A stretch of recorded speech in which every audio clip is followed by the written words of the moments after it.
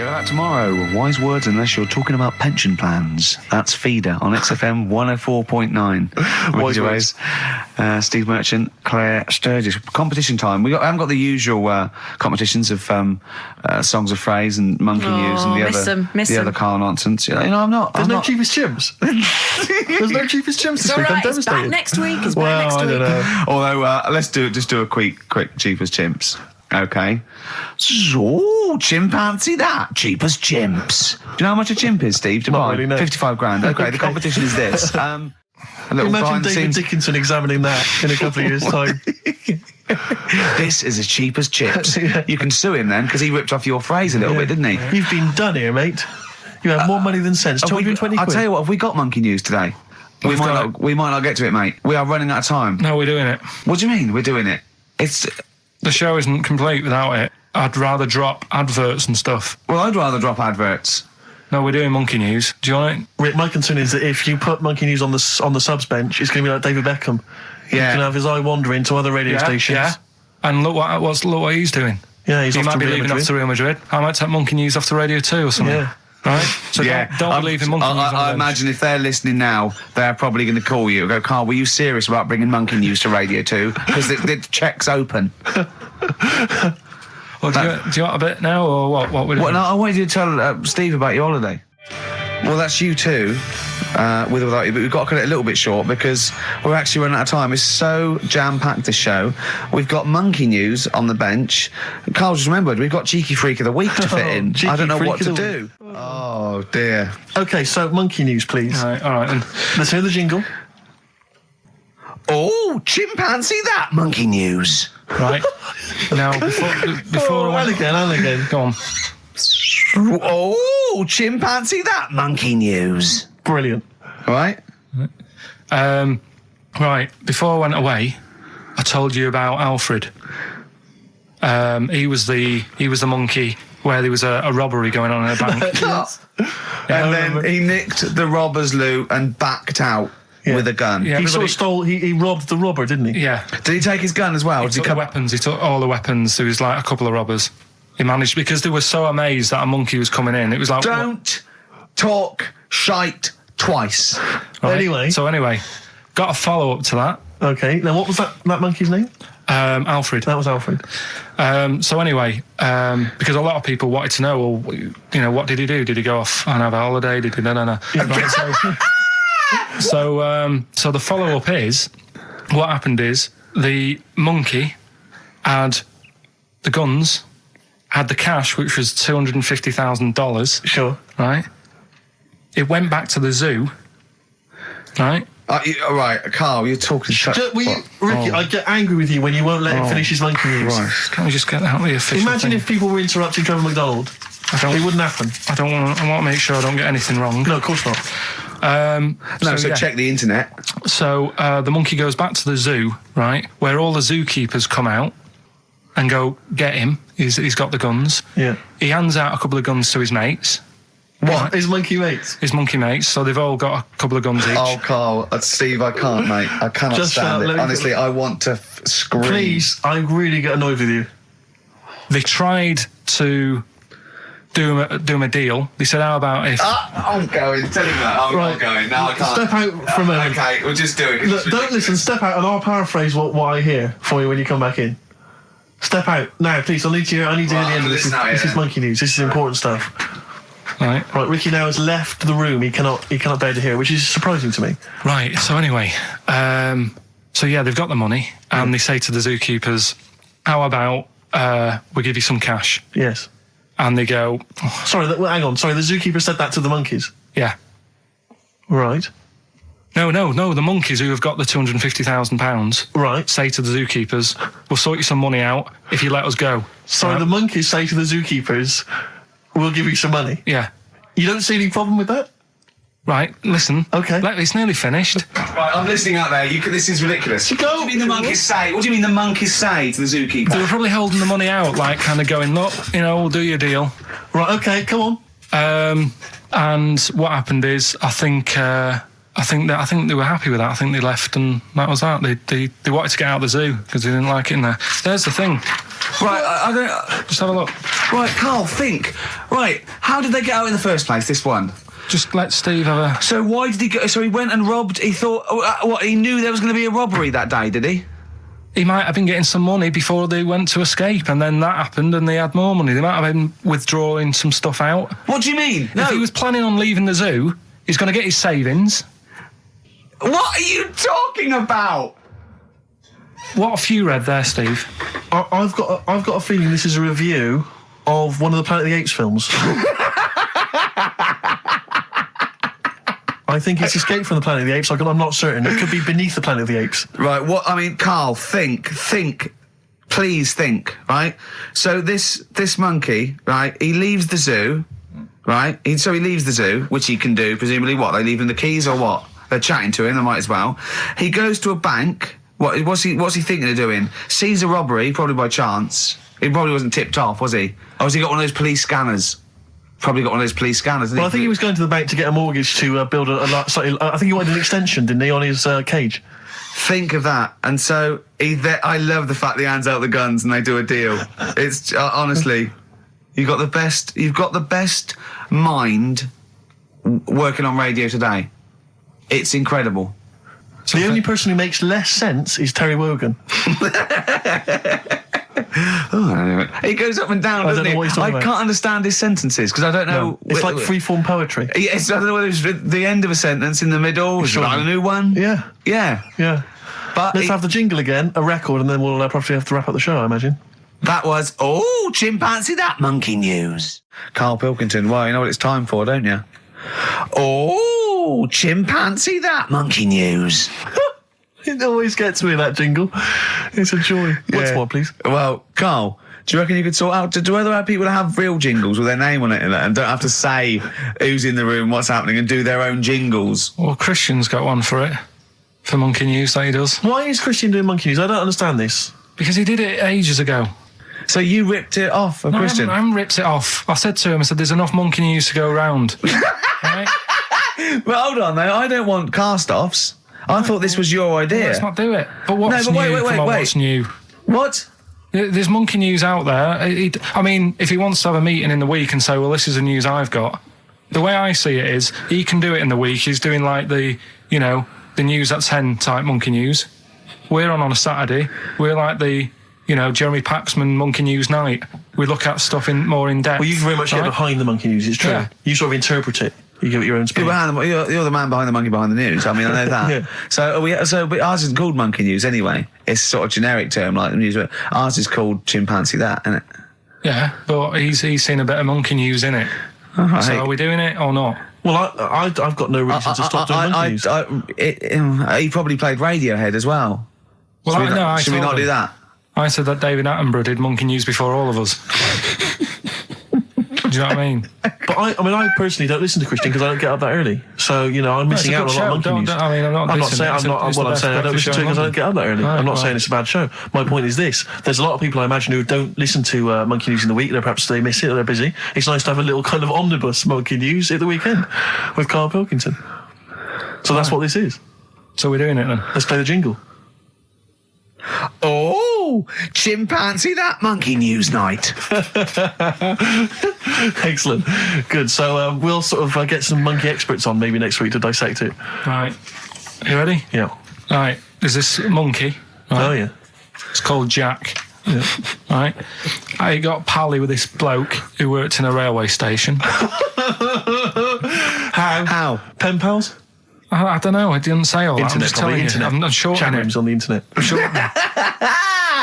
So anyway, he's helping him out all the time. It's this fella's job, right, to sort of make sure it's safe for the trains to come in, that sort of thing, right?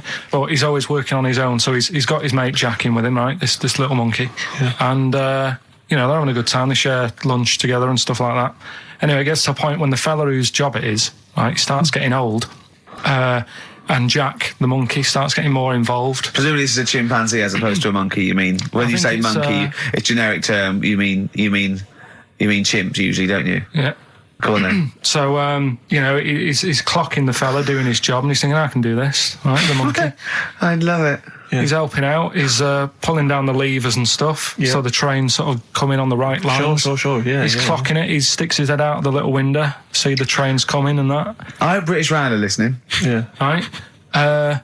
In the end, Oh, the fella whose job it is, he lost a leg for some reason, couldn't work anymore. Lovely. Gave Jack the job. Yes. Right. Okay. The railway company are happy with that. I'm sure they interviewed a number of people, but he was the best monkey for the job. And that's good, isn't it? Well, it's not true. Right. Once again. Well, it's not true. Don't hand Steve a piece of paper that someone put on the internet who is probably a bigger mentalist than you. That's not proof. It's not true.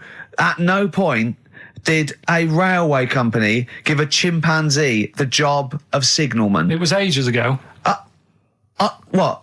Steve, when was it? It was Before about 18, trains, 19, probably. Well, it's in the 1880s. Yeah. According to this piece of paper, which is what you've based your monkey news on. Now, of course, I think ITN and a lot of the news channels, they tend to get lots of independent confirmation of their news before they give it out as fact. But you've got an email from someone, so let's assume that's real. It says, for this, Jack was officially put on the railway payroll, earning 2 cents per day and have half a bottle of beer on Saturday. That's what we pay you, isn't it? He doesn't even get the beer. Oh, dear, he's not allowed to drink, are you? Someone emailed in actually and said, Carl, some years ago, did you die? And they took your face and transplanted it onto that of a chimpanzee.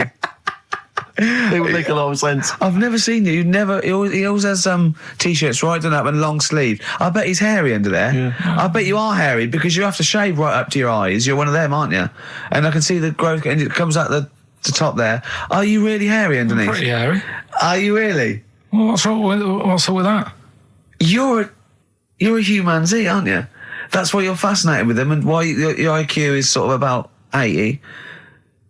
I think you might be. You might. I don't mean there was any. I think it was a genetic sort of throwback. Well, you're pretty hairy. Look at your arms. What? Just look, give me that banana and shut up. Play a record. That's mine.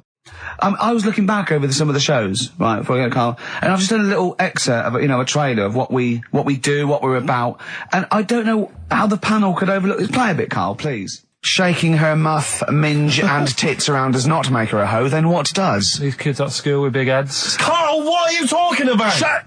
Oh, my name is Holy Fuck. Right, there's this monkey that was on a train station. Right. What if you mean cock to mean penis? It was my Down syndrome son. Oh, chimpanzee, that monkey news. So we've still got monkey news coming up. You're an idiot! You know what I mean? That's, to me, quality broadcasting. Really? No, because it's... Any negative, Carl? He was like this when you came up with Cheap as Chimps. He wanted to drop Rockbusters. What was the other thing he didn't like?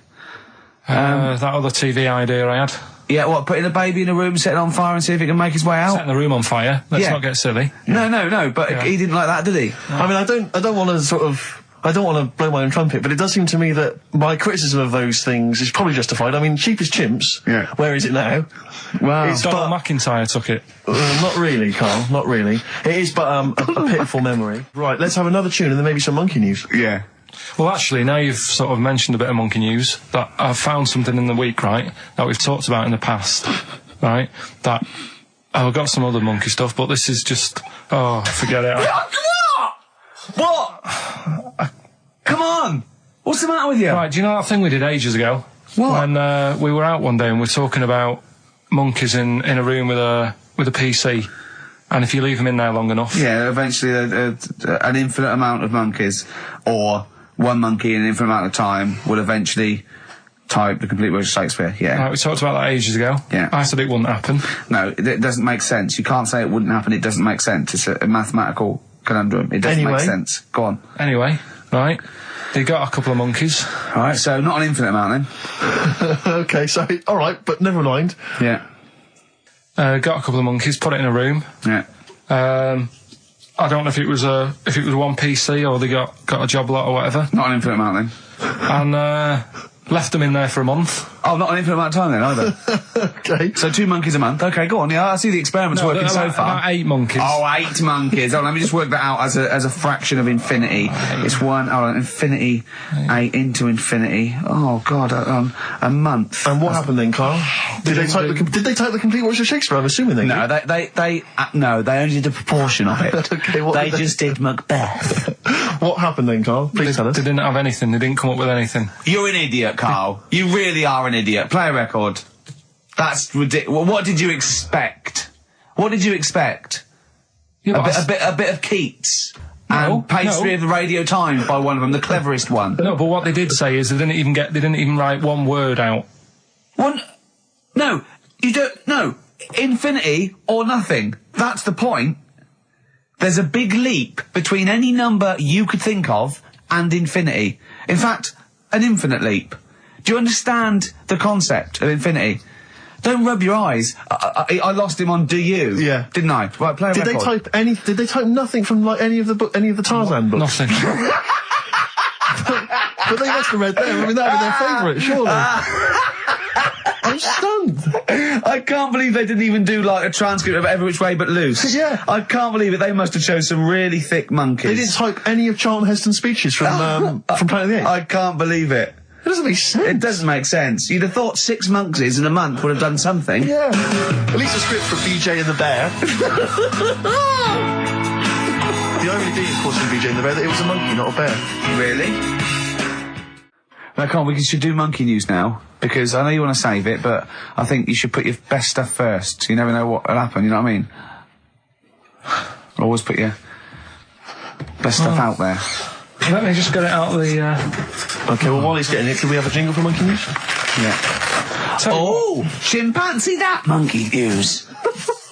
Tell you what, right, about putting your best stuff first. Yeah.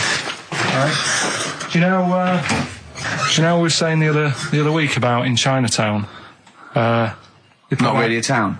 Well, it's not a town, right? And like the restaurants, they have like Oh, those horrible dead ducks and chickens just hanging in the window, yeah. an octopus and all that just hanging there. Yeah. And that doesn't like make you want to go in, does it? No, sure. This morning, walking through Soho on the way in, walked past this sort of strip joint place. This woman said, "Do you want to come in, sir?" All right, turn round. She must have been about 80. So you're equating her to a hangy bit of octopus. Well, you it's just said, a- are you performing? And a chicken. I'm just saying, again, put your best stuff at the front door. Yeah, good thinking. Right, anyway, bit of monkey news that's been sent in. Right. Gareth in Catford. Right. Good work, Gary. Basically, it's about this monkey Oh, yeah. Oh, yeah. in the jungle. Yeah. It's got a gig at an hairdresser's. What are you talking about? What are you talking about? What are you talking about? It's got itself a nice little job going in an hairdresser's. As what? It gets people sitting down, and what it does before the people have their hair cut, that it sort of sits there, and it goes through people's hair, makes sure it's clean, and people are loving it. Right, backtrack So slightly. it's a pet monkey. It's nothing to do with it getting a gig in an hairdresser's. It's a pet monkey. It's not working at Monkey and Guy. Yeah. No, seriously, it's in there. I think it might have started off as a job, and then So what does it say? It says junior £15, stylist £35, and the monkey £63. Sorry, I didn't quite follow. It's in the jungle. It was wondering about. Maybe it did But start it off. looks good. Its hair looks good. Someone thought, hang Yeah, on. but never ever. You see, people make that mistake with hairdressers anyway. I always say, well, if the hairdresser's got a good haircut, go to where he's going. So, Can we just go back to Monkey News for a second? so anyway, that's why. Yeah, I didn't quite follow why he's still his salon is in the jungle, or where is it? No, he was doing what he does in the jungle, right? Right. He's walking about. He wanders into the hairdressers. Yeah. Maybe they didn't have him on like as a job straight away. He was just there. He was People training, said, "This is yeah. nice." He's sat there picking the knits and what have you. Carl, I don't know where to start. Then- it's just it's the embellishment. You don't he walks from a jungle to an hairdresser's. I mean, you're an idiot. You really are. I'd love to see you try and get a job in an hairdresser if there was another monkey up for it. You'd never get a job. So he was good at that. People said this is relaxing. Apparently he had really nice hands, soothing, right, on people's heads. They said, let's put him on the payroll. So Let's put him on the payroll. What do you mean? Yeah, I'll give you that. Okay, this is the news item, is it? Customers are queuing up to have their hair done at a salon in the jungle There you go. by a monkey. Judy, a pig-tailed macaque, has a reputation as the best exterminator of head lice in Concane. There you go. She is so good, some customers fall asleep under her gentle touch. Regular Amporon Chekema said, Judy's hands are so soft and gentle, I really feel I can relax. But you know that is doing what it does naturally. It's looking for, like, salt and stuff in the hair. Yeah. And nits. It's not on the payroll. It doesn't complain about when it gets deducted at national insurance. It's not part of the union. Yeah. Do you know what I mean? but a good monkey news, you know, backed up with good tabloid journalism. With solid evidence there. So No, I think maybe we should start marking the monkey news, Rick. I don't know what you think. Giving it marks out of 10, maybe. For both interest and validity. well, for interest, I'll give it 7. For Carl believing that there was something to this monkey, thinking it had a job and getting paid. But it was also doing kind of perms 2. and colouring. 2. Yeah. Ridiculous. Again, ridiculous. More monkey news next week. Hopefully let's just hear that jingle again. Oh, chimpanzee that monkey news. The reason why I had to die. Did I bleed the blood of greed? What was my destiny? That's almost as catchy as monkey news. Oh, God! Oh, I've got some monkey news for you. Let's play a record and come back and I've got some great monkey news for you, Carl. That's from the R.E.M. album that people tend to forget about now because it was so kind of poppy and such a massive hit, Out of Time, but there are some good tunes on it. And there's one of them, Near Wild Heaven. Excellent, on XFM 104.9. Carl, Go on. watching a programme yesterday, and it was about these Japanese snow monkeys. And it was all about how animals learn things that aren't instinctive, particularly sort of primates, because they see other people doing it, and they start a culture. And they can pinpoint when one monkey first went down and got in the hot water springs and stayed there because it was hot, and the others copied them, and now it's part of almost a culture, you know, that won't be handed on because it's not instinctive, but has to be learnt each time. And you know, and they groom as normal like other monkeys, right? But they're really intelligent, and obviously the reason they groom other people, other monkeys, is because they eat the mites. But also the monkeys have learned they like being groomed. Okay, so they showed this one monkey. It went to a deer, okay, and it was grooming this deer to get its mite off it, right? But then it didn't eat it. It held it in its hand. It went over to a monkey, put the mite on itself to show the monkey it had a mite, and got a free grooming. That's extraordinary. That's extraordinary. That is because it gave up the food, knowing that if you put one there, this monkey would look for mites on it, and it would get a free grooming, and it was like having a little massage. What do you think of that? It's not bad. I've got some better stuff coming up later. On monkey news, on the official. Yeah, monkey do you news. see that? Just see what mine though. Mine's true. I mean, that's an interesting and It extraordinary. actually happened. It's discovery. social behaviour amongst primates. Actually, so I saw it. It was, you know. Did it rob a bank, Rick, at any time? It didn't rob a bank, and it didn't open a hairdresser's. See, that's what you're letting. That's what you're letting yourself It's not quite good enough, is it? My monkey news. No, I've got some. See the difference where I named the species, explained it slightly, told you an interesting fact, as opposed to there's this monkey, right? And Look at him looking at you. Yeah, He's not interested, Rick. Can I tell you now? Can I try and describe for people the face that Carl has? I'll tell you what it's like. It's like if you draw some eyes, a nose and a mouth on a balloon and then inflate it to about half full. That's what Carl's face looks like. That's what his head looks like. It looks like a face you've drawn on a balloon. Very small, the rest of the head huge. It's just that today I'm a bit tired, right? That's one thing. Why are you a bit tired? I just haven't been sleeping, right? Why not? I don't know. I've got a lot going on in the head. Oh, this would be like The Simpsons. If we could actually look in there, there would be two monkeys grooming now. Well, I noticed someone's emailed here a link for, can you believe you luck, Carl? Monkeys for sale. Now, I don't endorse this in any way, but here you are. Here's a monkey for sale here. Oh, that's terrible. $2,500. It says male, very smart little guy, loves to play and gives kisses, wears diapers and clothes, has been around lots of people and loves them, healthy and loves to eat. It's dear, Sounds though, like isn't it? Ricky.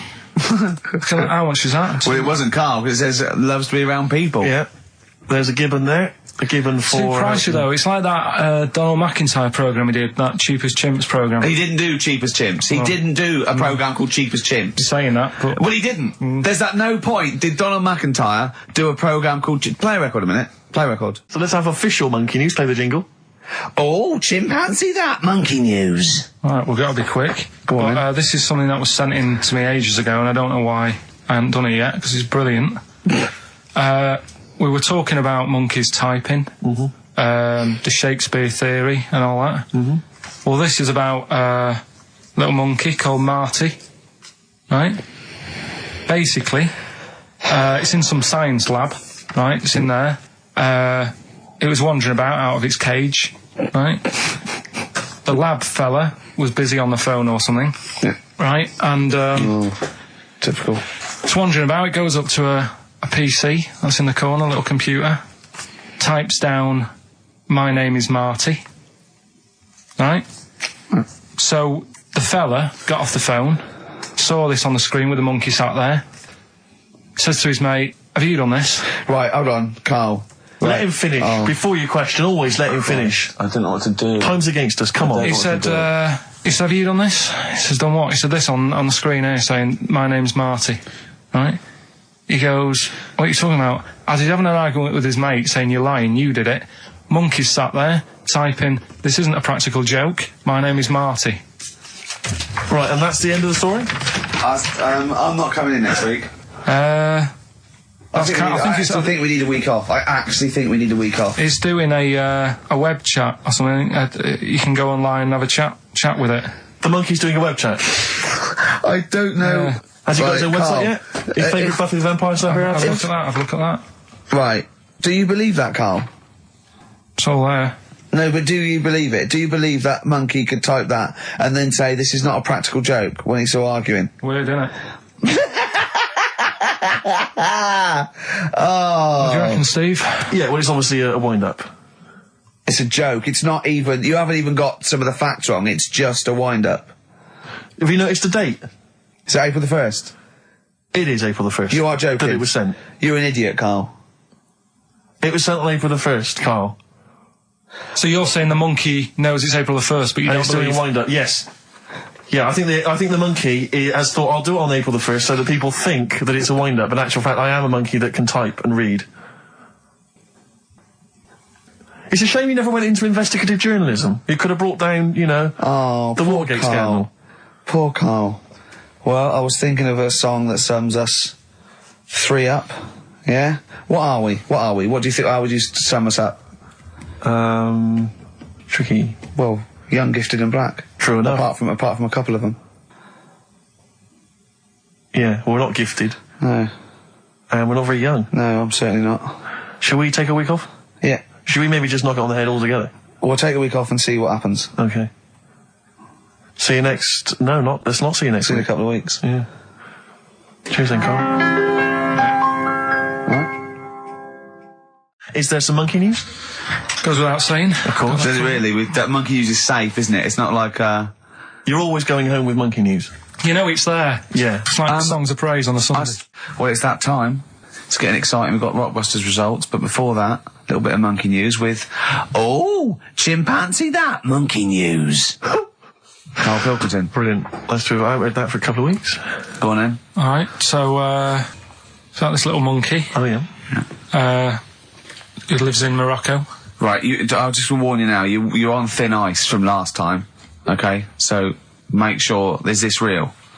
It's been Don't say emailed anything in. you would think about it. As you're saying it, think to yourself, is that true? Do monkeys do that? Do they think like that? So, go on then. So anyway, yeah, so there's this magician in Morocco, right? He's got a little monkey working with him, right? The way it used to work, magician used to do his thing on stage, do a little bit of magic, people loved it. Then the monkey came out, had a little cap, walked around the crowd and stuff, got the money, had a good little team thing going on, right? Yeah. So anyway, the monkey's name was 86. Right. Because back then there was so many monkeys, it was like, oh, what names, do you know what I mean? What names do you use? What do you do? So they just named them, right? So this little monkey... What, he had 86 other monkeys? No. It's just that because a lot of monkeys were sort of working back then, helping magicians out, you know, doing bits and pieces, busking, what have you. Well, Rick, you know how there's so Well, many... why would there be a confusion with that? If he only had one monkey, where's the confusion? People would go, I'm not going to go and see that. I want to see 86. He's the better monkey. Do you know what I mean? What does it matter? I don't know what you mean. Well, why do they need... Where was the confusion? With people going to the circus and going, what monkey are you going to go see tonight? I don't know. It wasn't a billing, was it, with a monkey? But Rick, it's just the same with humans. You know, there's so many humans now that we can't give them names anymore. Yeah, they all have to have numbers. Exactly, yeah. There's so many humans, you know, with 5 billion people. We can't give them names. It's impossible. But, you know, with a few monkeys anyway, number working... 22, go on. So, anyway, there he is. 86. 86. With his hat. With his hat, walking around, getting the money. Yeah. Anyway, the magician sort of, you know, thinking about moving on.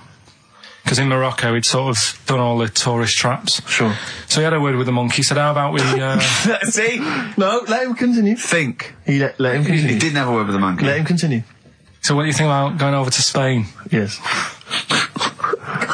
Sure. So, the monkey was in agreement? So he said, all right, go on then. Right, so they get in the car, and, like, the magician knew he'd have a bit of a problem on his hands because you're not meant to take monkeys out of the country. Yeah. Right? So he thought, right, what I'll do, I'll get a car, right? Right. Stick the monkey in a boot, right? Get on the boat and hopefully sort of, you know, stick it in some luggage and what have you. Yeah. We'll be over there, we'll be earning big money, everything's going to be great. So the monkey was like, brilliant. So they get in the car, they're on the way to the boat, and pull over at a petrol station. And just before filling it up, he opens up the boot and he goes, "You all right in there?" And it's like, yeah, it's sound. So he leaves the boot open so it can breathe and get a bit of fresh air whilst it's filling up. Goes in to pay the money. Yeah. Pays the money, goes, I'm just paying for the... Right, this monkey is not going to drive away in that car, or we're never doing this feature again. Carl, what happens? What's number 86 up to? So... 86. So, That's the ending, isn't it? That's the story. Come on, let Carl finish the story. It better not be. Brilliant. You're going to love it. Right, so he's in the petrol station, and he's going, right, I'll pay for pump 4. And the fella says, what are you talking about? Pump 4, isn't that a monkey? No. Sometimes I use numbers for monkeys, sometimes I use... No, I mean pump 4. Sure. So Yeah, he says, what are you talking about? There's no car at pump 4. Right. Keep going. Sticks his head out of the door. Yeah. The monkey's giving it some. Went over to Spain on its own. I don't know what to do. Well, hang on, let's just get a couple of the facts right here. Right, what do you mean, couple of the facts, right? There are no facts. So, number 86. Number 86 he drove to Spain. You are, honestly, Carl, you must know. It was an automatic. Right. Carl, you must know that is shit. There is no way a monkey... That's the thing with He his gets feature, stopped at customs. It's mental. How did he get through customs, Carl? Has he got a passport? No, he was sneaking about because he didn't have a passport. So he parked and then snuck through. Do you want the facts? Let me see it. Right, I'll examine this, Rick, and we'll play a record. Play a record, because I can't... That's nearly as bad as the armed robbery. Right, go on. Yeah. Play a record. Better Suede. Yeah, stay together. My favourite. One of 86's favourites. We're stopping monkey news, by the way, until you start getting some credible ones, because that's it's ridiculous. It's not true. No, it seems mad. But no, but it's from the internet again. So anyone can go online, download that story. It's insubstantial. It's get ones from journals or where the source is quoted. Okay, or we're not interested. Or we're not. Well, you don't. Okay. So, same with on thin ice. We've pulled this once. We've pulled rock back. We suspended it once, and you came back again. So do you know what I mean? So go on then. Carl, I describe as, you know those little red monkeys that you see on wildlife programs. They're in the trees and they scream when they see a leopard or something. I think so. Shave that. Just shave one of those little red monkeys and put some sort of old sort of Manchester gear on it, maybe. Yeah, you know what I mean? A banana rack and some baggy jeans. I'd like to see how the waiter would react to that. He's got a picture of a monkey, then he's got a picture of shaved. It's like he's got no hair, then dressed like some kind of Manx scally. There go, he's over there. Yeah, he's over there, Carl's over there. That's what I do. Brilliant. Oh, is there any monkey news this week? It's been a problem. Why? it's not much has been going on this week. What, in the monkey world? In the monkey world. I don't know if they've caught on to the fact that they're getting coverage. They're keeping their behaviour hush-hush. Be a bit careful, but I found something. Why wouldn't you go to the monkey sanctuary down in Cornwall and just go around cuddling as many monkeys as you can? I'm going to tell you something now. Go on. Go in there next week. Are you? Yeah. Taking my mum and dad away, because like Suzanne's mum and dad. What, you're donating them? Most people put them in a home. What are you going to say? How your monkey sanctuary is cheaper? Taking them down, taking them down to Cornwall. Hold on, I thought you said you'd never go away with parents again. No, but that was Suzanne's mum and dad. Oh, is this to get even or something? So we'll do that, and then we'll can it, then. That was your outing. You're phoning both sets of parents over and goes, right, you won't be seeing us ever again on holiday. We've taken you away, Be careful that the monkey people don't buy you off your parents. Yeah. And don't make sure they don't leave any of the monkeys' food in the telephone box, because your dad will have that away. Play the jingle. Oh, is it it? Brilliant. Oh, chimpanzee that monkey news extra. Is there monkey news? I'll tell you what, I've been having a bit of a problem this week. Why? It's just been a struggle. Normally, I can come into work on a Monday and there'll be something that's happened over the Saturday, over the Sunday night. Do you know what I mean? Over the weekend, the monkeys have done something. Been very quiet. I thought I'll be all right. Let's see how the week goes on. I don't know if they've caught on to the fact that we're giving this coverage now, or I don't understand. Normally, people are emailing me stuff all the time about monkeys. Been very quiet week. Been checking. I was looking in books last night and stuff. Is there any monkey news? I've got some, but just because it's not that good, something else I found out that I thought I'd share with you. Go on. I was looking in the Guinness Book of Records, right, because I thought they'll have something in there about monkeys or something, right? Mm-hmm. And there's a little monkey, I think it lives in Asia, right? There's loads of them live in Asia. Might just be travelling, but yeah. And something I found out, I don't know if they've got it right, and that's why I want to bring it up. Apparently, it's the mammal, right, that's got sort of the pointiest eyes that pop out of their head. Steve.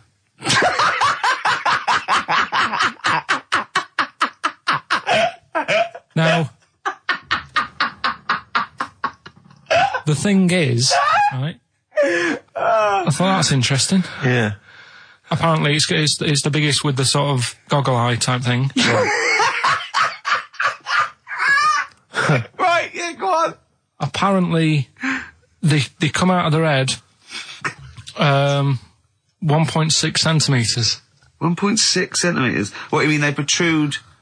Yeah, they protrude from the head at 1.6. Okay. What? How long? Have you got a ruler, Rick? 1.6. He's having a go. I'd say I'd be a little bit annoyed if the monkeys beat me. Well, I don't think it has. That's what I'm hoping. Is there anything we can... I mean, what's 1.6? Oh, can you... It's about... Drop your trousers. It's, about 3/4 of an inch. What do you think? I don't know. Have they got it right, or what? Maybe I should come down to Monkey World with you next week. So anyway, that's not the monkey news. That's just something that cropped up. And Sure.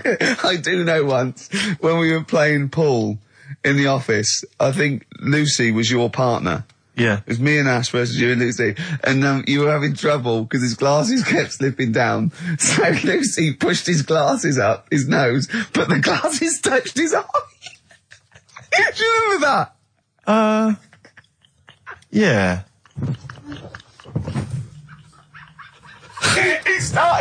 He started it. Well, you're the one who joined in. No, I know, and I feel bad now. Yeah. He makes me nervous when he goes, yeah. It's like, play a record. No, I'm just trying to think about which part of your fat, middle-aged physique I can pick on.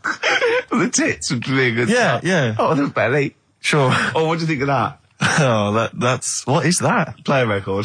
is that monkey news for this week? Have we not got any other monkey news? Well, it's just, it hasn't been that good. I mean, the one that I found out here, because we've covered so much in the monkey world, right? The fact that we've done a monkey that was a sort of half man, we've done a monkey that got a decent job in a train station.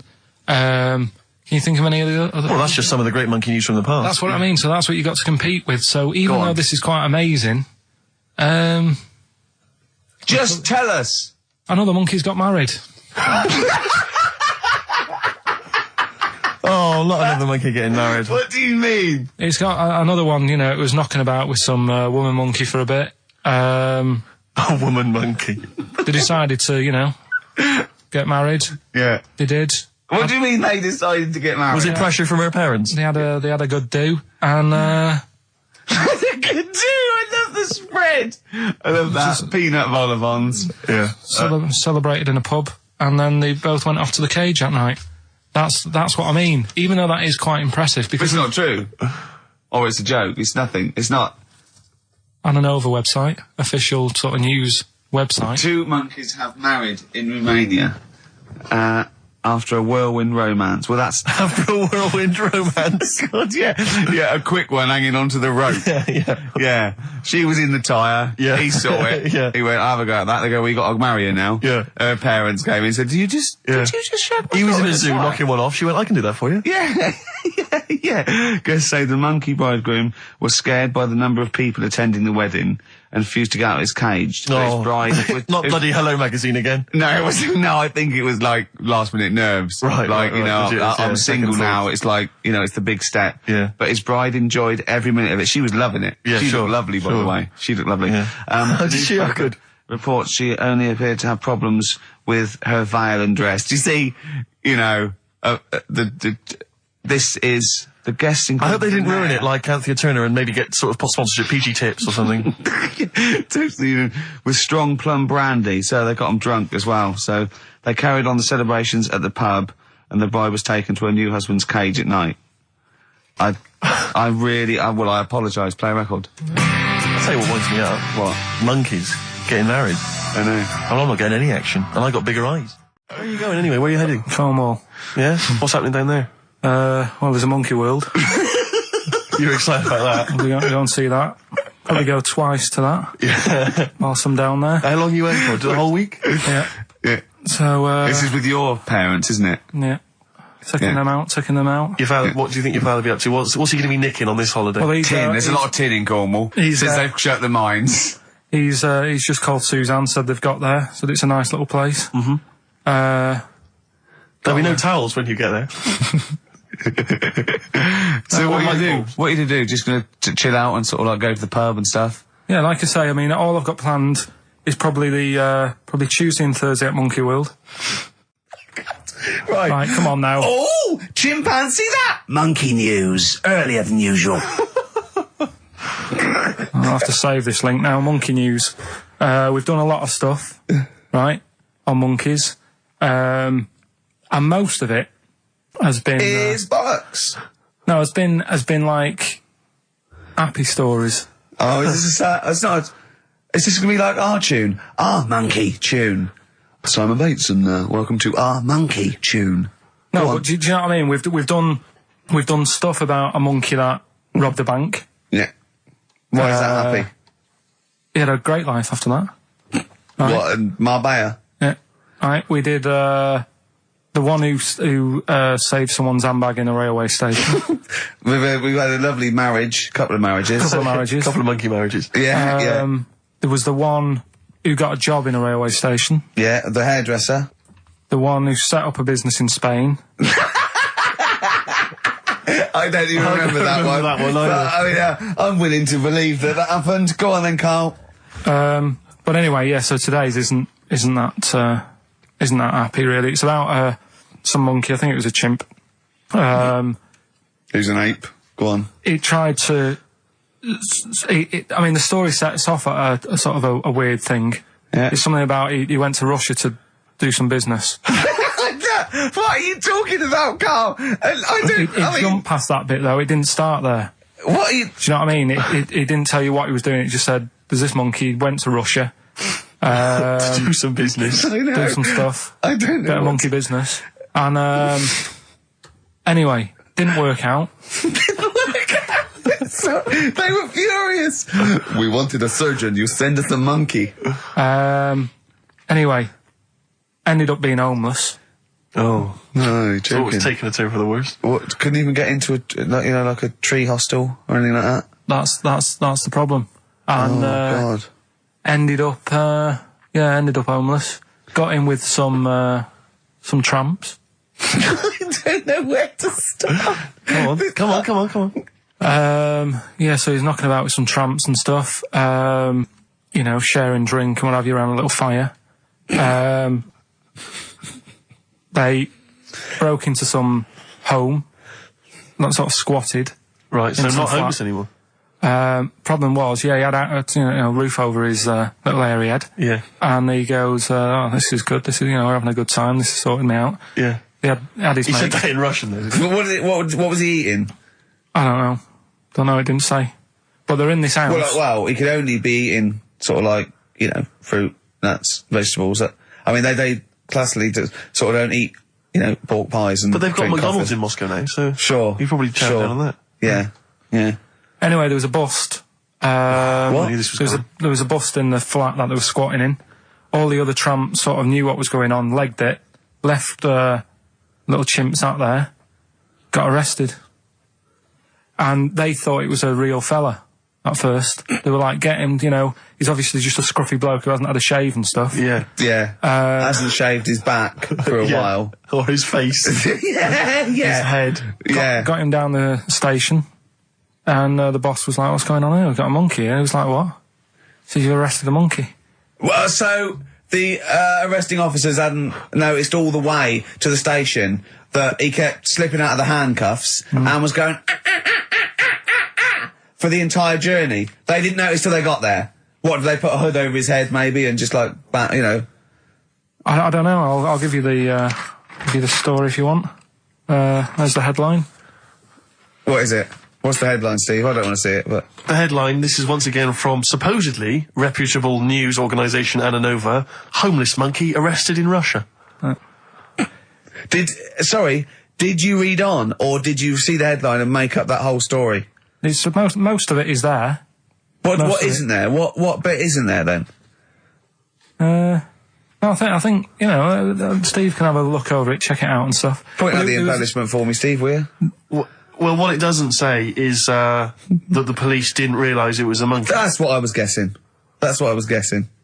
Really? That they got it back and they said, what are you doing? We've got a monkey here. And they go, yeah? Yeah. Oh, God. There's some more monkey problems in the week. Have you seen the Alfords advert with monkeys in? No. There's a new advert out for Alfords selling bikes and stuff. Yeah. It's got some monkeys in it. It's caused an uproar. Why? People are saying it's, dressing them up in tracksuits and that is, Taking the mickey out of Manchester. it's not nice for the animals and that. So there's been loads of But complaints they get a about free it. bike or something, do they, I imagine? I think they kept the tracksuits. Yeah. But, Shall I that's- record that's the after thing, this though. cheeky freak of the week? No, I'm just saying we're not doing this to sort of, again, take the mickey out of the animals and stuff. These are true stories and that. I've just had an email here, monkey news. Yeah. From a listener. Monkey spotted holidaying in Cornwall. A chimp was spotted holidaying in Cornwall last week after befriending a family of 3. One onlooker said, it was incredible. He dressed and behaved exactly like a human being. He even settled the hotel bill at the end of their stay. The only telltale sign was his lack of table manners and the incoherent babble when he opened his mouth. There we are. So, Well, what do you think of that, Carl? that's the listeners, Carl. That's Joanne. Amusing, articulate, accurate. She remembered Accurate. it exactly who's there and everything, setting the bill. It's all there. So, I mean, even though people think that you're slightly simian, slightly less than human on the evolutionary ladder, they do listen to you. So, I mean, I don't know who's more stupid in the end, you or the listener. Did you get to the monkey sanctuary? Because this was the big thing. You were going into Cornwall, you were going to visit the monkey sanctuary. I've never seen someone more excited. You had 2 days put aside for the monkey sanctuary. How did it go, Monkey World? We were on our way, right? I found like a little, in a little cottage that we had, right? It's like a little folder, with little leaflets in saying if you're into mountains, you want to go here. Yeah. If you're into castles and that. to Little Castle monkey World. on the leaflet, right? So I thought I'll be needing that. Took that out, made sure that's safe and Yeah. that, right? We get in the car, getting ready to go. My dad says, "Where is it?" I look on the back. It's in a place called Low or something like that, right? Yeah. So we're on our way. Can't believe me luck. It's going to be a great day and all that. Yeah. And then start looking at the leaflet, right? And noticed didn't have any chimps there. Yeah, it's not Monkey World. It wasn't a Monkey World. Well, what was it called then? Something like Monkey Town. yeah, it was just it had like woolly monkeys in it.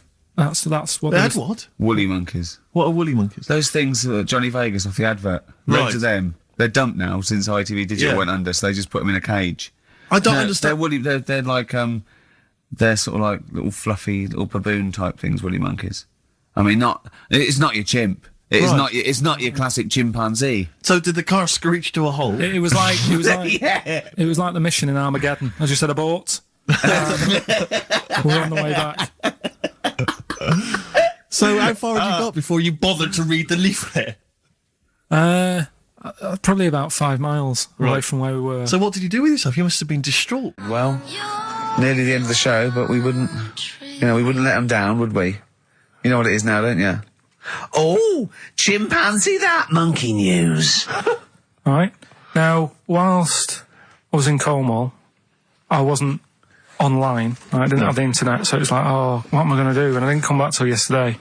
I thought there's loads going on that I don't know about in the monkey world and stuff. I was hoping to get some from the zoo that I was meant to be going to. Of course, that didn't happen. So I said to my dad, "Do you know anything about monkeys? Or have you got any stories with monkeys?" Brilliant. This is what Trevor McDonald does. Turned out, 9:45, he goes, "Got nothing." Dad, anything happened? You got anything politics? Anything politics, Dad? No. this isn't monkey news. I'm just giving you this free. Yeah, brilliant. Turned out one of his mates used to have a chimp. Right. What do you mean? One of his mates used to have a chimp? Well, two of his mates. Mind you, Oh, one sorry, wasn't yeah. his mate, one wasn't his mate. I was thinking it sounds a bit far-fetched living in Manchester, like. But if there was two of them, He had a chimp. Had to thump it in the head. For doing what? Answering back? oh God! Tried it on with his wife. Had to thump it in the head for trying it on with his wife. I love it. It's a proper fist fight in a pub in Manchester. Oh. I'd call him up, but he's one of them who like swears all the time. Right. Oh. I mean, it'd be good to get him on and just Let's interview him. Can we not interview him pre-record? We can bleep out the swear. I'd love to hear his do story. a lot of work. That. Yeah, well, we're not scared of work, are No, we, I mean, Steve? I'll get myself if you can't be bothered. Yeah, Oh, you know, I'll so. have a word. I'll sort it out. Yeah, try to sort that out Yeah, next you week. sort that out, yeah. Well, don't tell us the rest of the story then. Let's let him say in his own No, words. but there was another one as well. Some When fella, you say you can get him on, but he swears a lot, you mean the monkey? I'm assuming he's more coherent than your dad's mate.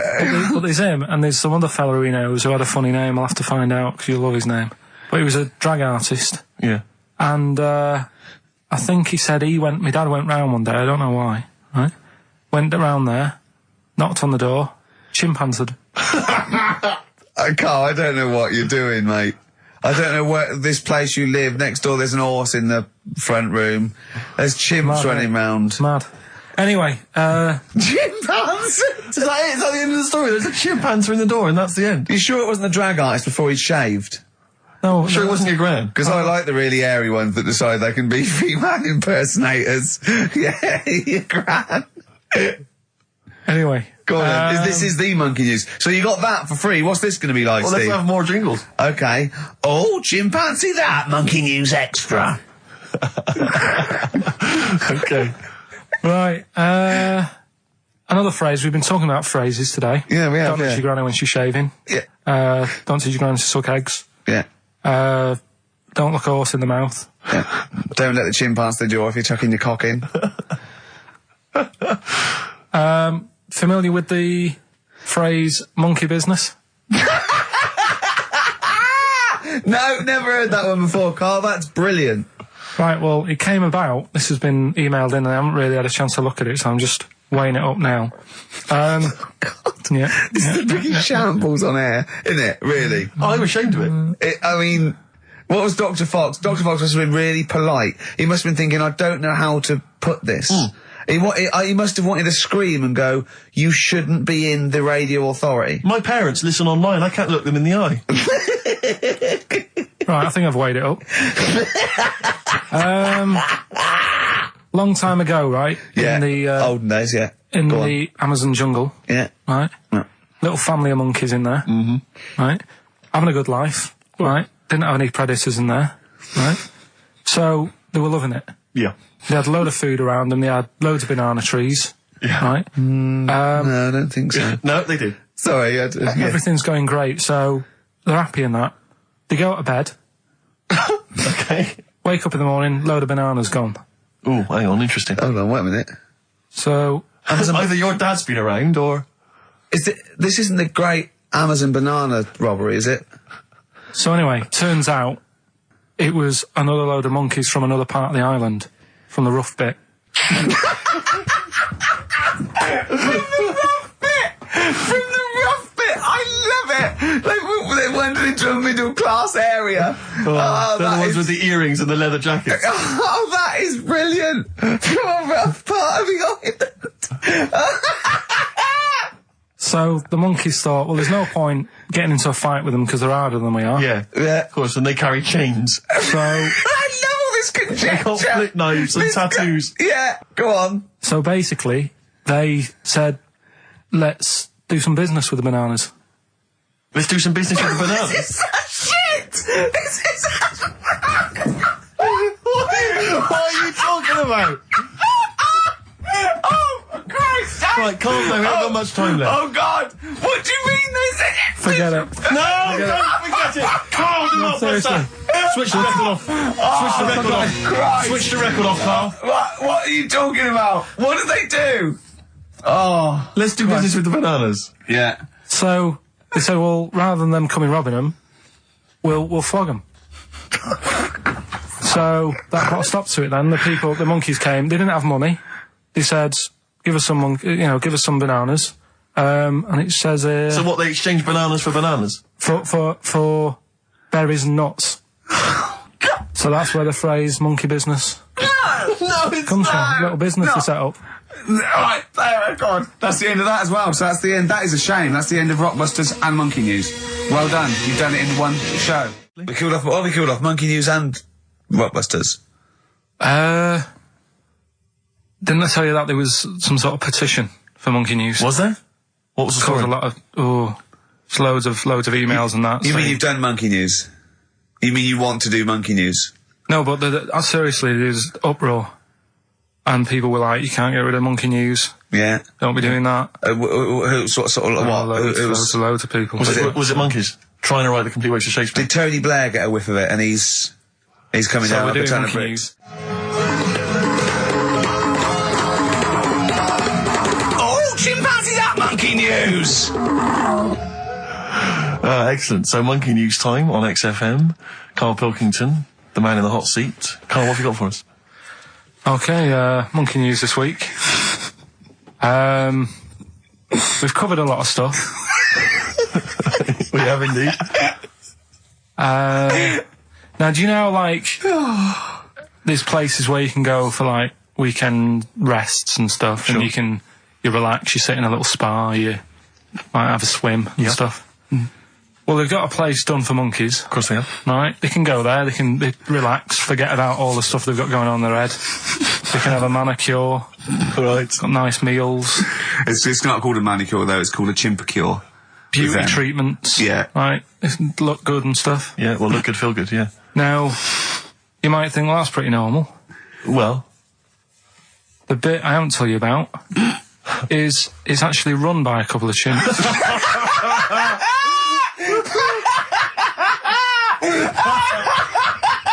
Oh, God! Oh, God! Oh, God, you're a maniac! right. Oh, for Christ! Oh. Let's just... That's like coming a chimp! Let's Of just... course it's not! No, it is, because think about it, right? No, not think about it. What do you mean, yes, it is? Of course it's not run by a couple of chimps. What do they do, get a loan? Right, if a chimp wants Yeah. to have a rest, Yeah. Where would you go to? A place that's run by humans that don't know what chimps' needs are? No! My point is this, how did they get it together? How did the two chimps, Mr. and Mrs. Chimp, went for a lunch and said, I'll tell you what we need, a spa. I think it started off quite simple, right? Just basic stuff. But they've expanded over time because it's become so popular. It's gone mental down there. Sure. Go! They've all heard about it. Now, the thing is, the problem is this, right? That isn't even the top and bottom of it, right? God, Christ. The problem is, it's been going on and on and on, right? It's been earning a lot of money and stuff. The monkeys are happy. The monkeys that go there are loving it. They're telling friends and stuff. They're all coming to it. Now, the problem is, it's this little monkey, little man monkey and a little woman monkey, right? Yeah. They were sort of girlfriend and boyfriend. Sort of. It's an open relationship. They can play around if they want. Well, the problem is they're not married, right? Now, trouble brewing. The lad monkey, fella monkey, he's getting quite old. Mm. And the problem is, because it's his name that's down on all the stuff. Carl, all the forms. Let him finish. I'm getting scared now. Let him finish. It's his name on the business, and the problem is his missus is kind of like, what's going to happen? Sure. Where are you getting this from? Internet. Carl, I don't know where to start. No. Can we just hear the end? This is ridiculous. So the problem is, the female monkey is worried that the male monkey she's worried. is What's going to happen with the business? What's going to happen? Of course. Right now. What do you mean the business? The health There isn't a business. It's a joke. Health Rick, spa. you're not listening. His name's on the form. The male monkey's name, it's in his name. Now the problem is, Oh, the woman monkey has got some kids, but because they're not blood relatives, it's not going to be handed down to them. And the courts, They're kids from a previous monkey marriage. yeah, Right. so that they're not going to get it. Let me just check this out. Yeah, otherwise you don't want to check the facts, otherwise Yeah. you could look like a twat spouting shit on the radio. Please check the facts for scientific And security. they're just a bit worried because they're saying that the people in Ohio, which is where they've got the little health thing going on. So that makes it more believable that it's Ohio. Mm-hmm. I thought you meant it was Berkshire, in which case it would be rubbish. It looks like the local people are trying to get in there. They've seen the success of it. Sure. And they're They want a trying piece to of go the in and action. take it over and stuff. Yeah. So, Give me the piece of paper. Throw it away. Play a record. That's the worst one I've ever heard. And there's something wrong with you. You're educationally subnormal. Final tune from us, Tim Buckley. Lovely song called Wings. Back next week? Yep. Yeah. See you, Carl. 1:05 then, already, over Saturday. So I'm Ricky Gervais. That was Placebo, yeah, with special needs, which brings me to my next point. With me, Karl Pilkington. Karl Pilkington, there he is. Steve Merchant, 104.9. That's it. We're back then. Well, for one last time. Well, it's certainly the end of the season. We're away for at least, 2 months. We're doing the Office special. And possibly forever, depending on whether Karl decides he wants to carry on with this. Because, we do this for fun. We don't need to do this. We don't need to do this for, money. Obviously not. The kind of money you're earning, Rick, you do not need to do I this. don't need Right. to. It's quite honestly beneath me. Yeah. We don't need to do it to further our career because it's embarrassing being Didn't on your accountant XFM. say, do not even bother cashing those XFM checks? It's not worth your while. No, it's not. It's not. The time it took to sign them, Exactly, it wasn't worth it. So we do this basically to ridicule Karl on a large sort of platform. I say large platform. Yeah. XFM. No other radio station will have us. It's roughly the same as standing up in McDonald's. I and imagine ridiculing so. But of a lunchtime though. Yeah, yeah. Or so- when it's just the cleaning staff mopping up. Yeah. So, and if Karl doesn't come back, he's breaking up the three-way partnership. He's very much forever. Sting, isn't he? Yeah. Like, what, 1986, 87? Exactly. He's going to go off and sort of make some quite poor, sort of jazz-inflected white man soul. Yeah. And leaving us to go about our business. Play pizza places. Exactly, yeah. Yeah, well, I'm going to go into sort of maybe writing say, Dad, soundtracks. why can't I be in the CIA? Yeah. You don't know anything about it. You're a drummer. Yeah, yeah. So we'll have to see. Do you think anyone cares? I wouldn't have thought so. Because I think if someone was interested in having some good chat and some great laughs, they'd spend more time with their friends. Yeah. Or listen to another radio Or station. listen to a decent radio John show. I Ross think or something like that. Yeah. they listen to XFM for some music to have on in the background that's loud enough Yeah. so they can hear it while they're hoovering. Yeah. I don't think our fans hoover. Well, true. I think true. you've got to have... Or shoot up, whatever. I think you've got to have a house yeah. to hoover. I'll tell you what I do want, though. Some great music. They do indeed. They'll be saying, since you've been gone. See that? That's the sort of link I can do if we stay If you together. could cut out all the other drivel you speak, you'd be great on Magic. I know, yeah. You've got to have... Come on. You've got a rainbow something, haven't Rainbow. you? You got a rainbow something. Oh, it's Rainbow. Well, I mean, for a last show, that song had everything. It's got 2 guitar solos. Yes. It's got a key change. It's got bad grammar, Since You've Been Gone by Rainbow, and that's for Camfield, the Prince of Rock. Yeah. He's going to be the king when Vance, just hands over his crown. Yeah. And you've still got that on XFM, so, don't worry about us going, oh, you weren't? Oh, okay then. No one cares. No one cares. This is our last show. Let's make it a good one. Let me give out the email address, because I imagine there's going to be a flood of emails Saying, demanding we please, stay. Carl, keep the team together. Yes, it's jono.coleman. Coleman's not a team. He's just a big lad. Yeah. Right, come on. What do you mean, come on, I've got nothing. Ricky.Gervais. Oh, Ricky.Gervais at XFM. Or Karl.Pilkington, because you can do it throughout the week, you can do it throughout the 2 months. Mm-hmm. And what's the phone number for XFM? 0207, is it 766 6000? And then just ask people through the car and leave a message on his voicemail. Yeah. So email him a lot. 0207 766 6000, I think, and just ask for Karl Pilkington. Yeah. Little Karl Pilkington, little baldy mank twit. And say, please stay. Yeah. Please stay. Carl, say something then. How are It's you, your mate? last show. Say hello. What are your feelings, Carl, so far? I mean, are you cheerful? Are you upset? Not at all. No? Can't wait for 3 o'clock. So it was interesting how Ricky was saying he only does it for the fun. I haven't even got that bit. Yeah. I am paid peanuts to work Saturdays, which wrecks me weekend. Pay peanuts, you get monkeys. I have no fun. Yeah. Right? You're having a laugh. And what people You forget love is- this. You love this. You love me coming in and having a little chat beforehand and after. Yeah, but that's the funny thing, and listeners just think, why does he get so moody about it, having Ricky annoying him just on a Saturday? Yeah. It's not just of a Saturday. Why? It's in the week as well. Well, how it's do I way annoy you? over the How do I annoy recommended you? Daily How annoyance. do I annoy you, Carl? So you can't, if you be specific. See? The first thing that springs to mind, when I'm trying to work with Steve before saying, come on, let's, find some interesting stuff to talk about, I think you were playing the accordion in the air. Was it the accordion? I mean, it doesn't really matter. They get the idea. Although I It was- can't play the accordion, so it wasn't very good, was it? Where did you find an accordion? I just was one out there, right? And then Next to the drum kit he started playing with. then I had a loudspeaker and I put the accordion for the loudspeaker. Then it loud, those loudspeakers. They're amazing. My question is this, Carl. Do you honestly think that's going to stop just because we're not on air anymore? He's not going to see you on a Saturday, so he's just going to come in even more often. Yeah, I can just drop He in. won't bother me as much though. I think he will. And he'll have his fob taken off him, so he won't be able to just wander in. Of course I won't. So What? They're not. Do you think they're going to? Of course, they're going to let Ricky Gervais walk in anytime they want. Yeah, I might come in, I might do a few trailers, might hang out, with Andrew, going, hey Andrew, how's it going? He go, yeah, we're having a bit of trouble, what do you think? I say, lose that off the playlist, put that one on, sack them. Yeah. Let's have a little bit of Feeder. yeah, that's all we want. Yeah. Feeder. Forget about tomorrow. At least we're here today, Steve. Oh, The 3 of us for an hour and a half more.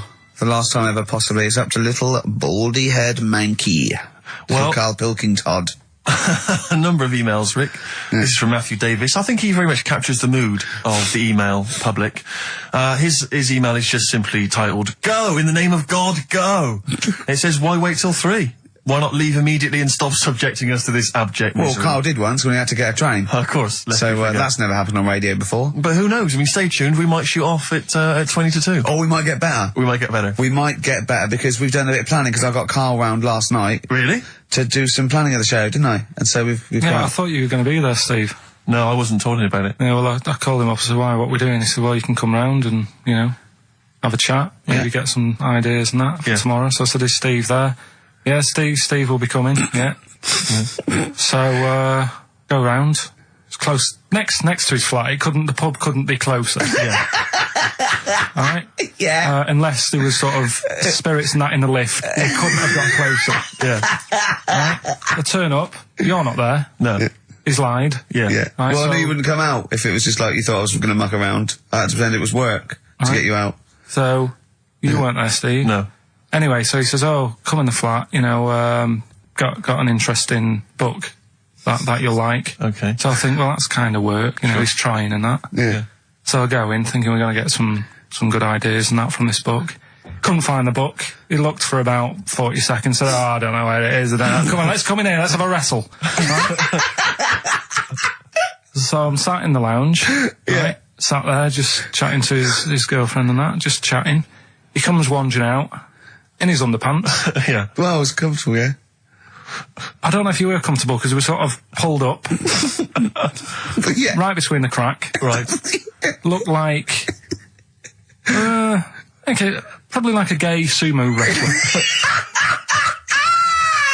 Yeah. And I did a little dance for you, didn't I? Because there was MTV on and I was doing a little dance. Dancing to Elton John's new one. Yeah. And what did you say? What did you say when I was doing a little dance for you and my pants pulled up? Like, right? Do you remember what you said? You went, I poured him a drink, he was in my home, I'm entertaining him, he goes, "Are you sure you're not a bender?" Is that any way to treat a host? I think it was the right outrageous. time to ask. But we did do some work, didn't we? Because you got confused and you said, he's, you know, oh God, it's like a child or a cat when it's confused. He went, "Steve reckons in ancient Greece, right, it was better to shag a bloke than a woman." And I went, "Well, yeah. I mean, that's about the male being sort of a first-class citizen. Yeah. Much better, wasn't it? An aspiration the to point sleep with a was, Carl, beautiful man than a beautiful woman." Women were lower class citizens, Yeah. so therefore men were seen as higher class. So to have sexual relations with a man there was no shame in that. No. In fact, it was looked upon. And I as a said, good thing. "Well, you know, ancient Rome." I said, Nero, he'd sit in his big jacuzzi and he used to get, you know, pretty boy men to go into the water and just nibble at his testicles while he was having a wash. He didn't do that. He did. No. Yeah. And he's not a gay fella. No, well, no. I mean, you know, I don't know about Nero, but I mean, it wasn't a case of a big delineation between what was heterosexual and what was gay. It was just, you know, whatever you... So what did this fella do then? This one who's having his... Well, having he his was little testicles? pretty much top boy, Nero, for Yeah. a while. He was in charge. And, you know, and you did what you were told. If, Caesar or... But why were people going round there? Why didn't they go, "Oh, No, they weren't dropping in. It wasn't like the door was opening. I was just going to see what Nero's doing. It's not like when I pop in here to see you. Normally what would happen is he'd say, "Come back to my place, I got a book for you." Yeah. You pop in.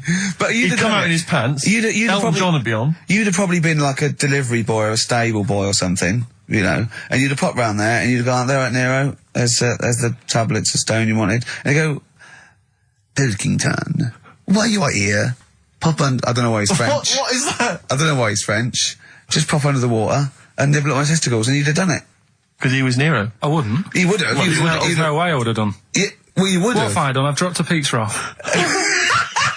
Yeah, you why pop am I around to there? Nero's place with the pizza. Right. Right, I'd say I've done my job. Right? Yeah. That's not the sort of tip I wanted. No, he'd have said, "Get the little baldy chap to nibble at my testicles," and you'd have the water. I wouldn't have done it. No, Well, you I might whacked have my head done on it. the you He was hadn't Nero. done it, right. No, I wouldn't have done it, Can I just say this, Steve? Not only would you be nibbling his testicles, you'd have been going mad. You'd have been noshing him just for extra. You'd have been doing everything he wanted. You'd have been going, he'd have gone, "I didn't ask you to do that." You'd have been going mental. They'd have been chewing, slurping, Right. smacking, poking. You'd have chopped, you'd have gnawed his Right. packet off. You think you're eating Walker's crisps. There'd be bubbles, there'd be flood. Oh, it'd be horrible. The Beatles from the soundtrack to The Yellow Submarine, actually, and that's Hey Bulldog. On XFM 104.9, our last show, maybe. Me, Ricky, Steve, and little Karl. All right, Karl? But that book, that wasn't a fake. It wasn't like just a ruse to get you back to show you me and dancing in my pants to Elton John. It's that. What was your girlfriend doing during that, instantly? I think she was just getting on with sort of like packing up sort of boxes because we were Yeah, moving. she's So moving, sure. I don't think. Well, she's seen it all before. Yeah. And the book was. Do you remember that book that I showed you? That it was Man's Body, an owner's manual, and it's just Yes. like loads of stats and there's one in there. Yeah, it's kind of like a Guinness Book of Records of men. Yeah, there's one section there. That was Sorry, hang on. It's not like Guinness Book of Records of men. That just sounds a little bit like you and I were sat around your house looking at a big book, pictures of men. the big man book. The big man. He is a big man, isn't he? Yeah. He should be on the front cover. Yeah, it was a book more about the kind of physical body and Exactly, about statistics biology and social and sex and all that sort of stuff. And But we didn't which look is at the sex which is where we got the knob news for today from. Right, this is true, right? I read that you'll have someone's eye out. Knob news. Then you've got the jingle. Yeah. I read that the smallest ever functioning penis, right, was under 3/4 of an inch when erect. Extraordinary. That is bad luck, isn't it? And Yeah. it's a micro penis, so it's perfectly scaled down. Just a little look at Carl's face.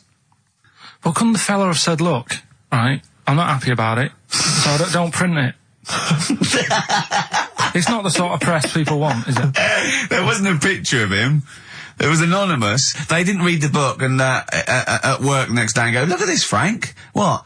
Smallest ever penis, 1/2 inch. He didn't go, it's me. He just went, yeah, loser. Yeah.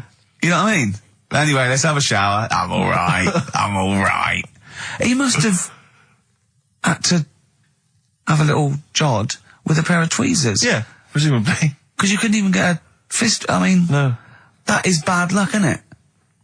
Was he a good-looking fella? What or- would you do, right, if he invited you round and said, right, and he was like the king, right, and he went, oh, Carl, can you just go in there and just nibble at it? And you've gone under the water, and you're just about to nibble at it, and you come up and you go, that's tiny. Would you be disappointed or relieved? Right, well, that wouldn't happen. No! Carl, I'm saying if it did, would you be disappointed? Would you go, oh, that, I can't even I don't know where to start with that? Or would you go, oh, thank God it's not a big one? You've got to remember that he's the emperor. So you've got to do what he says or he'll have you killed. What would you do? Would you go, oh, I lovely set of tackle, or, oh, it's not as big as I wanted, or would you secretly think, I'm glad it's not big because I didn't want to, because I'm not that guy? I'm not even gonna think about it, because I wouldn't do it. I know I wouldn't do it, even back then. Even back then? What do you mean? Even Well, when was what? when was Nero at it? What? Well, the Roman Empire was sort of like 2000. Well, it stretched up for to years. about, yeah. So, It's a long time ago. Yeah, I wouldn't do it. You'd have to. I always remember, we're still doing knob news. Yeah. Just Is this Knob some News Extra? Knob News Extra, excellent. well, in I didn't do that well at school and that, right? But we had biology, and I didn't take much of it in. But there was one day when it was about, knob news and stuff. Sure. And it was all about how blood, is what makes Engorges the erectile tissue. Sure. Yeah, it was all about that. And there's this girl in our class called Paula, right? We were sat there watching it, and she fainted. You just heard her go, oh! And she hit the floor, right? Because we were all sat on top of the desk watching this. Right, I wasn't that interested in that. No. I wasn't looking at it and that. But Paula, right, she fell over. And the funny thing was, right? What was it, a video?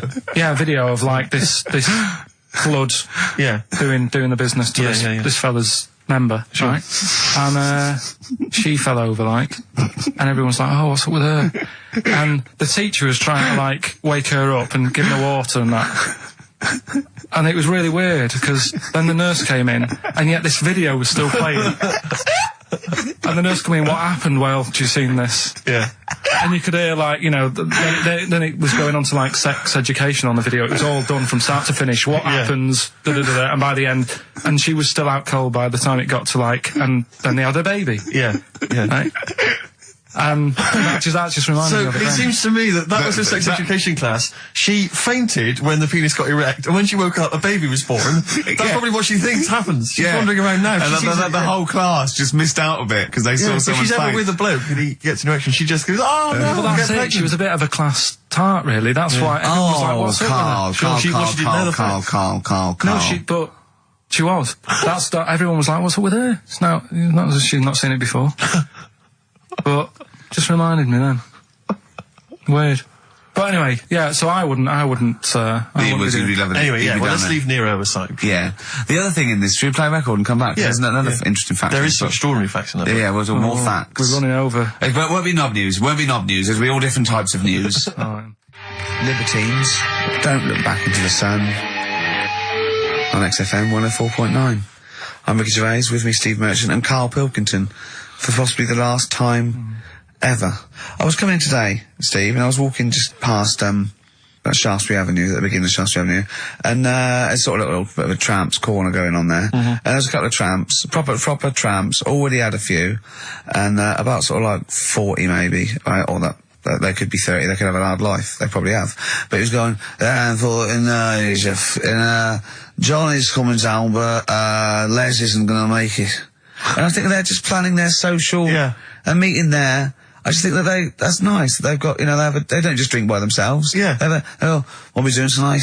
I thought we'd get drunk and sleep in the doorway. We did that last night. But I just like the idea that they're planning it. And they've got mates and they do stuff and they go, all right, how's it going? Well, you know how it's going. Yeah. I'm sitting next to you in a pile of piss. You know how it's doing. Do you think, I was also thinking, do you think they ever wake up, like, before they've had anything, like 9 o'clock and go, I was pissed last night. Yeah. Yeah. Oh. You were talking absolute rubbish. What was I doing? You were just going, I was You were just shouting at cars walking in the street. You were joking. Was I really embarrassing? Yeah. Oh, you were pretty drunk. I'll tell you this, I am but never going to do that again. Oh, but at least I didn't make a pass at Dirty Agnes. Oh, God, what did I do? You were just going, please, Just love the idea they have no little conversations and that. I go, I imagine one of them going, I'm not coming out tonight, I've got no money. Nor have we yet. I'm just going to go and dance. Just go and dance outside McDonald's. Seriously, I only made 18p to go. You know, because I've always had a soft spot for the homeless. But do you remember that time I was walking over to yours once? And, see, there's the homeless people, there's those ones that they try to retain a certain dignity.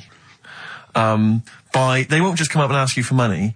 They'll come up and maybe try and start a conversation before introducing the fact. I know the fact that what you despise and annoys you is the thing they're trying to hold on to is a little bit of pride. I know. And what do you want them to do? Well, just be crushed in a skip, going, just give me some money, look at me. I just think come out and say it. Come out and say it, but don't try and fool me, because sometimes I feel like I've been tricked. I get annoyed because I feel like I didn't see you coming.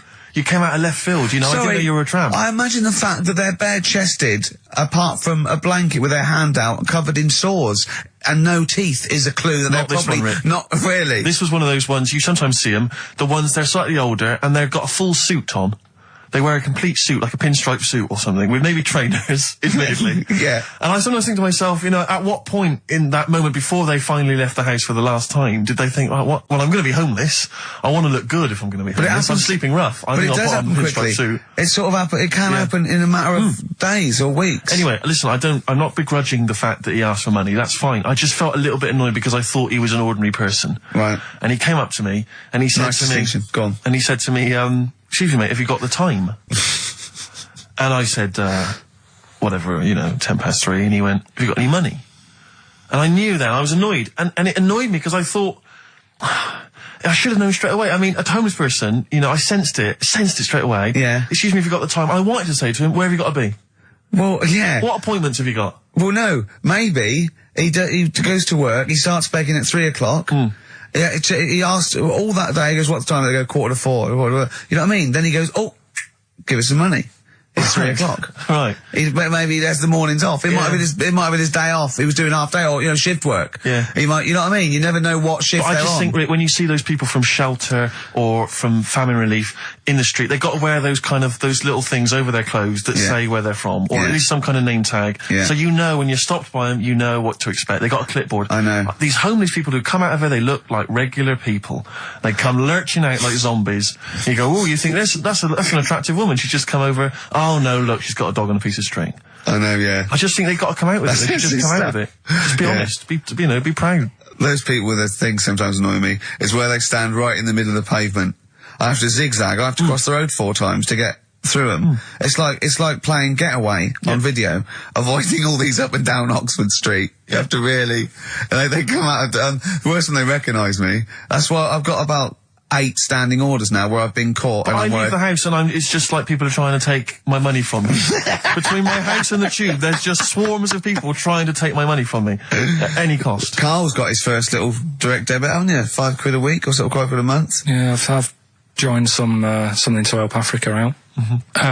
I quizzed her for a bit. I mean, she came over and she was saying... He was talking to her for about 40 minutes. Yeah.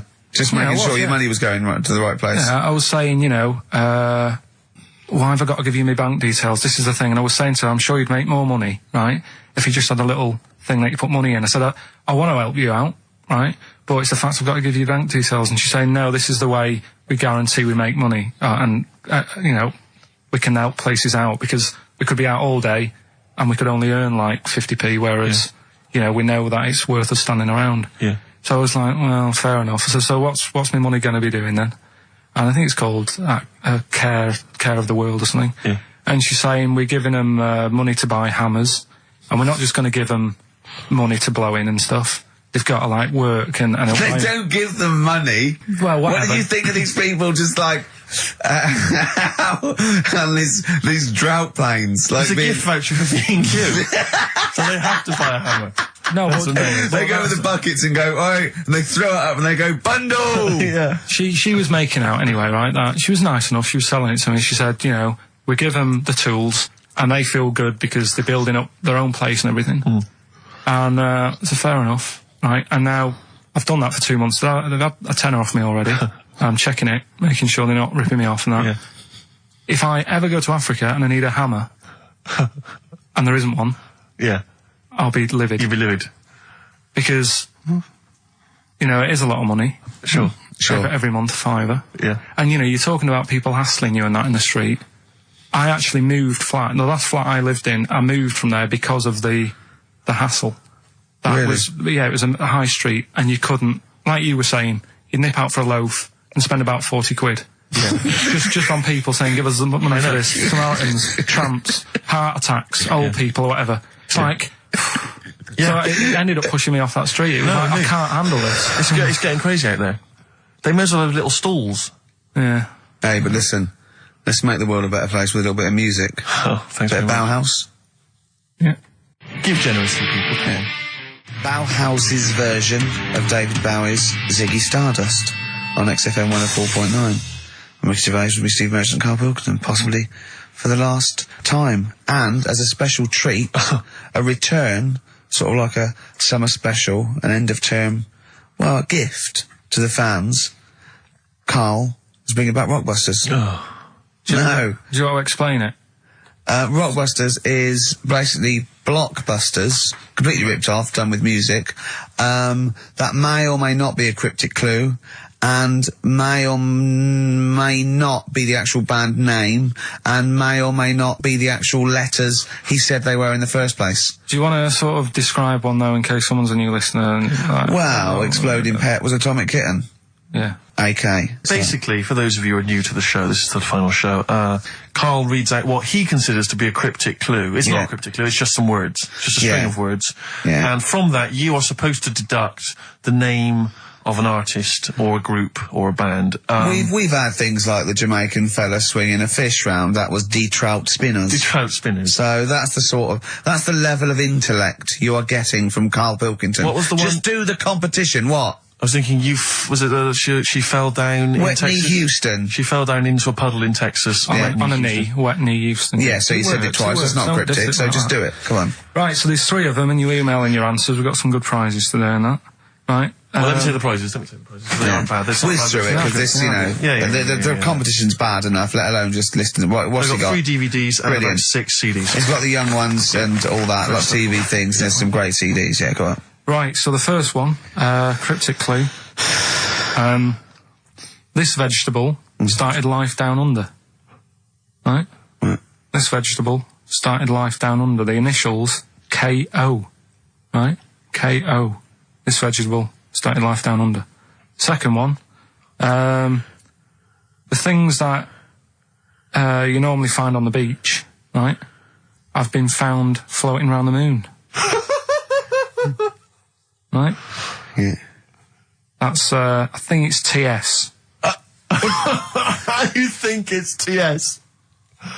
You set the questions, but you're not sure. So the things you normally find on the beach have been found floating around the moon, right? And the last one, well, if you put that many in the post, I'm surprised I didn't receive one. Right? He thinks they're great. Well- He thinks he's brilliant. Well, you know, if you put that many in the post, I'm surprised I didn't receive one. Is it acting? He did all the. Yeah. The initials there, FC. FC. Right? So you email in the answers, ricky.gervais@xfm.co.uk. Win that Hey, stuff. let's slam dunk in some sounds. Well, slam dunk some ads first. Okay. That will be the next single from DMX. That's called Wear the Hood At on XFM 104.9. It bloody better be. I know you're a fan. You've enjoyed it. You love a bit of hip hop, don't you? XFM 104.9. Yeah, keep it real. Hippie hop. Oh, it's So, yeah. yeah. Sweet man, sweet. It's that Halfway kind of through. stuff. It's that kind of lingo and that kind of patois that they won't be hearing next week. No, I know. No, we I know. go. Off making some bling bling. Alright? So, that's the sort High of. five, mate. Yeah. Sweet. It's weird, all that talk and that, isn't it? I don't know what that means, Brilliant. Carl. Excellent. What do you mean? No, just all that bling bling and all that, because I didn't understand it, right? So I did a bit of research. Brilliant. That's what you should do if you don't understand something. Look it Yeah, up. I mean, always That's scope what it out. I if did. you I don't always do understand. that. I always Yeah. do that, though. You know I do that. No, I'm giving you props for even doing it. Yeah, so. massive respect and big you up. Yeah, go on. But it's all slang. Right? Is it really? Is it really? So not it's not in the. Really? That's odd. No, I don't remember it being in Romeo and Juliet, but then. So Yeah. you didn't speak like that when you went to Oxbridge? What? Never mind.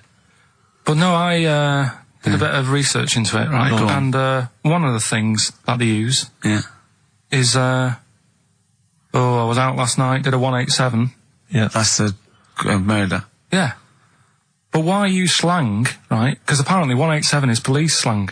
Yeah. Well, if you're it's gonna- not slang, it's a code. Well, don't use what the police know you're talking about. Yeah, I don't think they do it with police around. Do they not? Probably not. Carry on then. Yeah. Carry on. Yeah. I always remember the Cockney rhyming slang supposedly originated because, you know, East End villains or whatever would make up their own slang so that if they're overheard Yeah. in conversation, then they won't know what they're talking about. But just look it up in some kind of Cockney rhyming slang. Yeah, I like the idea of go, okay, where is he? Where's Fingers? Well, copper, I'm going to tell you this. He's up the apples and pears. Exactly. What that means? I don't know Well, what that leave the house then. Yeah. If you don't know that he's hiding up the apples and pears, you might as well shoot off. Exactly. Well, I can't possibly figure that out, so I'll just have to shoot off. Yeah, where was he last seen? He was last seen with his trouble and strife. I know what that means. Well, you might as well shoot off then. Yeah, it's a perfect code. Of course, though, talking about Shakespeare invented 1,200 words, and slang gets in, so there are more and more words, and slang soon becomes, you know, the norm. There's no not real words and real words, you know, do you know what I mean? They're just as valid if they're common parlance, so they all become part of the, or they fade away and they're not used because they're a fad. Yeah, like waz up. Yeah. That's probably in the dictionary. Yeah, or soon to be. I was reading, was it a couple of years ago, you're gonna like this not a lot. Right. Got into so popular things got in there. Imagine that. Yeah. You're gonna like this, not a lot. Zig a Zig R, I think got in or something. Oh no, girl power got in. Right, girl yeah, power as a common phrase. Sorry, go on. No, you have to, you mate. No, it's just that with the slang thing. Did I tell you I was trying to read that book about the governor? Oh, yes. And that was full of that, and it had a page on the front that you had to keep going to when, you know what I mean? When he used a bit of slang, you had to sort of go, right, I don't know what he means. Glossary. Right. Just nip back, have a look. I thought you meant, when you said there's a page at the front, I thought you meant the cover with his face on. I can't remember who I'm reading about. Oh, there he is. Is this the book that you nearly finished reading, but you realised all the pages were in the wrong order? No. He bought a cheap book, right, at a second shop, started reading it, loving it, then he started reading about this bloke, and he went from jail to school, and then he looked at the page numbers, and they were all out of order. How annoying is that? You never read books, do you? I never read one, right? And Suzanne, it was a weekend when we were going to Hastings because you two had done me head in, Yeah. right? She said, I'm going to take you away so you relax and what have you. So, ended up not relaxing because it was like putting the jigsaw together. I'd started reading it on the train, thinking, loving this. It's a really interesting story about this fella who, you know, didn't have a great life as a kid, starts getting into a bit of crime, what have you, turns out to be the governor. But it wasn't as easy as that, because like you say, it was Started off at school. Then he was in prison. And he's like, oh God, he started young. And then next thing he's like married. And he's like, hang on, he's like 12. And then he's had a heart attack. And then like, but I just thought it was part of the thing because I read chapter 1 and then it did say chapter 12, but I thought, right, it's like that sort of done in that stylish way that everyone's doing. What kind of a biography? Look at that, it went Starts there. messing with the medium. I was born in the East End. Take one onion, add some, this is But it's not... the idea that an East End villain's going to write his autobiography, but think, yeah, I'm just going to play with the form a bit. I'm going to get quite postmodern with this. No, but you know He's what I mean? barely able to write, probably. Yeah, Oh, but they you did it can with- say that about him, Steve. I wouldn't. I think he's an educated man. Go on, next, Carl. But yeah, just because it was like 2 for a tenner, that shouldn't be like, oh well, you know, you got a good offer. So No, that's rare. I'm sure the bloke selling it did not know that the pages were out of order. Let's face it, Carl. You read it and didn't realise. Yeah. So you can't really blame him. You got almost half the way through before you realised. Yeah. But anyway, you know. Still, that'll teach you, and that's put you off books for life, hasn't it? Well, I don't like getting into books now. I just read snippets of information. Play record. Play record. No, I was just going to tell you about a bit of information that I was reading, Okay. and I can't. Will we play a No, record? I've got time for a bit of drivel before we play next tune. Well, I'd rather hear a tune and come back for drivel, because I think people are tuning in for drivel, so let's tease them. Okay. Let's have a record, then some absolute shite from Karl Pilkington. Excellent. Look forward to that. Longview and Further. I love that one. On XFM 104.9. Rick Gervais, Steve Merchant, Karl Pilkington. Alright, Karl, what did you learn? Right, like I say, I don't like reading books. There's too much to take Words, in. and too stuff. I much haven't got word. time, I'm busy in that. Yeah. I don't like reading books, actually, but go on. So But I have done. So, go on. Right, so I was looking in this magazine, right, and it was more about. Do you know, I'm not that impressed with Einstein and Newton and that lot. No, why should you be? What have they ever done? Go on. No, but you know the fact. You see, the Columbus thing. He's another one, isn't he? Who got a bit of praise for finding America, Yeah. and it's like someone else would have come across that at some point, Yeah. right? And yet, news this week, they've found 2 new types of frog, right? No one's making a fuss, and look how small they are compared to what he bumped into. And that's what I'm saying. People make a big deal out of all these people who are finding stuff, right? Yeah. So the next person. I mean, my head's buzzing, but I can't be bothered.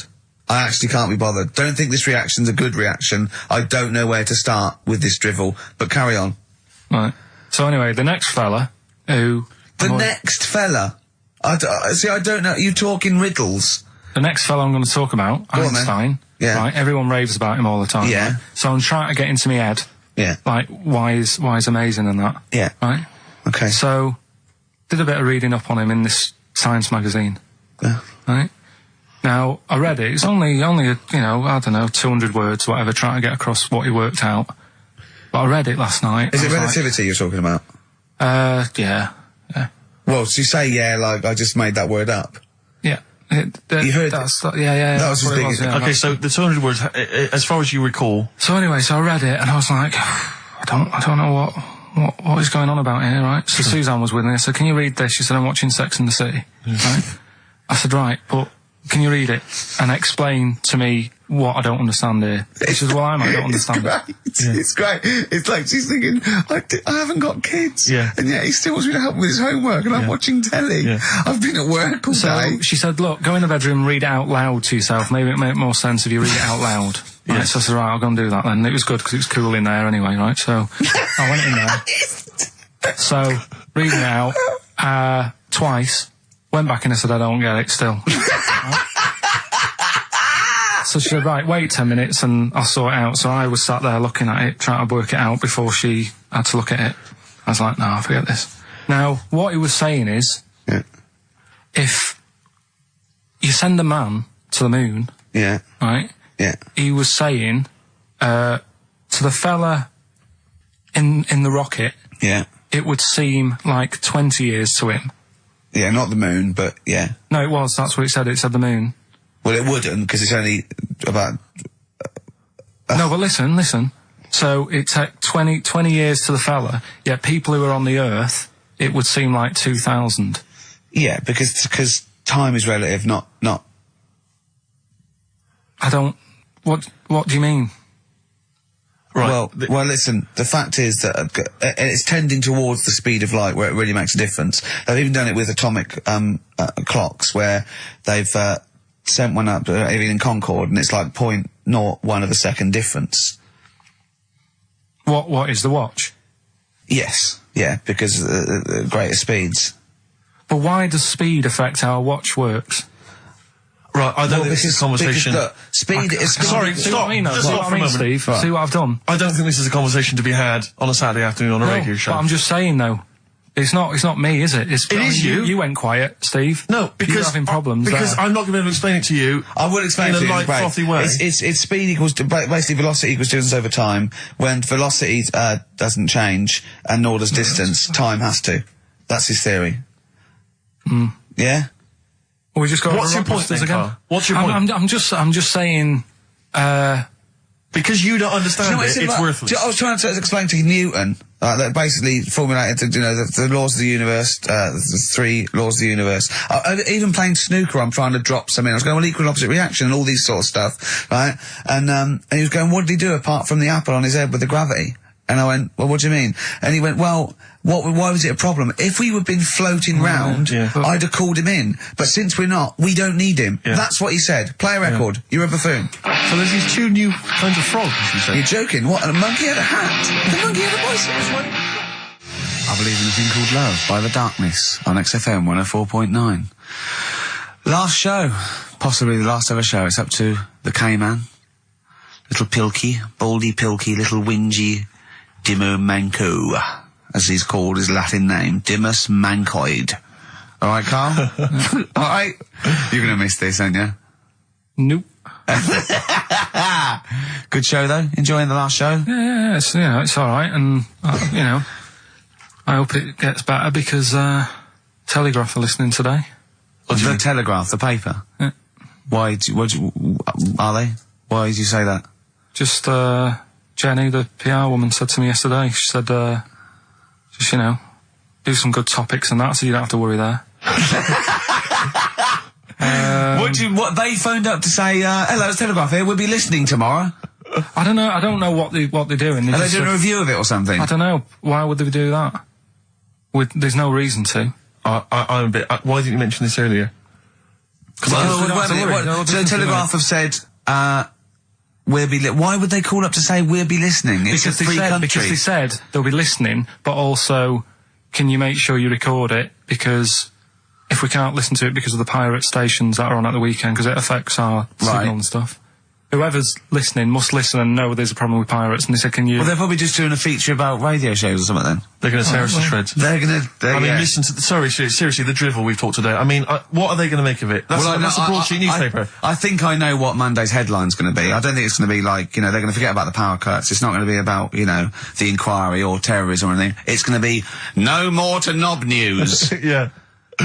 It's going to... They're going to love that. I mean, seriously, I have a little bit of self-respect. And if I'd known a quality newspaper was going to be listening, I wouldn't have turned up today. Because, I'm an award winner, and I'm a respected television writer. And I've, won awards, sort of classy. Don't worry, though. And don't worry. What have we talked about? Knobs. We've had the worst quiz on radio. We've had you trying to explain relativity. You didn't even understand what that word meant. I don't think you recognise the word. You read that article. You read that article 4 times, twice out loud, where you could hear Sex and the City music, right? And yet that word might have been like a confidence. You hadn't heard it before, so I don't know. Do you look between the lines? Do you actually look at the words? No, there's too many words, though. The Telegraph are going to love that because there's loads of words. The Telegraph have got loads of words. I mean, there's covered with it, words. Which way up do you hold the magazine when you read it? No, but there is too many words. I mean, there's people, are they upside down? There's too many words. There is too many words in the world. Do you know what this one means, right? Go This on. is one I learnt the other day. I think it's, Anti-Deweyan. No, what does that mean? Old.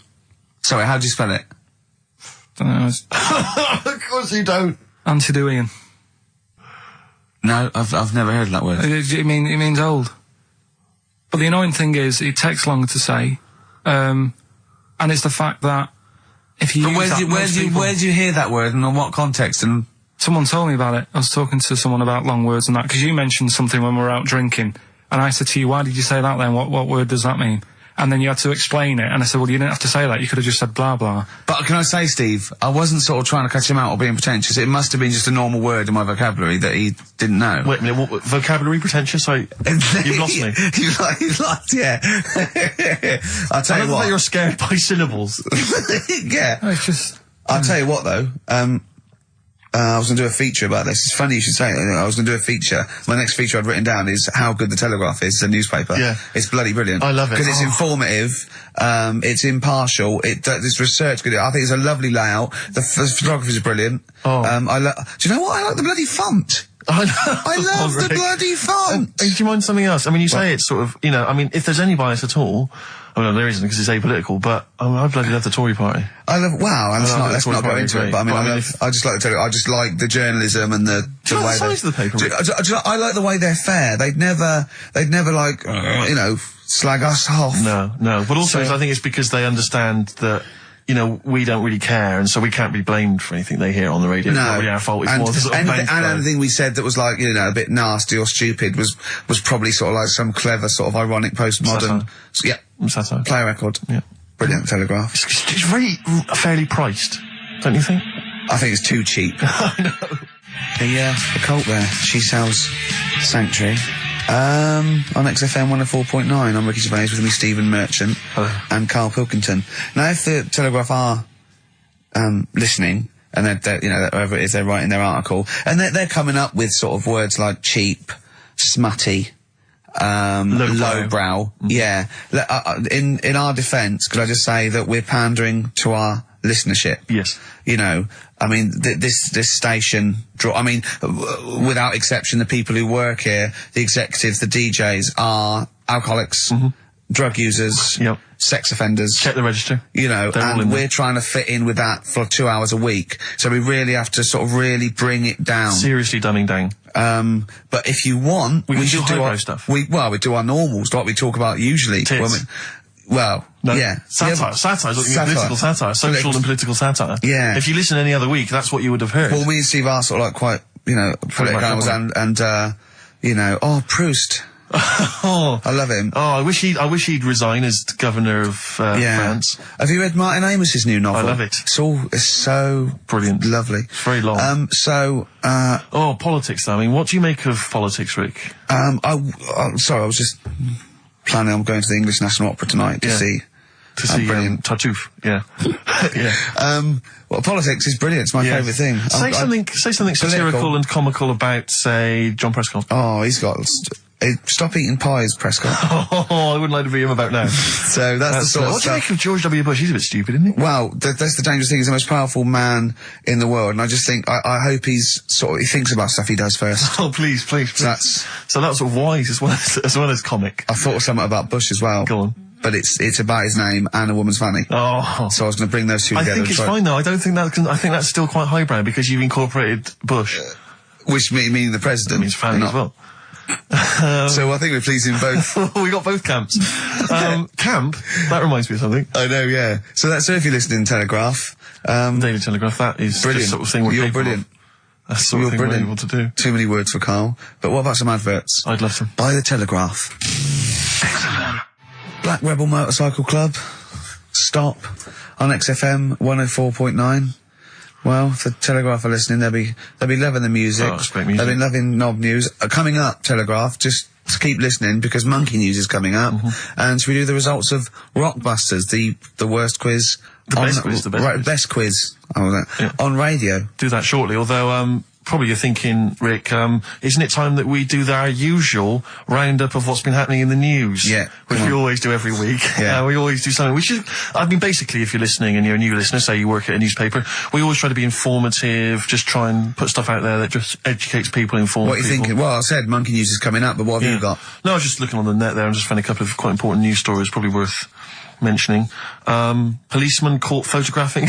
I don't know why it makes me laugh. It's just a phrasing, I suppose. It's a headline. Policeman caught photographing up woman's skirt. No, he wasn't up there taking a picture of Big Ben. He wasn't going, can I just sit up here? I'm just going to take a picture of that seagull over there. No. He was facing the camera up a woman's skirt. He was indeed. Right. A policeman in Japan is facing disciplinary measures after he was caught photographing up a woman's skirt with a hidden camera while on duty. The 42-year-old sergeant, who's not been named, used a digital camera to secretly snap the shots when the woman was reporting a stolen bicycle. So he was actually doing his proper job. He'd obviously thought to himself, I'll bring him a digital camera today. On the off chance a beautiful woman comes in to report a crime or robbery, I'll have it ready, I'll have it positioned, in such a way. But this is interesting. This is how he got caught. Okay? The woman became suspicious after she saw a flash go off. brilliant. I mean, this Not so secret at all. Sorry, did I just see your shoe? Your shoe just seemed to just spring into life. There was light. There was light. Yeah, I think I've had someone set fire to some magnesium that was on the end of it. It won't happen again. Well, it's only you and I in here, and your shoe was just suddenly lit. Why you stand like that? Why is your shoe just sort of like between my feet? There's no reason. This is how I always stand. What did the bike look like? Flash? So, are you taking pictures of my family? No. And no, I'm not. And you should be wearing knickers anyway. Well, how do you know that? What? How did you know I'm not? How did I know what? I'm not wearing any. I didn't know you. I don't know what you've got up there. Well, I don't know what it looks like, and there's no way I could. Of course, it would be roughly that conversation in Japanese. I know, yeah. You know, you just mentioned there about sort of no knickers and that. Is this going to be your Auntie Nora? No. Right. It's just, like the last flat that I lived in, I always had a good view across the road and I could see, it was the hairy... There was a hairy Chinese kid. Not a hairy Chinese kid. He was just a Chinese kid, actually. Yeah. Because that's rare, isn't it? Hairy Chinese kids are very rare, isn't it? Yeah. There's only one official sighting, isn't there? In one of those shit little magazines that you buy. Yeah, he was running around in his underpants. Sorry, you just swore ironically. I mean, I imagine if there's any newspapers listening, you did that because he's sort of jokey and... Yeah, go on. Let's not swear. And there was the old woman who didn't move. She was just sat there reading a book all the time. Who we think possibly died and no one came round for weeks, But now I've moved, right? And it was quiet for a bit. I always look at what view I'm getting, right? Looks across and it was just sort of empty, sort of flats ready for people to move in and that, right? Anyway, people are in there now, right? And they've put all the furniture in, but I haven't put any curtains up. Oh. Right. So anyway, I'm sort of washing up, just having a look out the window. Yeah. Right. Girl sort of wandering about, knickers on. Right. With no knickers on? You mean naked? Knickers. Well, she had a bra on. Right, okay. But, she's probably looking for a knickers. So, I thought, and I don't know how long I was looking. No. Right. But anyway, she looks across. Oh, God. I think she spotted me. Yeah. I think, oh, God. I felt really bad. Yeah. I said to Suzanne... Sorry, is this some sort of Peeping Tom confession while the Telegraph are listening? I've no idea. Well, it's not... That's the thing, though. Peepington. If I was peeping, she was peeping as well, because she was looking over. Works both ways, doesn't it? Yeah, but yeah, all she could see of you was your bald head. Yeah. No, but and your hands moving as you were washing up. And some white-looking substance rotting up. Particularly stubborn stain on this glass. Yeah. Oh, God. Imagine that. Imagine if she looked across. I'm assuming your sink is lower than the window. But didn't she just cover up or something? Or she looked back and go, oh, you're looking at my fanny? Well, the thing I did... What? I thought, just sort of drop me boxer shorts. Because I thought... Well, Suzanne said, what are you doing? What are you talking about? What are you talking about? No, just so they can see me cheeks of me. What are you talking about? No, because I thought, if she thinks I'm walking about in the nude as well, then we've both got something out of it. Carl! This sounds like a bad excuse in court. I know. This is... Or the plot of a film on Channel 5. I mean, this is like the doctor who got done, right, for exposing himself to a patient and then painted that little thing that you look down their throat pink. Yeah. And go, this is what they saw. Yeah. No, so sorry, you were looking at a woman dancing around naked, right? So the only thing you could do was immediately drop your boxer shorts. So she looked across, saw you fully clothed, saw you took your boxer shorts. No, she wouldn't have done, because it's sort of just the top half and the sink's at a side angle, so I was sort of looking out. So she wouldn't have seen your trousers then anyway? No, she did. I moved in front of the window more. So you then made them... You actually climbed in front of the window. Oh, this is amazing! So you climbed in front of the window to show off No, your it wasn't your naked obvious. lower half. Suzanne said, "What are you doing?" And I I bet said, she did. What are you looking at? I sent you in here to What clean are up. you doing? I'm just taking my trousers down, stand by the window. Why? Because there's a naked woman across the road. What do you think I'm doing, Suzanne? I'm exposing myself while looking at some free fame. leave it. What's up with you, Suzanne? Leave it then. Leave it. Christ. Are we doing Rockbusters? Or Yeah. Oh, she sent you in there to read up on Einstein. She comes in and finds that. Oh, brilliant! Oh. Wait a minute, can I just a final question. What did the woman across the way...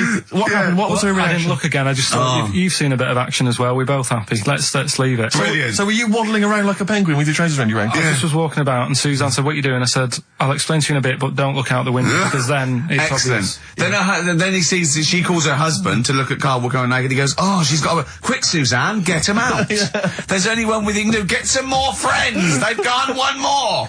Anyway, Brilliant. Right, play a record and So- come back to Rockbusters. And Monkey News. We haven't got enough time to do Rockbusters. Oh, God almighty. Hanging round off Transformer. A little bit of Lou Reed. Nearly finished. 12 minutes until We Are No More. But don't Gervais. forget, Monkey News still to come. Well, yeah, don't forget that. Monkey News still to come. But now the answers to Rockbusters. Right, do the clues. all right. The first clue was this vegetable started its life down under. The initials were KO. That was Collie Osborne. All right, Collie Osborne. The second one was... No. What are we letting that go? Yep, we haven't got time, Rick. Well, it's just not the word. We haven't got time, Rick. Also, cauliflowers don't start down under. They're on top. It's not like carrots. No, or down under as in Osborne. Osborne, born in Oz. Osborne. Right. Collie. I thought you meant started. But her name's not So- Collie. Right, the second one was the things that you normally find on the beach, right? They've been found floating around the moon. That's the space shells, right? Specials. We're going to just tweak it a bit. This is rubbish. I mean, I tell no, this isn't even funny though. I mean, they're no good at all. Cryptic. It's not We always cryptic. It's say it's wrong. cryptic. It's We not always say it's cryptic. The last one was, well, if you put that many in the post, I'm surprised I didn't receive one. Go on. That's FC 50 cent. Right? What? 50 cent. It was 50 cent. I didn't receive any, so who's... Collie Osborne. Collie. Her name's not Collie. Her name is not Collie. Doesn't matter. Well It done. doesn't matter. Well done to Gina Ferry, who has emailed in. She's got all those answers right. Just emailing your address and that. And, Yeah, email that. You're in, such Gina. an idiot, Carl. As are you, Gina. all right. Loosen Your Hold by South. That's great. On XFM 104.9. Well, that's nearly it. Rick, can I just say thanks to everyone who's emailed in over the weeks and months we've been on, because obviously we're too lazy to even send them a response or a reply, but we do appreciate We do that. appreciate Yeah, it. Same they get with in all the touch. letters and stuff that we can't. Yeah, people send stuff in all the time and they say they like the show or they don't, or they contribute little ideas and stuff, and we do read them and we do appreciate it. It's just that when you've got someone like Karl Pilkington in the studio, you just need to pick his brain constantly and you've got no real time for admin. But thank you for sending in all the nice letters and responses and stuff. Well, finally, we should let people know that next week, for the foreseeable future, it's Adam and Joe. Brilliant. They were brilliant, and they're standing in for us this time next week. Well, you say standing in, but possibly replacing full-time unless Karl Possibly. Pilkington decides to change his mind and come back. What do you think, Karl? You've enjoyed today's show, I know. Yeah, it's been all right. Yeah, you attempted to come back when we finally return? Maybe a little rest to make you sort of like forget how annoying I am. No, Because because then it'll that just- is my secret weapon. Sometimes, because there's the thing that you can fleece a sheep as many times as you want, but you can only skin it once. Sure. So what I do is sort of like, I fleece her. I never actually completely lose a friend. I tease them and talk to them to the point where they're going to leave me, and I go, "Oh, anyway, how are you doing?" They go, I'll sort of confuse them. Yeah. And that's what I've done with you today. And I think over the next couple of months where I'm sort of nicer on the phone, I'm not squeezing your head, you'll go, "He's all right, Rick." What? Yeah, And then I'll and get then you I back in agree it. to it, And then I'll Yeah, exactly absolutely rip you to pieces I'll again. be dealing with. So, but hopefully, and also, unlike a lot of my friends who are clever, I don't have to worry about you because you will forget. Because you've got a tiny little intellect. And Exactly. do you know what I mean? You'll Steve? forget this conversation even took place. Anyway, it's what everyone's been waiting for. For It's the what last Carl time. exists for the last time. It's Monkey News Play the jingle. Oh, chimpanzee that monkey news. Right, are you familiar with 100th monkey? Keep The what? talking. 100th monkey? 100th. Yeah, like as in like, or more than 99. 100th. Yeah. The 100th monkey. Yeah, are you familiar with that? No. No. Anyway, thanks. That was Well, monkey we'll news. leave that Next then. week, Adam and Jet. What do you mean you're going to leave that? Well, I thought it was a popular phrase or something. What, 100th monkey? Yeah. What do you mean a popular phrase? What, why? What? Because you're going to do songs and phrases with it next week. We've said it once before, 100th monkey. No, it's just, it says the expression 100th monkey. Well, Right, do that's it anyway. where it What's the comes from. story? Well, it's from the 1950s, right? And the way they got it because they were following some monkeys about, right? And they started Who was? journalists Oh, yeah, why? Oh, yeah. just to see what they're up to. Okay, so they're following some monkeys around, yeah. What was it? What, a documentary? Anyway, one of them Come on! Come on! washed some potatoes. Right, okay. Right, let's leave that. Right, let's leave that one. Come on! A monkey washing potatoes? Can we leave that one? No, No, you cannot. It's you've got to do it now. They're following what is it? Sort of like a family. Is it a family of monkeys or a... It was just one chimp and it was washing a potato and they thought that's a bit odd, right? Yeah. And Oh, then yeah. it turns out that ended up teaching another monkey Yeah. how to wash a potato. No, they do it. They go down and wash them in the sea because they like the taste of salt. And The weird thing is though, they when it pass on. got Go on. to the 100th monkey, right? Even though it hadn't been taught how to wash a potato, Yeah. it automatically knew what to do. What do you don't know what mean? you're talking What do you about. mean? It was in them.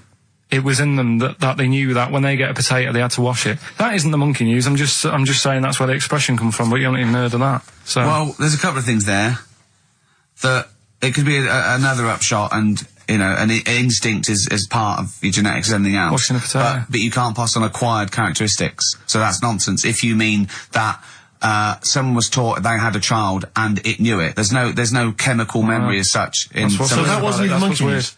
No, the monkey news. We've covered a lot of stuff. There was sad stuff, wasn't they? Yeah. There's some funny stuff in there. Yeah. Do monkey Playing news. robbers and that. Football team. A monkey football team? Yeah, in Costa Rica. Oh, yeah. Got all the team members here, right? Right. All the different things. Little goalkeeper. Apparently he's on transfers from some other club. But the bit that got me attention is apparently he's a holder of PhD of physics. Do you want to have a look at that? What, Steve? the goalkeeper? Yeah, just the goalkeeper. The others haven't done that much. The others haven't done that much. Well, I believe that he's got better exam results than you, Carl, but I don't believe he's got a PhD in physics. Obviously. Do you know what the name of the team is? Coconuts. Oh! So if the Telegraph are listening, that is the sort of quality entertainment you get.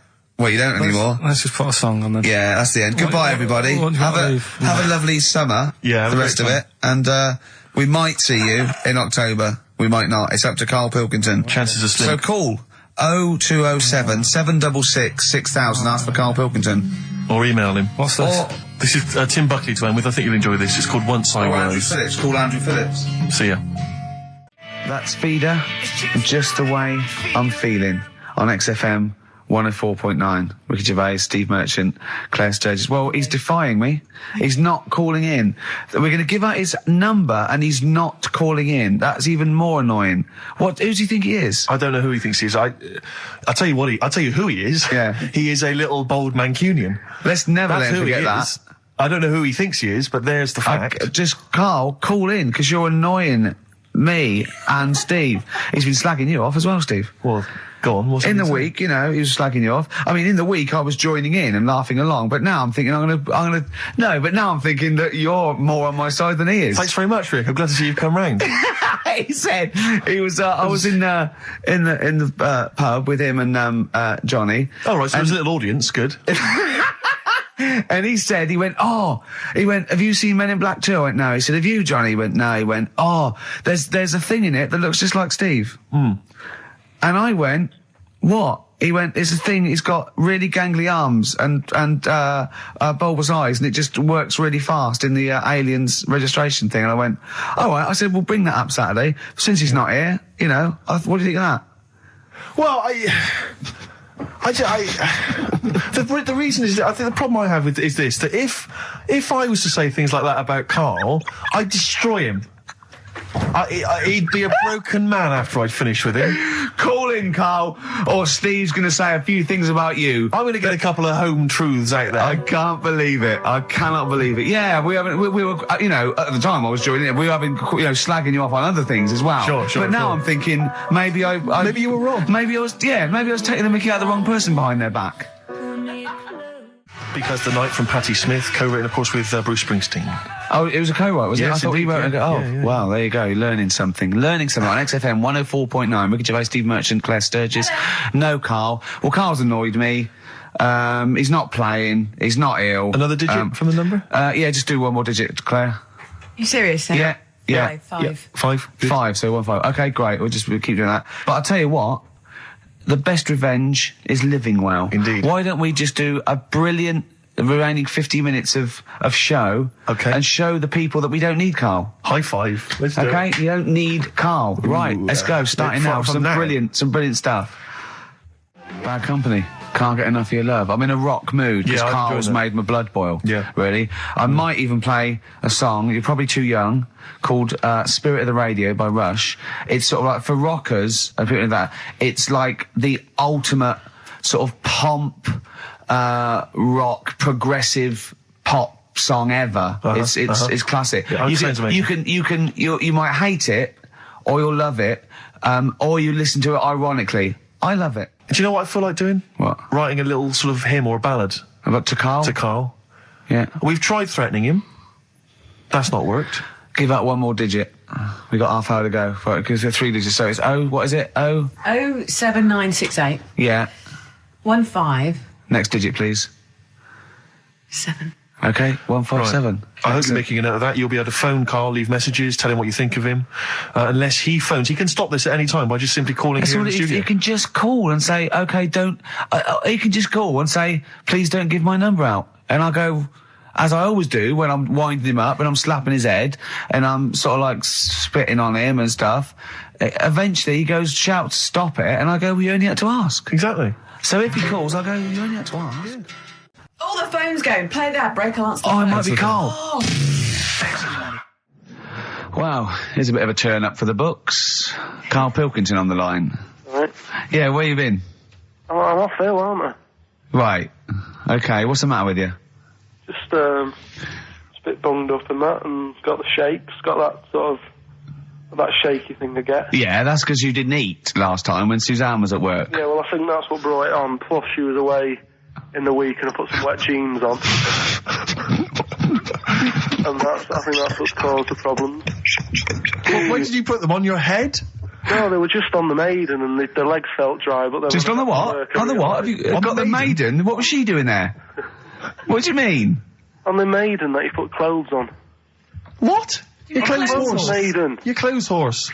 Well, yeah. Right, okay, so you put wet jeans on, yeah? So that's why I'm ill and that. I'm Right. not having a good time. I've been watching the football. So you're just sitting at home watching telly where you could have been sitting here? Well, I would have been better off there because I've got a chair there. I've got no chair at home at the moment because Why? I sold it last week. Why did you sell a chair? What, you only had I one was chair? telling you. What? Look, can't we just, I just was calling up to let you know I was alright and that. We're not interested in that. We want to know about the chair. I sold it. I had a little two-seater and I sold it because I'm getting a new one, but I've got to wait another month. So you've got to sit on the floor for So a month. you sold a chair before you had another one? Well, she might not have wanted to buy it in a month or something. So I got rid of it whilst I could. She was alright, bloody. We'll talk about that next week. Oh, you're going to be in next week? I look forward to that then. That's a dynamite piece of radio to tune in for. The Yeah. day Karl sold a chair. Brilliant. Alright. So you alright then? It's going alright? But why did you take this long to call? We asked you to call since the very Because I was beginning. We've been watching that- phoning you. Why is your phone Yeah, switched off? I heard the beginning. I heard the beginning of the show. I thought, yeah, it's going alright, did air and stuff. Turned it off. In You fact, turned it off? No, I put a tape in though, because even though I'm ill, I'm still showing an interest in it. Well, you're not, if you're watching football and shaking. Yeah, well, I'll listen back to it later, so I hope you haven't been dissing me. No. Right? Definitely not. Don't listen back to it, it's not worth it, but we haven't been dissing you, no. And I've just been watching a bit of football, right? Did you watch the Monkey programme last night? You told us to watch the Monkey programme. We all stayed and watched the Monkey programme. Alright, wasn't it? What's that? Rubbish, wasn't it? Obviously not half chimp, half human. Well, I mean, they missed out a lot of the interesting bits. They didn't have any interesting bits. Those are bits that you made up to make it more interesting. The bits that I told you about 3 months ago before they decided to make the programme. Yeah. What were the bits that you came up with? Well, they missed out the bits about, the zookeeper. Right, there wasn't a zookeeper, yeah, go on. Well, he was, but they left that bit out. Well, okay, They fine. left out- And they left out the bit where it ran from there in 1975. In terms of those that did research, they actually went and filmed it. You read it on the internet. Yeah. Yeah. Chances are you're the one with the facts wrong. Yeah, I think they also left out the bit when it jumped over 3 double-decker buses on a motorbike. On Evil Knievel's motorbike. Yeah. So, I can't believe it. I cannot believe it. Not only do you not bother turning up, but you turn off the radio and start watching football. Yeah, I turned it off, but I've recorded it. I'll listen back later and sort of... Well, what good is that? Sort of, I like to keep it in shape and that. I'll have a word next week. All right. If you receive any phone calls from people you don't know, we don't know anything about that. Instantly, we don't know why that is happening. That is just going to be a weird, spooky thing. So, and don't bother telling the story about Men in Black 2 either, because I don't think people will be interested. Actually, on the subject of Men in Black 2, what? Have you seen that, Steve? No, I haven't, Carl. Tell me about You it. should see it. Go on. Why? Because there's this thing in it. Go on. Uh, What, a stupid, bald Mancunian tosser? no, weirder than that. There isn't anything weirder than that. Big eyes, it was gangly. Keep talking. And, you've got to see it, because you wouldn't believe how the likeness and that. You've got to get the film out tonight. Right. It's not as weird, it had a normal voice, right? He's done yet, he's not even here! I'll tell you what, mate, it ain't worth coming in next week. Oh, stay on the line, Carl. Play a record, Claire. Kings of Leon, Molly's Chambers. What do you think of that, Carl? Alright. There's a surprise. Oh, Another I tell you what, insightful remark. Steve is not a fan now. Not only does he know you've been slagging him off behind his back. No, I wasn't slagging Steve. If you get it out on DVD tonight, you'll know I'm not slagging you off. It could be your brother. I love the fact that it makes it worse, but you're going to go, oh, he wasn't slagging me off. It does look like me. I do think I'm an alien. I love the fact that you hope Steve will go, he's got a point. It's a spitting image. Yeah. I am, seriously, Carl, I'm really angry. I'm so angry with you at the moment. You haven't seen it yet? No, I know, because I know what it's going to be, and I'm Why? fuming. I'll tell you why I'm angry, because he doesn't do it in jest. No, but what do you think it's going to look like? What do you think this thing's going to look like? Going to look ludicrous. It's not going to look anything like me, but No, he's going to honestly, pretend it does. No, Go it on, does. what? Go on. No, it does look like you. Yeah, of course it does. And you looked like the Human Z. Well, I mean, to be honest, you did a bit, Carl. You walk like him, you're bold like him, you got a sort of gormless face like him. Any more? I don't smoke. That does. I'm not arguing with you. I'm not well on that. Oh, you're not well. What exactly is wrong with you, you whinger? Well, it's just, do you know, like I always tell you about the restless leg syndrome I've got. It's like Yeah. that, but all over. So you're just shaking around the house? I'm just, yeah. What do you look like, Elvis? What are you doing? You're shaking around the I'll house. tell you, with your bald head, you probably look like an enormous vibrator. Oh, God. That's what you probably look like if you strip naked. Oh, you'll have the Scottish widow coming round. Oh, dear. That's, what's her name, by the way? I heard you talking about that. That's, Amanda Lamb. Amanda Lamb, who's in the Place in the Sun programme. Is she actually a widow? Is she a Scottish widow? Hoots, man, my husband's dead. Do you want any money and a bit of my clam? Brilliant. All right? That's the sort of quality you've missed out on today. Well, anyway, you're going to be back next week. We need you back next week. Yeah. Yeah. Well, how do you know? Also, how did you know you were going to be ill today? Because you phoned and arranged this yesterday. Convenient. And I spoke to you yesterday and you didn't sound very ill. I felt ropey yesterday. You've got a bit of a bunged up nose. Even though I have a bit of a bunged up even though I was nose. ill, I still sorted it out. Yeah? I'm a little bit sweaty. Even though I was Paul, ill, sorting it I out does sorted not mean out. you phone up Sturgis and send her down. That's not sorting it out. That's making things worse. Have you learnt nothing? Thanks, Claire. If you're not part of the solution, you're part of the All right, problem. mate. Yeah. My leg's a little bit achy. Wearing wet jeans. I put wet jeans on again. My lasagna wasn't, it was frozen. Can you hear the venom and hatred in our voices today? We genuinely are upset and angry with you. Yeah. Can't believe it. I cannot believe that Right, well, the thing is, we'll be back to normal next week, right? We've got Billy Elliot doing the film next week. Right. Any prizes? Got some good stuff. Have you got any films with Burt Reynolds in to give away on VHS? And I'll see you then. Great, we're looking forward to it already. I'll see you later. See you later. Good, All right, so Carl, had a looking good forward week? Yeah, not bad. Have you? Going on holiday now, aren't you? Well, I will be doing later. Tell you about that later on. What, can I There's just, a hook. can I just check, because there are rules in place, aren't there? Yeah. There was a big bust up in the week. I don't know if we could talk I'm only about it. allowed to wind him up. I'm not allowed to wind him up socially now. I'm not allowed to. What am I not allowed to do socially? I think squeezing the head socially has been crossed off. Right, okay, and I agreed to that because it got to a head where Carl was really upset and he was thinking of just giving it all in, weren't you? Yeah. Yeah. Why was that? Because you were just winding me up too much. Yeah. I mean, do you want to bring it all up again? I don't mind. What was I doing? It was just. I mean, I should say now that there was a conversation where we were all sort of really walking on eggshells. It was frosty. It was a conference call, and Carl was on one end. And I'll tell you, I was very much a mediator. I was very much a UN mediator. What do you think of that, Carl? It was difficult to sort of keep it serious when I'm saying stuff like, "I'm sick of you putting a Burger King bag on my head." Do you know what I mean? Yeah. There's a part of me that's like, I can't believe we're doing this. But What I like about it is that I'm laughing and going, well, I won't do that anymore. And he's going, you can still do it on air. And like today, I came in, I went to squeeze it. He went at 1 o'clock. I love those rules. Yeah. I love those rules. Well, between the hours of 1 and 3 on a Saturday, you can squeeze his head. You can put a Burger King But I bag on can't his. wait. It's terrible. Oh, But dear. that all started last week as well, really, because I got in a bit earlier to do an edit for you on some track that had swearing in it, right? Yeah. So I get in early, he comes in, first thing he does is go to sort of squeeze me head. And my reaction was, not now, do it later.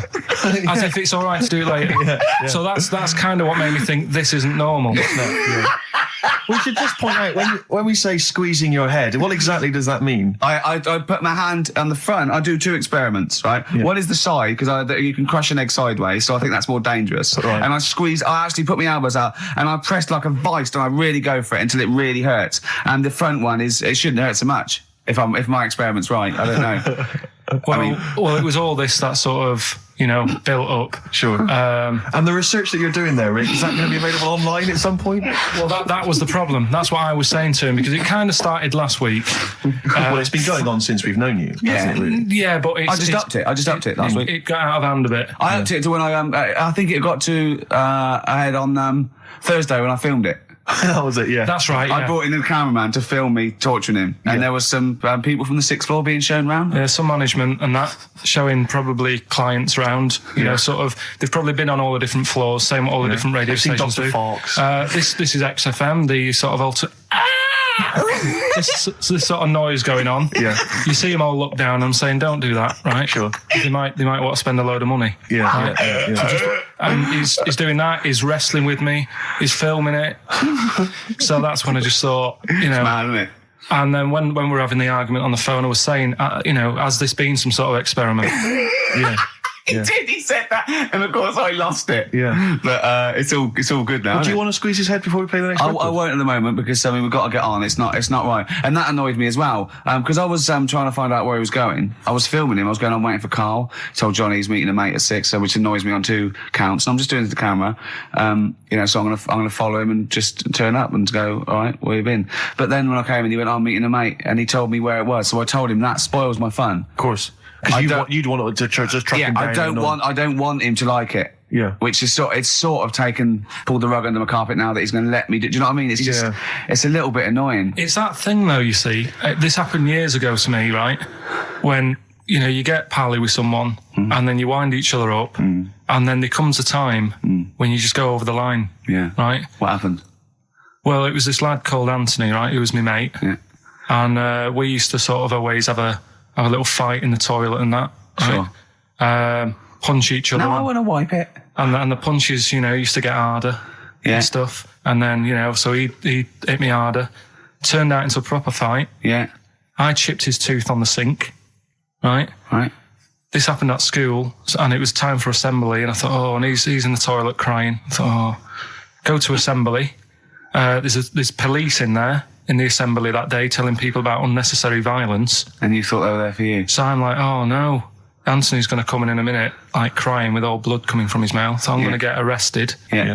Did you go running and sleep? That was an example of. Yeah. I mean, it kind of happened because I went out with a girl who he fancied. How old are we now? About 8 or 9. I think that's out of order, going out with a mate's girl. Yeah, but she didn't like him. He had like big ears and that. He had no chance. You're so why such a should dish. I? No, but do you know what I mean? All right, I haven't got the looks like I used to. Sure, when you were 8. But that's before the stress of, you know, having head squoze and that sort of thing. I have aged a lot. Having your head squeezed. I love your own grammar. I know, That's the past tense, is it? Squeeze or to have squeezed. Oh, he did squoze his head. Yeah. Oh, brilliant. So, you know. What about a bit of Bowie? Let's, be my wife. Carl, I'm asking you. Let's make I think it we up. can squeeze that in. Be my wife, Carl. Come on. Will you miss me on holiday? No. Really? No. What? He's joking, I assume, Steve. Well, I don't know. Can you tell? I can't tell whether he's serious or not. What do you mean, no? No, definitely not. I mean, I might, when I get back, I'll go, just have a quick chat, but I'm not going to be sat there going, I wish I was back in London for Ricky to, you know. Squoze my head. We've sorted the head problem out. Yeah. No, I still won't. No?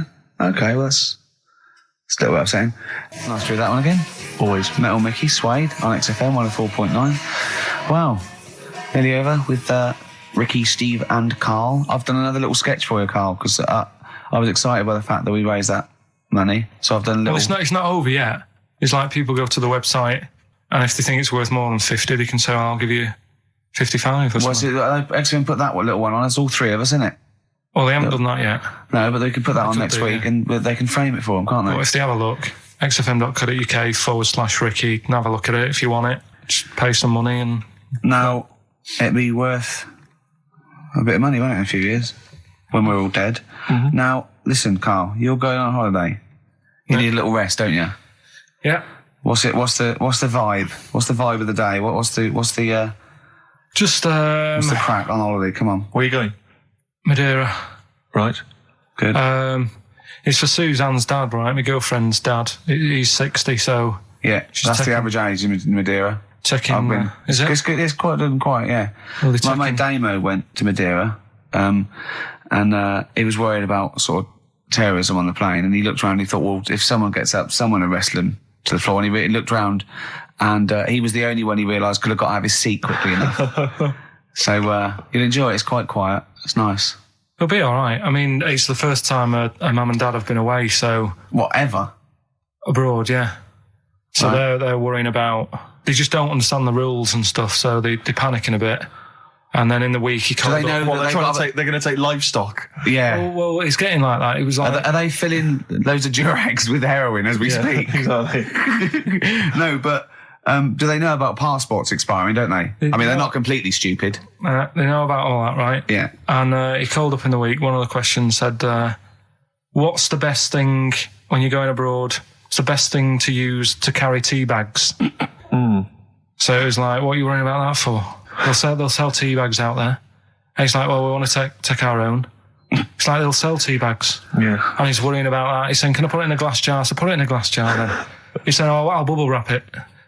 So he's bubble wrapping a tea thing. It's just, I mean, it is annoying me a bit because it's meant to be a week off from you annoying me, and already he's niggling me.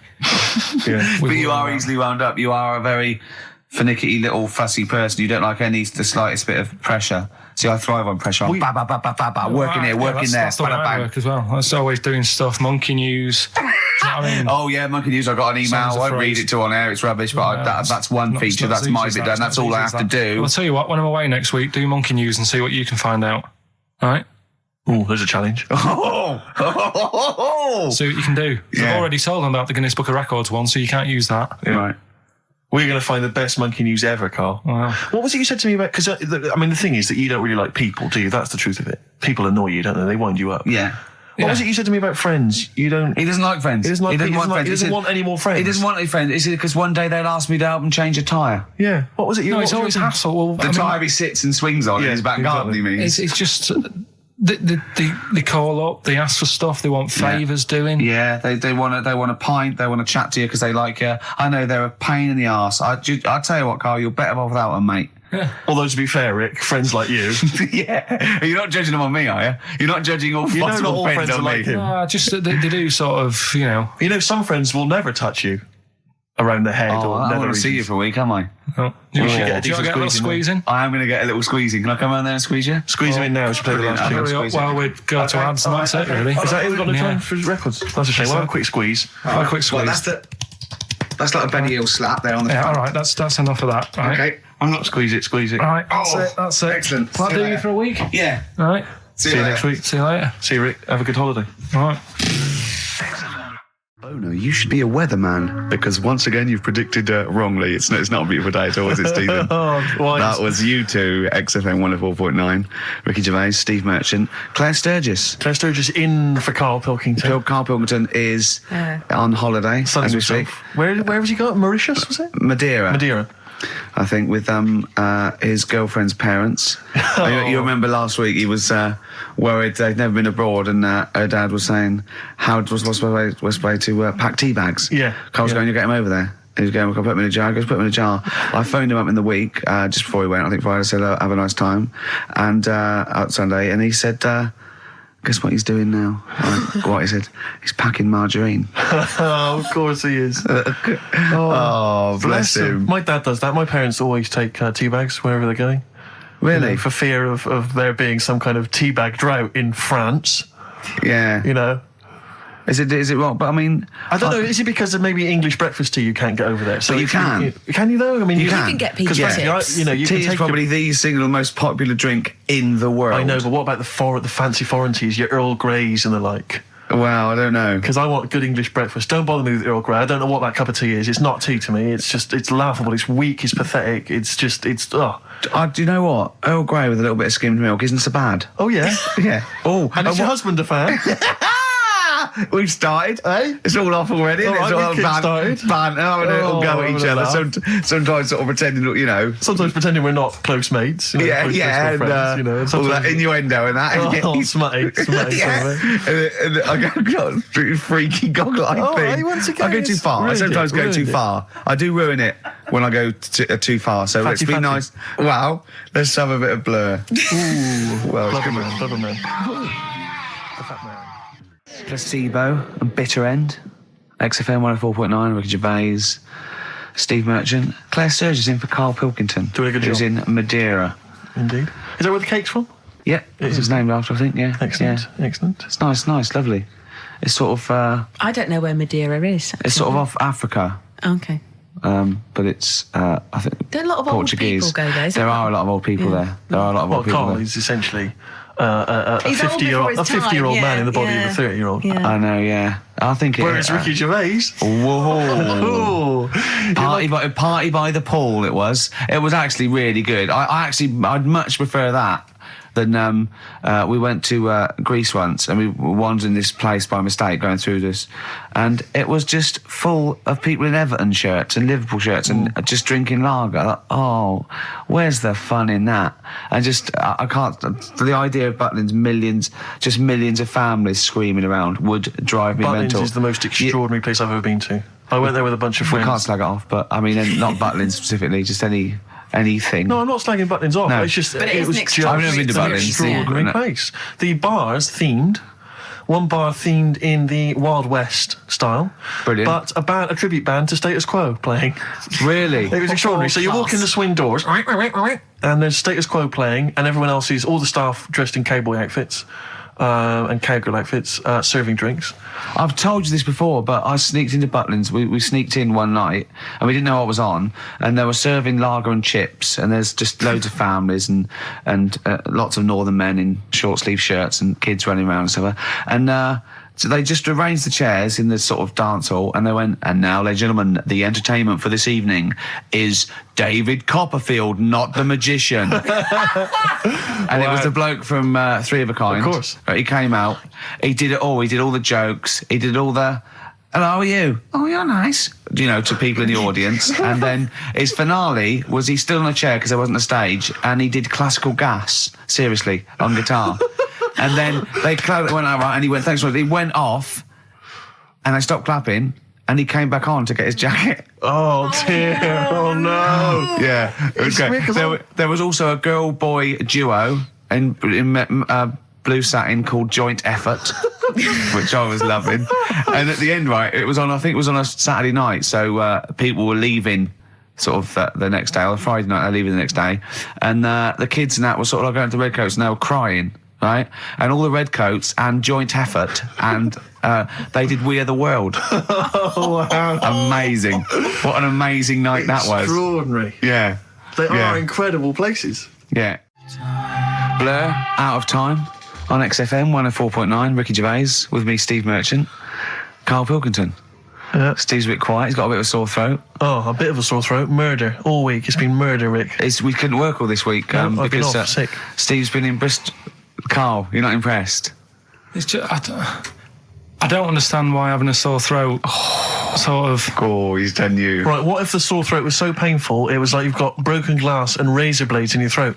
You can hear now that I'm not even speaking from down in the throat, I'm speaking from the very top of it like that, so it sounds a bit weird. But you're right. What? Your hands are all right, aren't they? Yeah, but we talk when we're writing, don't we? I can barely talk. It was agony. I couldn't sleep because it was so painful. Even when I was just lying there, motionless, it was hurting. I just was surprised because I got back off holiday and called Ricky and said, all right, is Steve all right? And he said, he's had to go back home or something, and he's stayed there because he's got a sore throat. Yeah. I didn't understand why you can't, just go home. I mean, how old are you?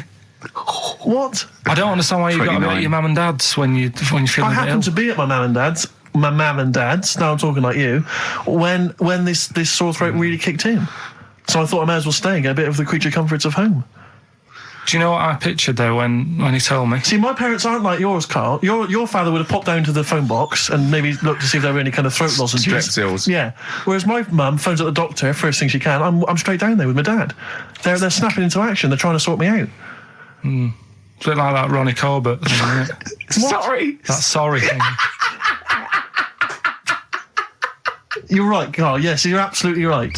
He's just like that. Oh, No, dear. it's just because You just went on holiday with your parents. Well, not with mine. No, with right. Suzanne's, and it won't be happening again. So Well, that's sorted. we'll have Didn't more work about out that for a little you? bit later. Pain Well, in the luckily arse. we came in a few times, didn't we? We've been here since about 11:30, haven't we? Yeah, sorting Doing it. stuff out.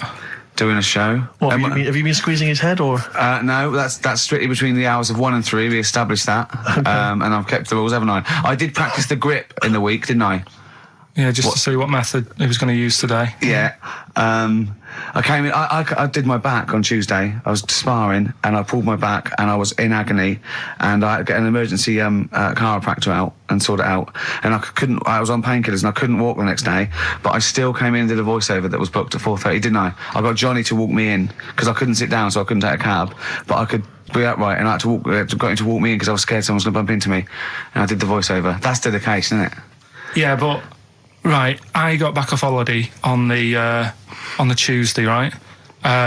First day back was going to be on the Wednesday, right? So I thought, well, I'll take it easy, because you do that, don't you, when you've been on holiday? The first day you just want to sort of... I don't. I'm straight back into it. Well, Yeah, yeah, but it's nice to, do you know what I mean? Yeah. Just sort of look at your emails, go through all them, work out what people need and stuff. Sure. Doss around, yeah, sure. So I thought, I'll take it easy. As soon as I got in, I was told that Ricky had been booked in to do a voiceover. And I thought, Can't handle that. Do you know what I mean? On the first day, him coming in annoying me, probably trying to get a week's worth of head squeezing in. So so I called him up and he said, I might not come in because I've got a bad back. I thought, well, that's all right, right? Then you just turned up, didn't you? He said, I managed to get in a cab. Yeah, Johnny walked me in, and that's what. Yeah. And he did the stuff, which I haven't got it here at the moment, but I'll find it on the system and I'll play you what he did. That he's been paid to do as well. It's all right. Yeah. Well, it's not all right. I had to pretend it was all right when I played it to all my bosses to try and persuade. Well, look, let's play that a little bit later. But now, as we're all back together, Steve, would you say the boys are back in town? Yeah. Brilliant. Well, do you want a bit now, or what? What we're doing? No, I wanted you to tell Steve about your holiday because you told me in the week. Go on. Steve, I mean, bad idea. I had a feeling anyway about going away with like Suzanne's mum and dad because I've never been into sort of family holidays anyway, right? Even when you see it, whenever I've been on holiday and you see like families on planes and that, and they're all having a laugh and a joke, loving it, and then on the plane going back, you can see that they've gone off into groups, and like, you know, the dad isn't talking to the daughter and all that business. So I thought, asking for trouble, but you know, I do everything once. Do you know what I mean? Boxing, dancing, going on holiday with parents and that. Yeah. Give it a go, see how it goes, right? So not your A levels, but fair enough. It started off. It started off bad, didn't it? Because last week I told you that you know, our dad called us up and said, you know, I want to take some tea bags with us to Madeira. Yeah. What's the best way of packing them? Yeah. Right. So I knew there was going to be problems like that because the thing with Suzanne's family, right? They like having a routine. They know what they're doing every day. They know what they're having for tea every day. It's the same thing every week and stuff like that. Yeah. So I thought this is going to be interesting, this, because they can't do what they normally do. Sure. I love it. I love you treating it like an experiment. Yeah. Right. Just watching them all the time. So the first problem was they'd never flown before. So I was winding them up a bit. Saying, it's murder. It's really horrible. You know, plane goes all over the place. And my mum had done some research saying, well, I've been reading about it, and she got a funny accent. More people, there's more chance of me being killed on a donkey than there is on a plane. So I upset her. I said, right, when we get there, Spain. I said, when we get there, let's see if there's any donkeys on the beach. Yeah. Right? And she didn't like that. So, what? The joke about you hoping she died? Yeah. What's up with her? Right, so we get there, and, you know, they see the villa and that, they're quite happy with all that business, right, with all that stuff. And then, as time went on, I was getting a bit sort of fed up with them being around us all the time, because I think you should have your own time when you go on holiday with the family. You should say, right, you go off and do your thing, we'll do our thing, and we'll meet up later and talk about what we've been doing and stuff. Anyway, so it gets to like the Thursday. We've been away since Monday, right? And I said, right, we're going out tonight. So our mum says, yeah, we'll come with you. I said, no, it's just us. We're having a bit of time on our own, right? Is it true you said to her, you told me this, you said to her, you started to annoy me, I want some time on my own? Well, I told her at the start, I said, it's going to be interesting, this, because people annoy me when they're around me a lot. Sure. So I wasn't nasty to her, I just was saying people, not her. All right. Yeah. Do you know what I mean? I'm just saying, you're going to get on my nerves. So, you hailed a donkey for her. So, no, but seriously, right, with the flying, do you know those stockings that you can get because of deep vein thrombosis? Sure. She had them on in the cab.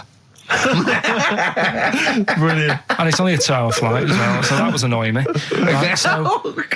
So anyway, it gets to this, you know, the Thursday night when I'm going out with Suzanne, and our mum's like sat on the sun lounger outside. So where are we going tonight? I said, no, like I said, it's just us. We're going out having a bit of time to ourselves.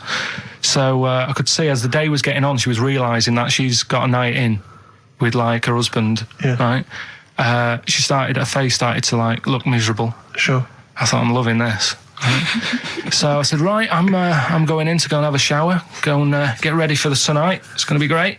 And wind them up, wind them up because they can't come, because he said they can't. Yeah. Right, so I go upstairs, have a shower and that. I come down and a mum's smiling. Oh, hang on. So I'm thinking, hang on a minute, what's gone on here? So I went to Suzanne, I said, why is your mum smiling? She's not coming. She said, no, but my dad said he'll take her out now. So in a way, she was happy because she got her own way, Yeah. which had annoyed me. That annoyed again. you, sure, because you wanted It's to... like, What, you don't go even on want holiday. her husband taking her out? Well, it's just the fact she didn't want to go out. She was happy to stay in and have sausage, egg and chips that they'd found from some shop that sold English food. So that's almost like what they do if they're at home. Sausage, egg and chips. So she was happy with that if we were staying in and having that. But because we were going out, she was fed up. Right. So she's smiling. So she's going, yeah, I'm going out now. So I said, well, enjoy yourself. She said, where are you going? I said, well, it doesn't matter, does it? You don't need to know. Sure, Because you're yeah. not going to where we're going. Oh, you just don't want us to be in the same restaurant. So yeah, that's right. I said I want a night out on my own with Suzanne. It's our holiday as well. I don't know how you can talk to me like Amazing. this. This is not even his own parents. This is someone else's parents. These are the parents of the woman he loves.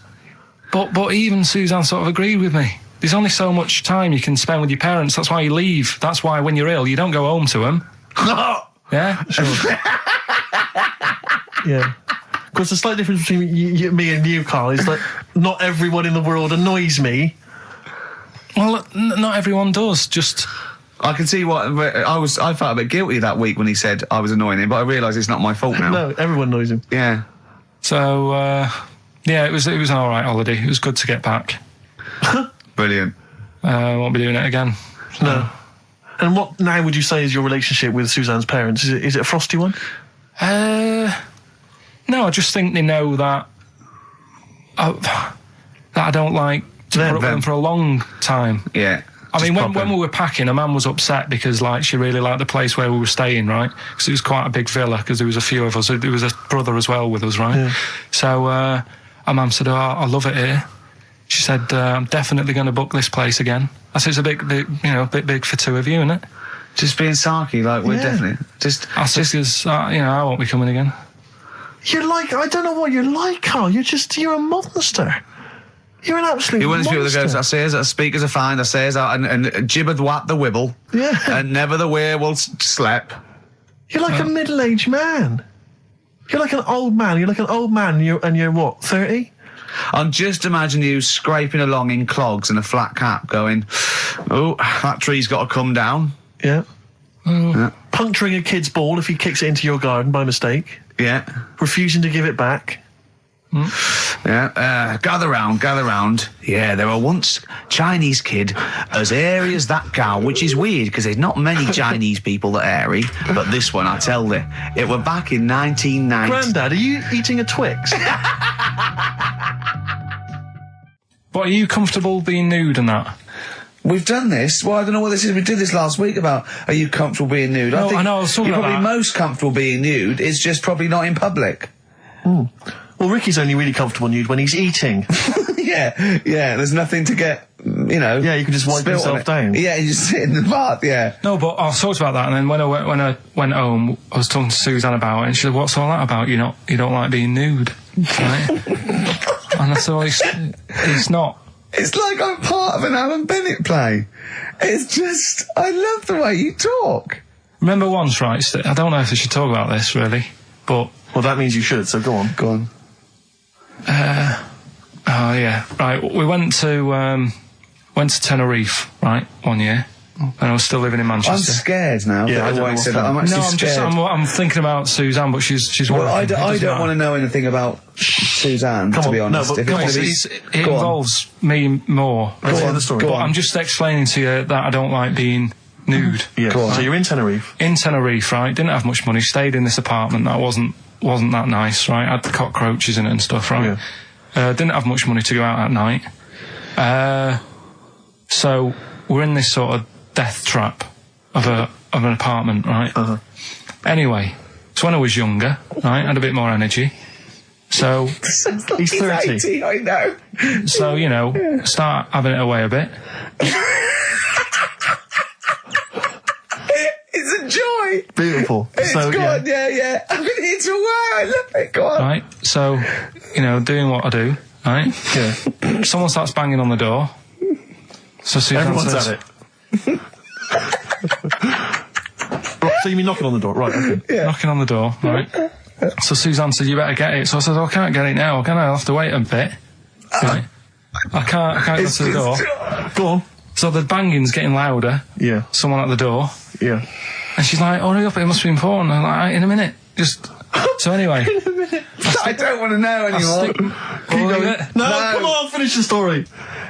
open the door. It's a fireman. So I just stick my head round, and he's going, "You'll have to get out. The building's on fire." Right? So I'm like, "In a minute." Sorry, you weren't still having sex at this point? No, but, you know, Right. still sort of got to wait a minute or I can't get my pants on. Oh, Carl, I wish I'm so sorry. Right, go on. So now, So the place is burning down. So it could be a serious big fire going on. Yeah. I'm sort of waiting. You can hear people sort of screaming and that, panicking. Is that because the door's open and you're nude? The fireman's saying, "Will you get out? Will you get out?" I'm saying, "In a minute." Right. And Suzanne was saying, you know, think of something that's not sexy. Sure. So I was thinking of people, you know, thinking maybe dying in a fire might sort of calm you down. Yeah. Then the fireman said, "We need a big pole." Yeah. Yeah, Sure, go on. But what I'm saying is that, to me, I wouldn't have wanted to go out and be safe over, do you know what I mean, over being naked. I don't like walking about without on.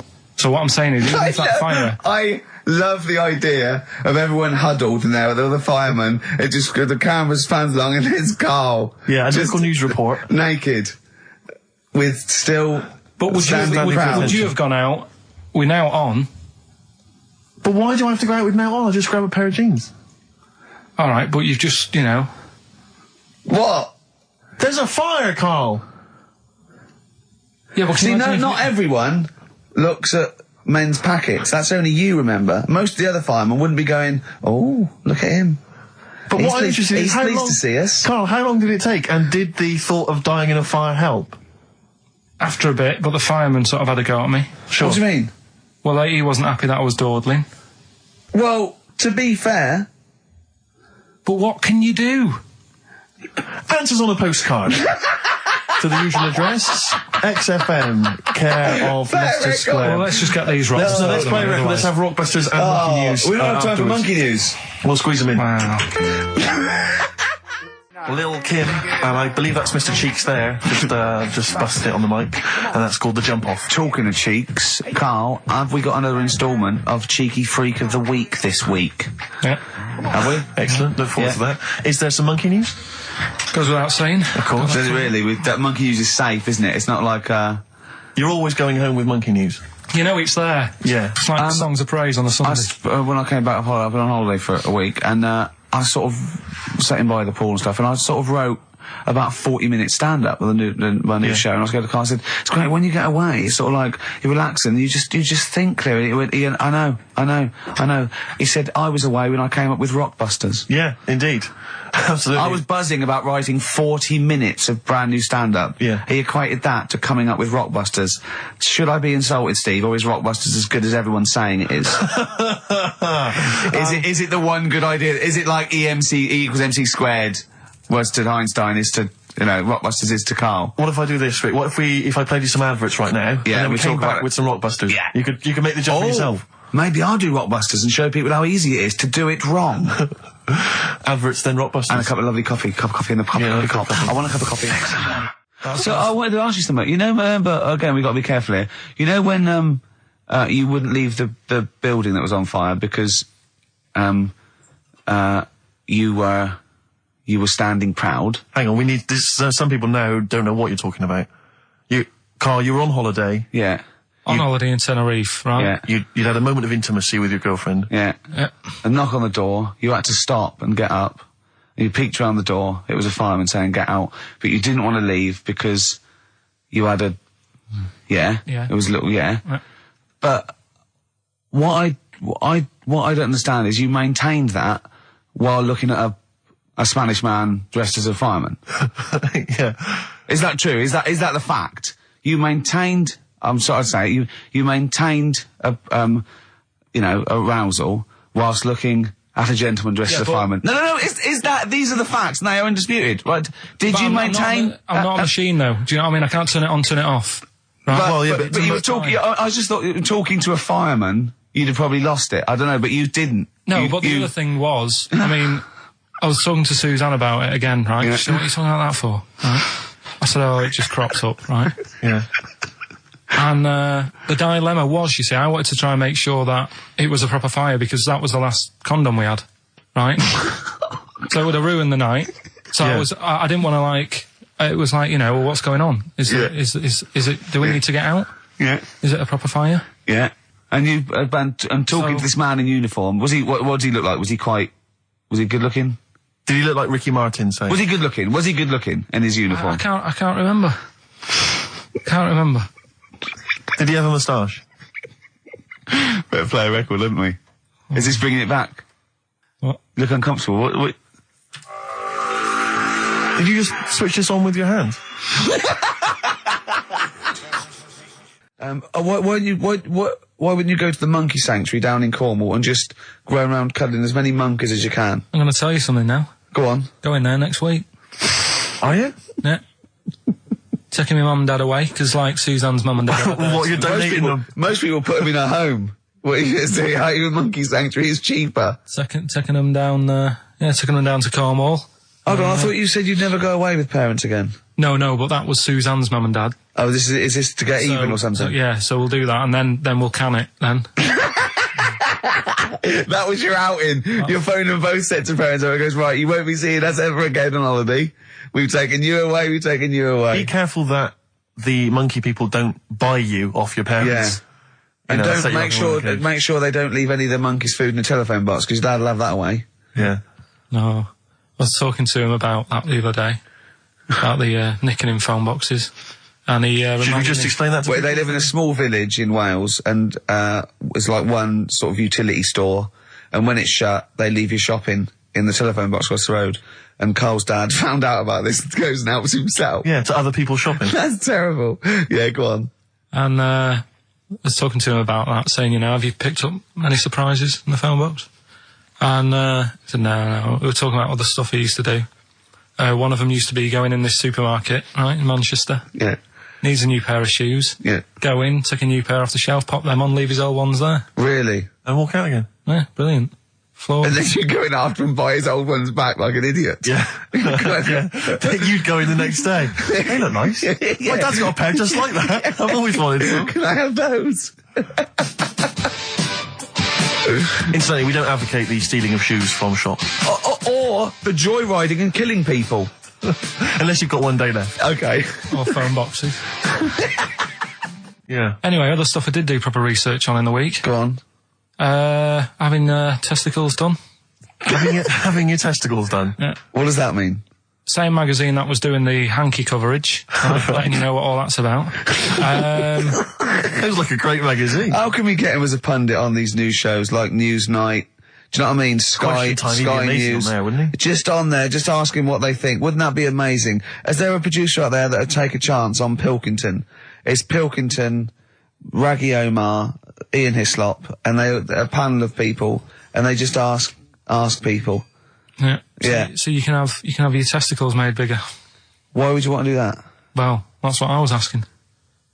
What's the point? Well, the actual testicles, or do they just inflate your ball bag? Because you could do that, couldn't you? You could have some air injected so it was like a big... so they'd look bigger, but they'd rattle around inside, wouldn't they? Make a little noise, wouldn't it, when you're at... like manacas. Like some kind of instrument. Yeah. That was sort of like one of those African instruments, just like a big sheep's bladder with all... There's Pedro on the Maracas. Yeah. They just, yeah. Yeah, just stripped to the waist. Yeah. Just, yeah, with us hanging out. Why- and then why- when you're sort of like, the neighbours would think, what's he doing? He's been playing those manacas all night. And really, you were, Yeah. you know. Why The mouse with the ear on its back, go and keep it down. Yeah, this is really loud to me. Eh? Why would someone have that done then? You brought it up. Yeah, Well, presumably so that they could draw a little funny face on them. Yeah. Obviously. And you could let them down after the holiday, like you do a Lilo. Exactly. Just let 'em- yeah. On holiday, you're floating round, you know, like Yeah. you're just in the sea with your big instrumental manacas, right? Just floating. You're having a whale of a time, like people playing it as they go past. Exactly. All right, Carl. All right, Become yeah. a bit of a sort of local celebrity. Yeah, there's Carl with his floating manacas, like a big jellyfish, right? Yeah. And then the end of the holiday, or Saturday, If you've got a little pair of tight speedos, it'll be like Jordan walking around. and then you just like Just let him down when he comes let back. the to knackers town. down for the plane. Yeah. Because apparently they do get bigger, don't they, as you get older? When you're an old fella. No, I think they get lower. I think that's it. That testicles and breasts get lower. Is that purely gravity? I think so, yeah. Probably stretching a bit, innit? So is it Wear and tear. Is the old fellas who are walking about saying, "Oh, sick of these"? No, they don't tread on them. Well, that's You know, why old people have always got to have a little sit down. You know, Yeah, for 100 yeah. metres. Yeah. Stick them in the socks. Yeah. Or they can have I suppose you can have like a little ball lift. You can have a facelift, can't you? Have a little nip and tuck. Or probably a facelift would help, wouldn't it? Because that, if you pull your face up... That's going to bring the skin up. Bring up a little bit, yeah. Don't go too far. You'll have a little knob as a tie. But you can, you can tighten stuff up. Speak for yourself. Steve with his kipper tie. That's a lovely tie you've got there, Steve. And you look so young. Yeah. What's that little sack underneath it? That little brooch. Well, wait. Playing with your little manacas all night, Carl. So, a chicken with teeth, and you can have your balls done. Imagine Kirsty Ward, whatever her name is, on Newsnight, saying that. And now, 2 features of the week. The war in Iraq, let's forget that. Who wants their knackers done? And look at this chicken. Careful, it bites. I think we should send this link to Dr. Fox and see if he thinks there's an improvement on what he heard during the Play a sonas. record. Play a record. Yeah, get this link, send it to Dr. Fox. He'd love it. All right. Alright? Plus, he'd be able to offer some kind of medical explanation. Yeah, exactly. Teenage fan club. Brilliant.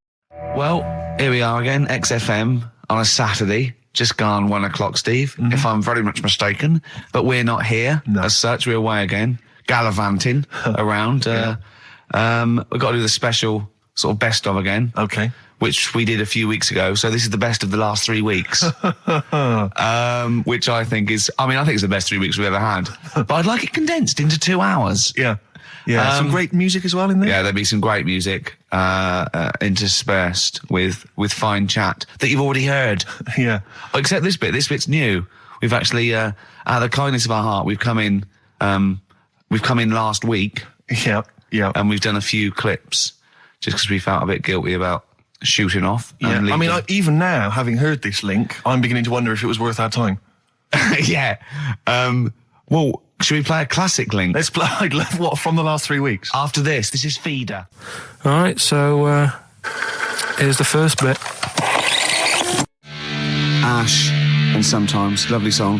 Got to apologise to our producer there because he was worried about it. There was nothing wrong with it. It's just like saying you like watching birds in the garden. It's just that I think you're better than that. I know it's cheap, isn't it, to say like we like I tits. like tits. Yeah, I like cocks. So are we a bit more literary now? One of my favourite things is Fanny by Gaslight. Really? That's interesting. That's interesting. I'm a big fan of Moby Dick. Oh yeah, the book Moby Dick. Yeah, not the medical condition. There's nothing in your no. It's the big horrible thing that used to swallow semen. Yeah. Now in the winter, Yeah. Steve, Go on. there's nothing I like more than to keep my hands warm in a muff. No, sure. You mean those kind of furry things that sort of classy looking ladies? Yeah, used to posh have? ladies often put their hands. You know when you have a nice a party and they're Have a nice leaving, party, yeah, a and winter party. and you might take the wrong hat or something. There's nothing I like more than to see 2 posh women with their hands in each otother's muffs, Oh, that's always a and they're fun going, "Oh, this must be yours." Yeah, that is It's- always funny. Yeah, That's always funny. Yeah. But seriously, no, I'll stop this. You're right. I've got a degree. I just remembered that my favourite Beatles song is "Come Together." Yeah. Now we're going to stop this now, Carl, because it's childish. You're right. I've got a philosophy degree, for Christ's sake, and it's about time. Who's your favourite philosopher? Do you mind me asking? Well, I would tell you, except when I ever talk about it, I go into a Cockney accent. Really? So it can be like my favourite philosopher. I like a bit of Kant. Right. Is that Immanuel Kant, Yeah. the philosopher? Yeah. That's strange. Yeah. That's strange. What's his name again? Kant. Oh, yeah. Yeah. That can be weird. Can be strange. Look at Carl's Look at face. his face. Look at his face. Join in, Carl. Undo your trousers. Just We'll let be it like hang out. Stan Let your cock Boardman hang when he out. told the Fokker joke. Yeah. We won't do local radio again for 10 years. Finally, White Van Man, what do you make of the fact that Sainsbury's are bringing in square tins? Is that a concern for you? Is that true? Apparently so. Why? Dunno. It's like it's easier to stack. This is what the guy in the Sun has said. That should be interesting. That should be his comment on Sainsbury's are bringing in square tins. Is that should be interesting for meatballs.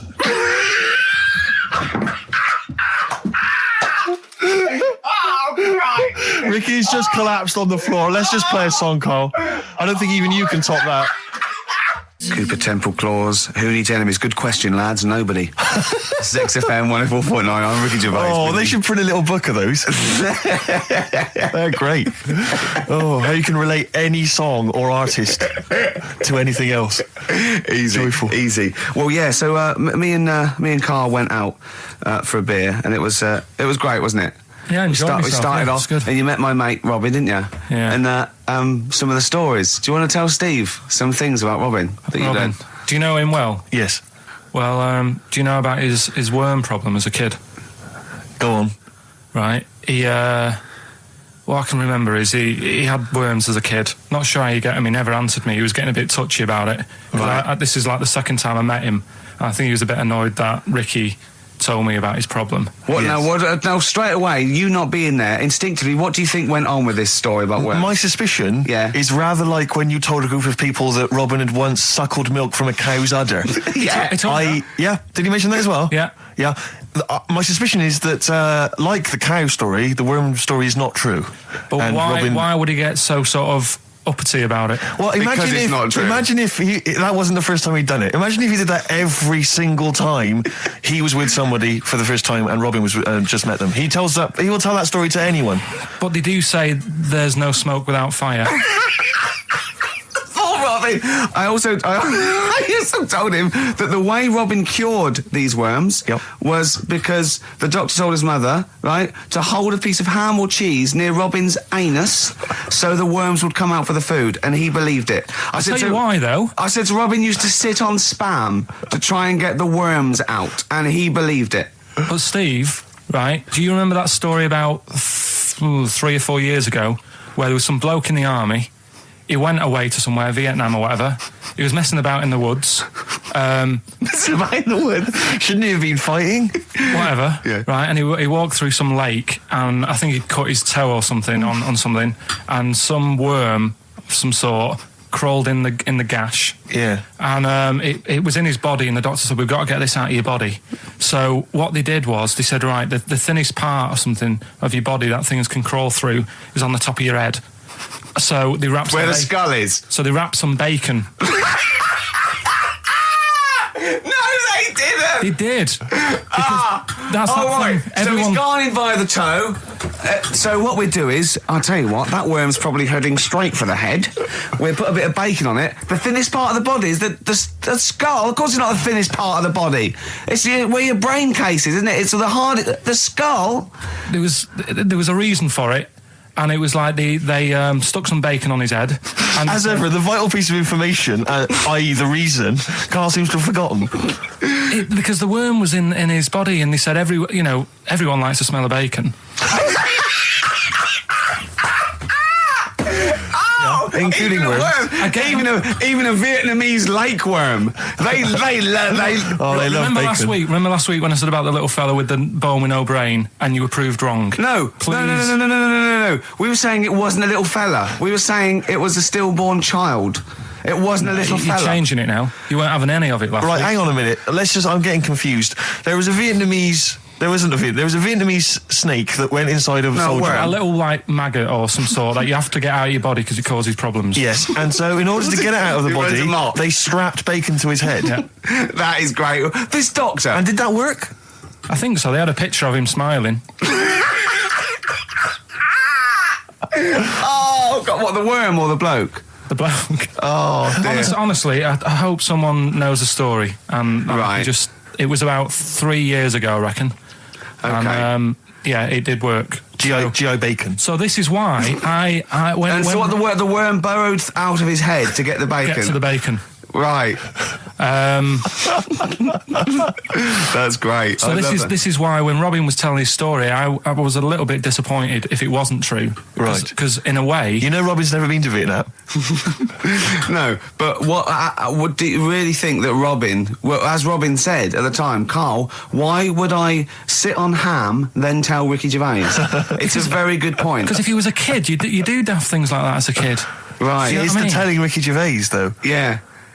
And then, Yeah. oh, Bless him. Okay. And then anyway, Robin left, and I tried to chase him, but he got away. He knows that and then we had a few pints, and then Karl embarked on some of the greatest stories ever told. Can you tell the story about your dad? Let me run it by. I haven't spoke to him all week, so let me run it by him. Okay, play records. Because What we got? we've got one of Steve's. Yeah, well, bizarrely enough, this comes from the Teachers 2 soundtrack, the soundtrack to the current TV series. There's a slight whiff of nepotism in the air. Yeah. Rick, would you like to explain why? Well, that's why you're doing it. No, my girlfriend worked on it, but Yeah. you were going to play this anyway, weren't you? Well, I was actually. Bizarrely enough, I was going to play some I Am Clute, and this is from, as I say, the Teachers soundtrack. This is called To You. It's a good track. That's I Am Clute, a track called To You from the Teachers soundtrack. That's also got, I noticed the Electric Soft Parade, The Hives, Star Sailor, Feeder, Turin Breaks, Mercury Rev on there. It's a good little collection. Lovely. Karl has just had confirmation. He's looking smug because someone phoned up and went, "It is true. It's a Laogai chi worm, and you wrap bacon around your head." That's all the bloke knew as well. Yeah. And his name was Gary. Yeah. So I'm not having it. No. And he said, see, that's why the Robin thing isn't so weird. He said, but when you said he tried it with cheese, he said I was having none of it. He's got standards. Strokes, hard to explain. Like Karl, really. Yes. Yes. So, Karl, concentrate. Yeah, go on. So, we'll leave the worm with the bacon wrapped round the head, shall we? Well, if you're ever caught in the jungle, Yeah. Always carry some... bit of Danish. Good advice. Lovely. I'm Ricky Gervais, with me Stephen Merchant and Karl Pilkington. Yep. Our producer. Right. In inverted commas, heat put. Yeah. Yeah, they know. They know. How are you doing, all right, Karl? Yeah, didn't they also write something about me bald round head? Yes, perfectly round little Yeah. bald man head, they said, so... Because you need to know that when you listen to the radio and that. Really matters what my hair's doing.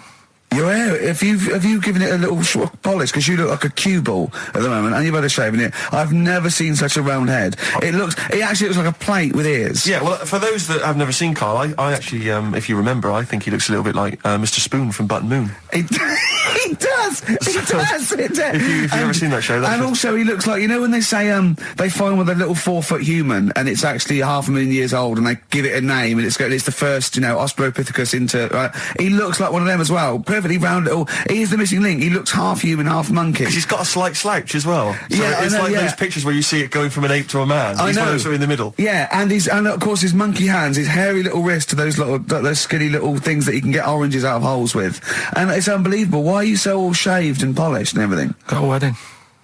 What? Got to go to a wedding today, so thought I'd, clean myself up a bit. Yeah. Shouldn't you be Shave wearing head. a suit or something? No, I'll go home and put something on. Oh, okay. But, Suzanne said, make an effort. I sort of had a shave and that, and then I came out of the bathroom, she said, oh, your head looks a bit sort of eggish. She's right. She always worries about when I have a shave, because I just, That's your girlfriend, Karl, I know, saying that. Just think. So don't worry about Heat saying it.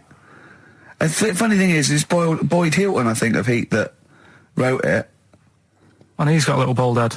Yeah, no, don't slag him off. Yeah, but on the end of his review, does it say, written by Baldy Boyd? No, because it doesn't matter, it's a magazine. Don't worry about it. Looking forward to the wedding? A bit boring, isn't it? But you got to do it. They've probably listening. Should we do a shot? No, it'll be a great day for them, but I know what will happen. Suzanne will see, all the fuss and that, and then she'll get ideas, and I'll have to let her down and all that. Why is it you don't want to get married again? I always forget. It's just, who's it for at the end of the day?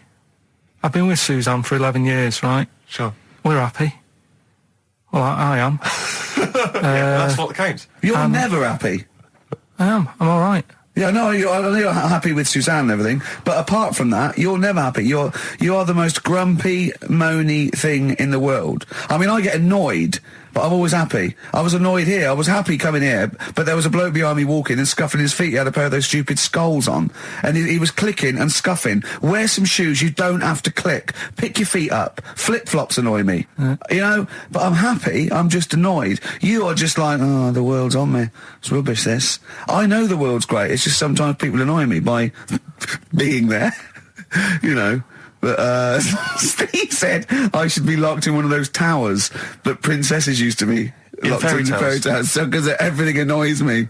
But you're grumpy. I'm not. I'm all right. XFM 104.9. We're not here. This next clip is one of my favourite clips. Look, it needs no introduction. Here it is. Right, okay, educating Ricky. What have we got? Airy Chinese kid, go on. Right. Yeah. This is the. I didn't want to do this. What do you mean you want to do it? Well, I wanted to give you 3, and I gave you one. It was like the alien man gets a beard or whatever. Yeah, And- which was total rubbish, so this one should be better, maybe. Hairy Chinese kid. Right, well, we've talked about hairy people in the past. True enough. Haven't we? Yeah. You know, the little kids who grew up in woods and hung around with wolves and that. Yeah, again, you're confusing it. Yeah, they're not, there were some people that were born very hirsute. They were not the people who were brought up with wolves. You just put that together in your Homer Simpson type mind. Right, well, this is like a sort of close to that sort of story. But the weird thing is, right, Chinese people aren't that hairy as a nation. No, seriously, that's a well-known fact. They don't have that much body hair and stuff. Okay. So this little kid who was born over there, he was like covered in stuff. Was he? And it was only his nose that wasn't hairy. The rest of his body was caked in hair, right? And his hair sort of. What grew. sort of hair was it? Was Thick hair.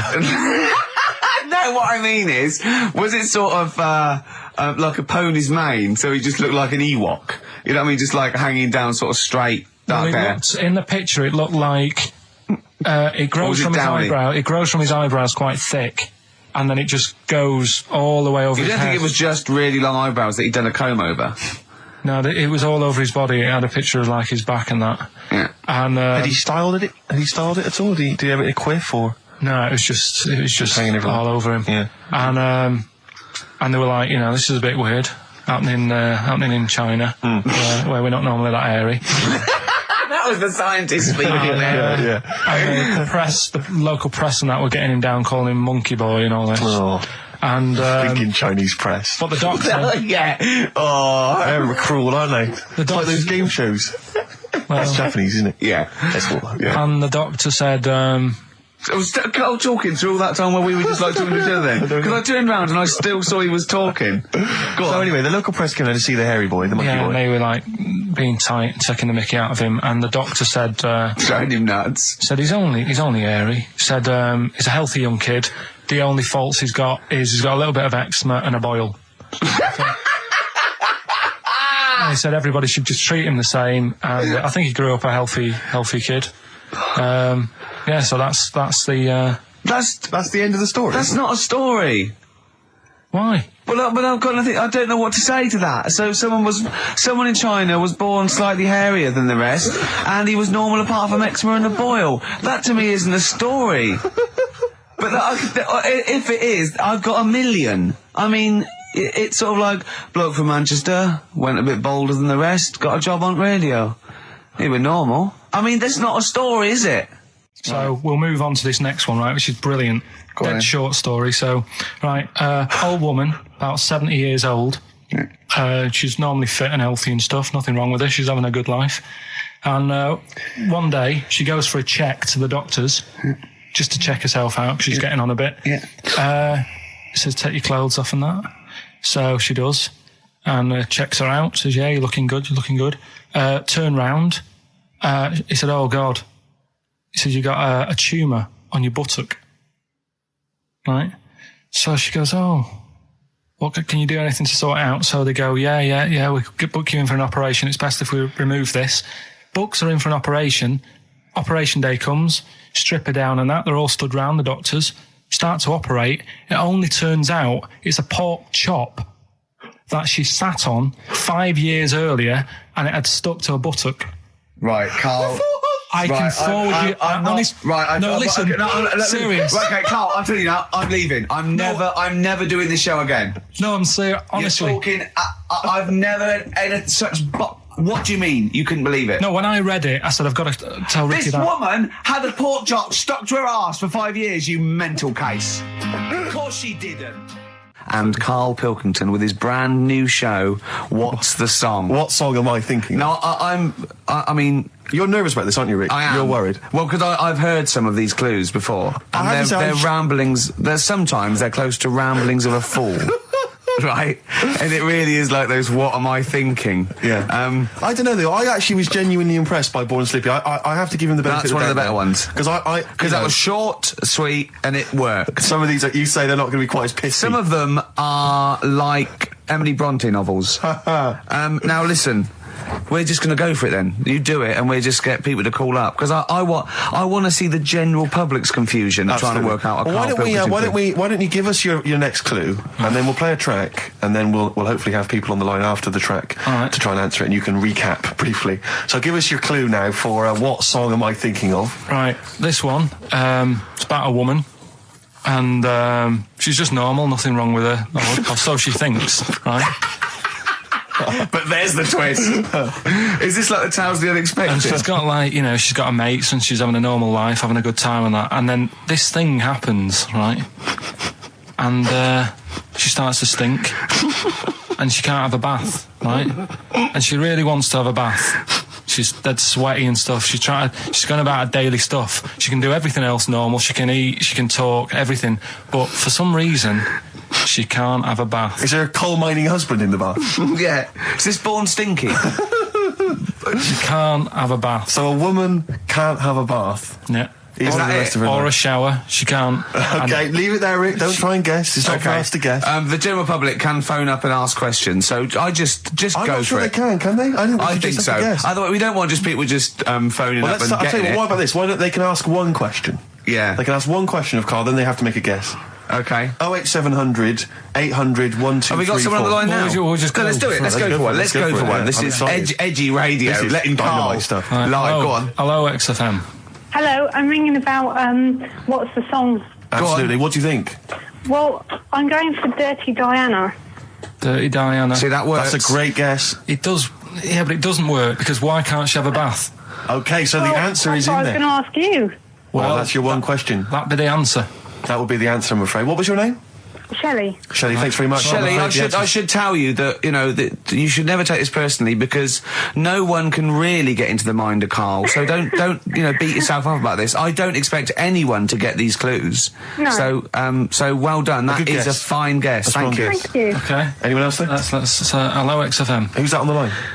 It's Chris. Hello, Chris. A question for Carl? Before you give us your guess? I haven't thought of a really good question or anything yet. You just want to go for the guess? No, what I thought was, I'm sure Simon Mayo used to do this when he did the breakfast show on Radio 1 years ago. No, he didn't. So you've just pinched this idea, Carl? If you're going to rip someone off, Carl, do not rip off Simon Mayo. I haven't ripped this off. I thought this was a new idea. I was going to do it with sound effects instead, but that's... he used to do that, and he used to get his team to play other characters. In the You idiot. Well, no, hang on. Not you, Chris. I'm saying you idiot to Carl. Yeah, but nothing's new anyway, is it? So I'm not getting annoyed about it. Very true. What do you think the answer is? Is it Cornflake Girl by Tonny Amos? Good answer. She couldn't have a bath because she'd go all She goes floppy sloppy and and that. then go down the plug hole. Good answer. She's all soggy. Yeah. So Is it Cornflake Girl? No, it's not, but that's That's a great answer. It could have been. All right.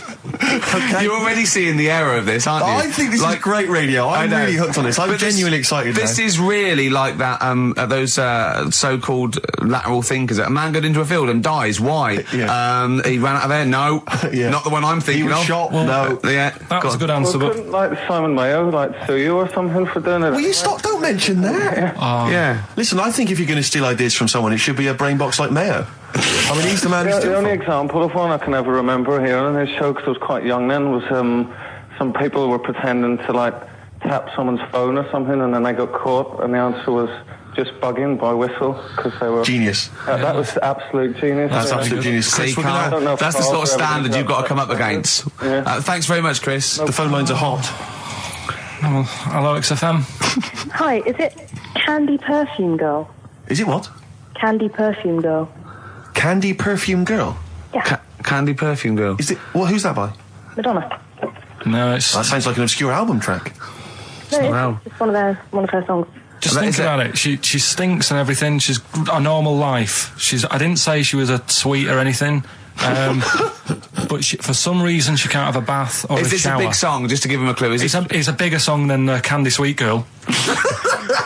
Thank you very much indeed for your guess. It clearly is Thank right. you. Cheers. Sorry. Okay, one more, then we go to a record. Come on. Okay. Go on. Hello, XFM. Carl, Yeah. is it High and Dry by Radiohead? High and dry.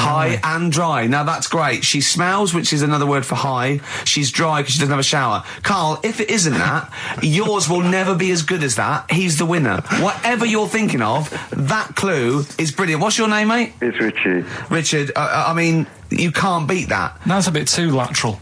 Don't be stupid. It's perfect. He's made yours into a clever clue. He's made high, she smells, dry, she never gets in the bath or shower. It's not that, is it, Carl? No, it's You not. don't even get that, do you? Not Have really. you ever heard of the word high being used to mean sort of smelly? No. No. Oh, what? That was where you went wrong there, mate. Richard, I'm declaring you the winner, even though that isn't the I answer. don't think Thank we you. should give up this early. Can we Rick. just let's play a song and, Let's play a song. Give it one more chance because Yeah. if people think about it, it is really easy. I'm not going to find out the answer now because I've got to go out. Okay, we'll do it very quickly. Stay in for 10 minutes. We're just going to play a new Coldplay track out. Okay, let's play Brilliant. Coldplay and then we'll come Cheers. back with this. XFM 104.9. We're not here. It is a bit like being Dennis Norden, playing some great moments from the show. I just imagine Dennis Norden one day, sort of just like waking up out of his stupor. He's doing this, and he'd go into the producer and go, I've just seen a couple of my programmes. I just saw It'll Be Right on the Night 18. It's It is terrible. Why didn't someone tell me? Well, we didn't want to upset you because, But I've been doing it way too long. Well, you could just let me go on forever. Well, until you died, yeah. Well, why can't my son take over? Well, he's 80, Dennis. And the jokes I'm doing, they're awful. Why have I got that clipboard? I've written these jokes, they're not funny. There's an audience, they're laughing. What are they laughing They're not at? laughing. They're not laughing. That's canned laughter. Who are those audience? Who goes to an audience for It'll Be Right on the Night? A lot of them are older than you. It can't be right. Do you know we have 15% fatality in one of your audiences? But I went home at Christmas. I watched one of the episodes. Yeah. I was with my family and friends. I said, watch this, you'll love it. Stony face. No one laughed. They all thought it was Well, it is. Well, why didn't you tell me earlier? We didn't want to hurt your feelings. You're an old man. You may be upward of 102. I didn't realise. Yeah. A quick query for you. This is from Jay. He's got a problem here. He says, my parents won't let me ditch my studies. He's currently reading modern languages at London University. Sure. He wants to follow his dream, but his parents won't let him, of being a dancer. Carl. Worse than that, he says that they're trying to arrange a marriage to a bunch of minging daughters of people they know from good families. He doesn't know what to do, so he's got the arranged marriage coming along, and he's also got, he basically wants to be a dancer. His parents are forcing him into something more practical. Well, the first thing, right, I don't think Live your dreams? the arranged marriage thing is such a bad idea. Okay. Because I think too many people go on looks, Right. and then you soon get bored of that, and you find out the person who you're knocking about with is actually not your type. Right. Why don't you arrange marriages for people? Well, I'm just saying, right, so I'd say, Jay, go along with that. I wouldn't worry about it. Okay. I mean, if they're really ugly, then, don't go along with it. But if they're half bad, Yeah. put up with it. That's Sure. all right. The dancing, Brilliant. right, That's that solved. Brilliant. I wanted to be a dancer. After I did the boxing, right, I joined a dancing thing just near Man United's ground, right, called Twiggy's. Went along, I wanted to learn some moves. How old were you? Well, it was when Michael Jackson was, like, pretty big, so about 83, 84, 85, something like that, around there. Wanted to do it. When I went, it was shut, and it had become like a warehouse for toilet rolls. So in a way, I wonder what would have happened. Sorry. How is that an anecdote about you going through dancing? You've told me before you did boxing for a while, you did dancing for a while. You had a true fight in the boxing. You didn't even get in the. That's not an. Imagine if that was a film. This is a boy's dreams of becoming a dancer. Oh, it's shut. Next on. I mean, how is that a story? Yeah, that was Billy Elliot. Do you think it would have won quite as many awards? Yeah, brilliant. Footloose. All right, Yeah. I'm fed up. They banned it. Let's go. Oh, it's shut. Flash dance. First, there was. It's a warehouse. Never mind. I'm just saying, you'll find something else. I think I got a go-kart after that. I bought a motorised go-kart and kept myself busy with that. So There's always other Just things. think, Alan Bennett has to sit down and really sweat over his stories. Yeah. He just opens his mouth. You are a living Alan Bennett character. So that's So that's solved. Well, Jay, don't worry about that. There's no emotional problems I can foresee if you follow that advice. So the advice there is do an arranged marriage if she's not ugly. minging, Yeah. she's not completely minging. Yeah. And don't worry about dancing. Get a go-kart. Cheers.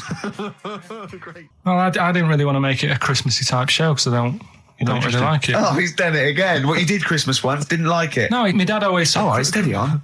Dad said Christmas morning was for for me. So he used to stay in bed. So he never. That's brilliant. That's a great thing to say, isn't it? Yeah. Christmas morning's for you. Run wild. Do what you want. Just don't bother me. I'm going to Honolulu for 2 weeks. That's great. Dad, it's Christmas. Do I have to do anything? No. So my mum used to get up because she used to like to see my face light up, when I opened my presents. And then to give fireworks. And then I'd have to go to my bedroom from about 6 o'clock onwards because my mum and dad were into having big Christmas parties and I wasn't old enough to go. Right. So they'd say, right, you've had your fun there, you go up to your bedroom, stay in there. Really? Yeah, I remember one year, right, I got a train set, that's what I wanted. Yeah. Right? Brilliant. Playing with it all day. I thought, I don't mind about the party, I'm happy staying up here playing with this. Brother comes in. He's had a few, right? He's going, yeah, give us a go on your train. How old is he? He's a bit older than me, so he might have been let's see. Well, let him be 18. Probably about 18, 19, And how old something were like you? that. I had a train set, so I don't know, about 14. something like that, right? So I'm playing on that, loving it and stuff. And then he comes in and goes, oh, give us a go. He turns the transformer up to 14. He went really fast for about 5 seconds, broke it, and then he went back downstairs. Wow. So Christmas, I hadn't even got to Sounds Christmas like Day. the Conservative government with British Rail. Satire, that is. Satire, Rick, I just thought that there's satire.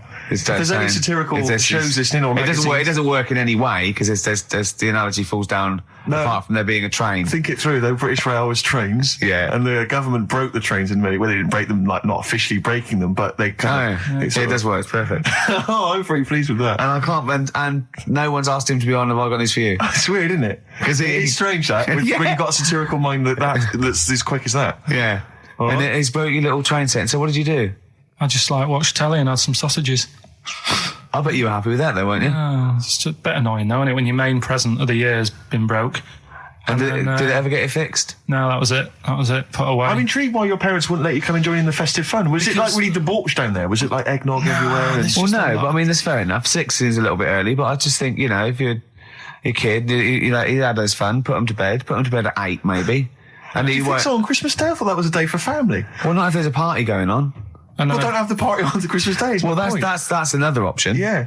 Your parents are weird, aren't they? A strange breed. Well, I think that was the year, right? You're talking about buying presents and stuff. I think I did treat my mum I didn't buy my dad anything. I think that was when I got a bit older, I used to get my dad something because he wasn't that bothered anyway. No. So, got my mum, there was a cheap shop, right? Of course. Thank God for that. Called Snips. Right? So I went in there and I thought, let's see what I can get her. And remember Victoria Plum? I don't think so. Well, it's like a fairy character. Right. And my mum's into gnomes and stuff, right? So I thought, right. She must be pleased with you then. Victoria Plum. I was thinking, is that one of the neighbours? Is it like a brandy liqueur? Do you remember Victoria Plum? Victoria Plum. Victoria Plum, yeah. It's like a little fictional sort of character, right? Okay. So I saw it. I thought, yeah, she'll love that, right? So I did my paper round, saved up for 2 weeks, right? Aww. Got that sorted, went to Snips, bought the Victoria Plum. Next day, I'm in town with her, right? So I think, I know what I'll do. I said, come in here a minute, right? So we go in and we're looking around and I tested her, right? I went, look at that there. That's all right, innit? And she goes, oh, it's bloody awful. Oh, Carl. Oh, Carl. Oh, God. So then Christmas Day comes. I said, don't bother opening it. She said, no, why? I said, no. Why did you still give it to her? So, well, it's too late. I'd already bought it. Oh, Carl. So she opened it and I was like, and she said, oh, that's nice. I said, why are you saying that? I said, the other day, you said it's bloody awful. She said, oh, no, I thought you were pointing at something else. Oh, no. So that's why I don't get anyone anything anymore. Oh, God. Play record. Oh, God. Oh.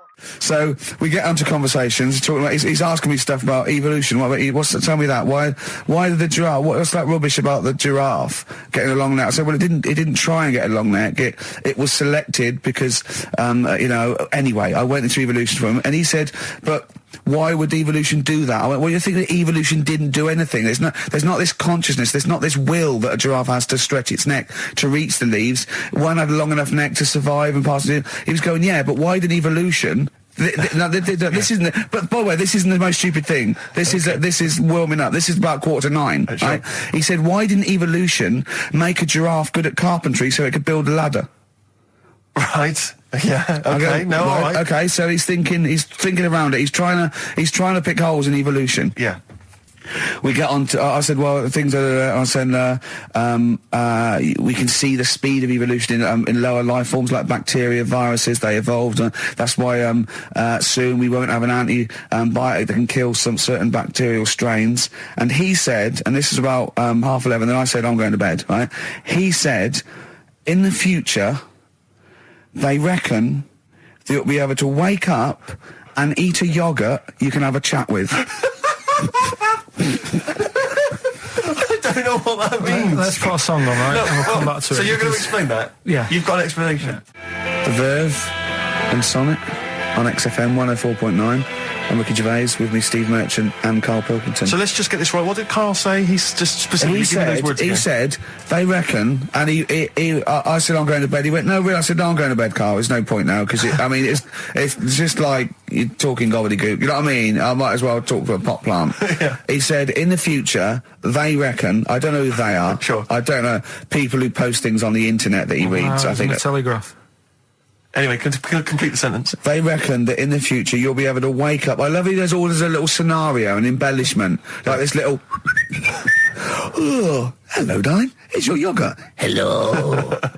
You'll be able to wake up and eat a yogurt you can have a chat with. All right. Well, thanks for that, Rick. I'm looking at you. I'm going to throw that over to Carl now. Right. It's when I was away on holiday, right? I got. I don't normally buy the Telegraph because it's too big and that, innit? So, but they were giving it away for free on the plane, so I thought, ding dong, might as well have it. Mm-hmm. And I saw a couple of things in it. I thought that would be interesting.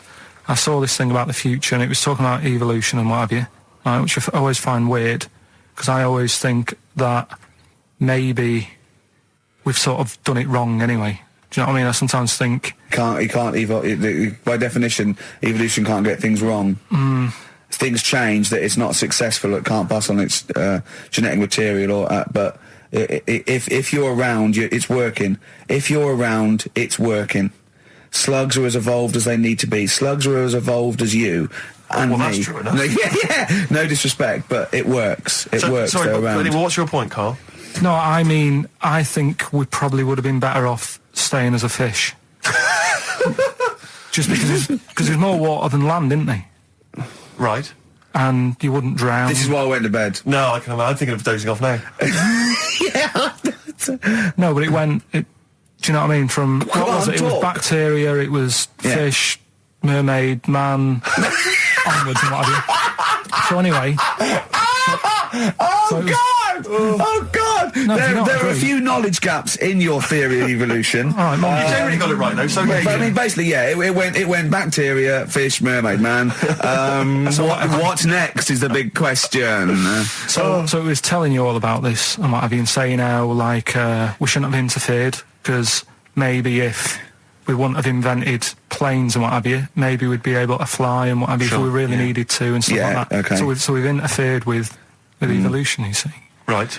Well, then it was saying, well, what's the future got? Well, yes, in one way we have interfered with evolution. Yeah, the evolution of the human being in society is changing. It's no longer based on the strongest or the fittest, because medical science can keep us alive long enough. People can pass on their genetic material where without this civilization they wouldn't have been able to. So yeah, there are different parameters, there are different pressures, there are different things that say whether we're going to pass on our genetic material or not. Okay, so in that sense, you're right. And that, Rick, as far as I'm aware, has led to a yogurt that you can eat and have a conversation with. So this is what it was saying. It was just saying, you know, we're living in mad times and that. You know, there's a lot of weird stuff going on. One of which is... And the fellow was just saying, you know, with computers and stuff like that, the way it is, we'll be able to wake up. Go on. have a chat with your yogurt and have something to eat. What do you mean, have a chat with your yogurt? Because of the amount of, I mean, you have them yogurts already, those friendly yogurts, those bacteria-friendly ones, so this is just a really friendly one. Yeah, they don't... Oh, God! I might burst! Do you know what, sometimes, Carl, I think that we're having a chat with a yogurt. Do you know what I mean? There can't be any difference. Yeah, but then I'm always reminded that would be more entertaining. That would be more informative. That was Jane's Addiction. This is the Best Of Show on XFM 104.9. I'm Ricky Gervais, with me, Stephen Merchant. Yes. This was a clip show. We recorded this a couple of weeks ago. I hope you had a Merry Christmas. It's not over yet, because tonight at 9:50 is the second part of The Office Christmas specials. It's brilliant. Watch it, and we'll be back next week live. I'm Ricky Gervais, with me, Stephen Merchant. Bye. Have a great new year. Class. Rock the Casbah. I love the fact you had at least 3 minutes to get that right. I know. Prepare and get that right. I know, but my mouth was full of Maryland cookies. Yeah. You know, last week, this would blow your mind. He came in, do you know what he'd bought? For himself, about 10 penguins. Who buys penguins still? I know. Or wagon wheels. Oh, I've never liked wagon wheels. You've not been a fan? No, but I was sorry about that. It's The Clash and Rock the Casbah.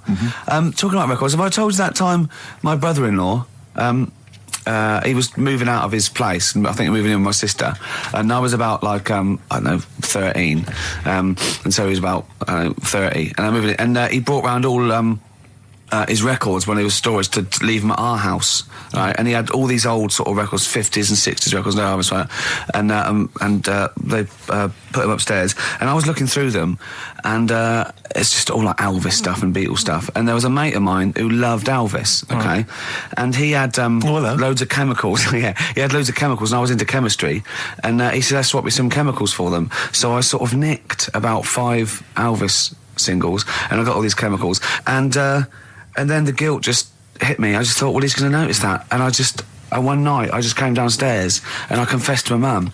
And she went, all right, well, I won't tell him, but you've got to be good. And it's sort of like I was just really, really good for a year. And then I remember when I was about 18, my brother was talking about it. And he said, did you ever play those records I left for you? Brilliant. He told my mum, he said, these are for Ricky. She just didn't tell me. She was sharp, wasn't she? She used opportunism there. Oh, that's genius. And that was it. That's why I was good. But you've never stolen anything since, have you? No, I don't. Except that spate of shoplifting after that to teach your mum a lesson. yeah. Well, I went round and arson. No, I did. I just couldn't believe it. It was terrible.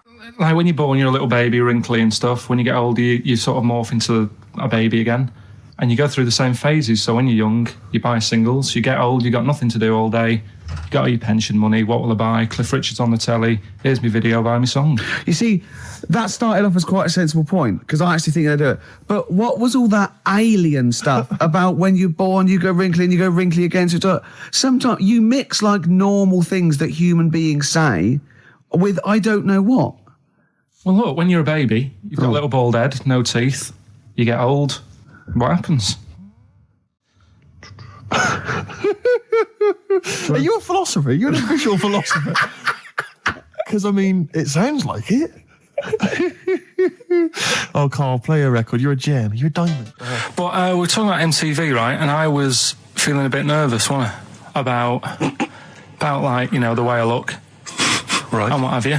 And then I watched a bit of Celebrity Big Brother and all the fuss that Mark Owen's getting. And he's not that good looking, is he? He's very. I want to be Mark Owen's mate. If anyone who knows Mark Owen or Mark Owen's listening, I want to be his mate. I think he's brilliant. I think he's a nice lad. But what I'm saying is, right, all the girls go mad over him. Yeah. And he's not that good looking, is he? Well, no, he's got to. He is in a certain way, isn't he? That sort of non-threatening. But he's not stunning, is he? Do you know what I mean? No. Well, what's your definition of a stunning? Yeah. Well, who do you like? Someone who you look at and you go, God, they're good. Which bloke do you fancy? What bloke do you think's attractive then? So if I was into men, yeah.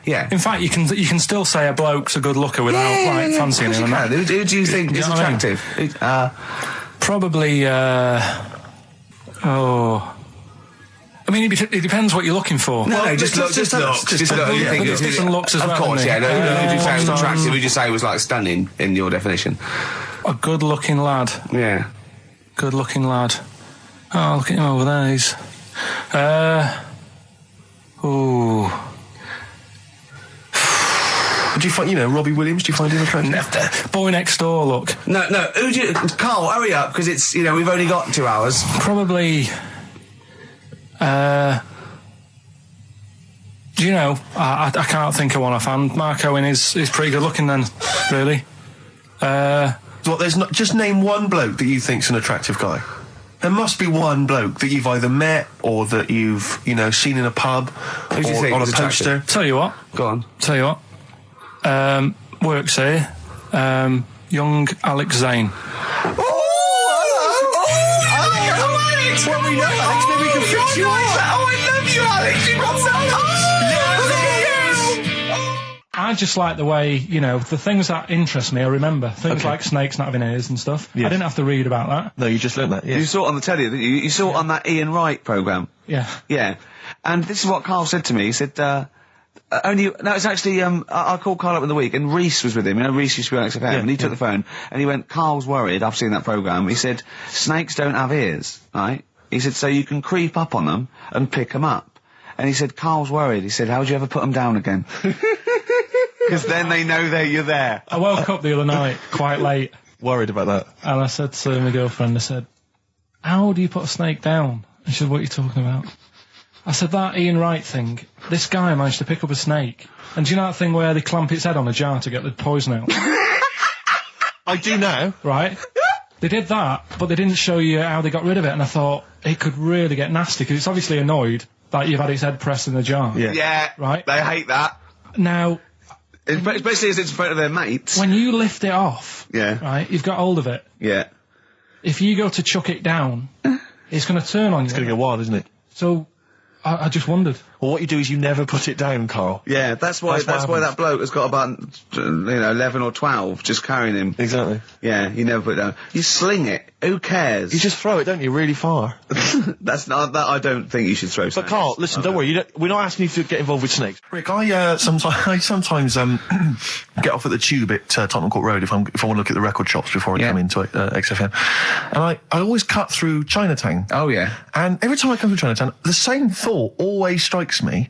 I always feel like I want to just gather all the little locals, all the little Chinese fellas, just gather them round and just go, guys, in what way is this a town? It's not, is This is not, at best, what you've got here is a novelty street. Yeah, Gerrard Street is not a town, No, mate. it's not a town. You've had this Just for like 100 years. It's not expanding. Yeah, yeah. You can't just call it Chinatown and claim it's a town. If I was them though, and you did it, I go, what are you talking about? It is a town. It is a town. It's What- our in what town. way? It is a town. It's our town. We got all lots of stuff. Where's your church? Where's your mayor? We got a betting shop. Not enough. It is. See, all you've got here is restaurants. No, that does not a town make. no. Got a little supermarket with snacks. What does it sell? Snacks. Specifically, I would imagine crackers. Yeah, yeah. Do you want to buy a dragon? Do you want to buy an ornamental dragon? If I wanted to buy one, this is where I would. Do you want to buy a gold dragon? Is it made of gold? No, it's made of plastic, but it's sprayed gold. Do you want to buy that? It's not a town. It is a It's town. not a town. Yeah.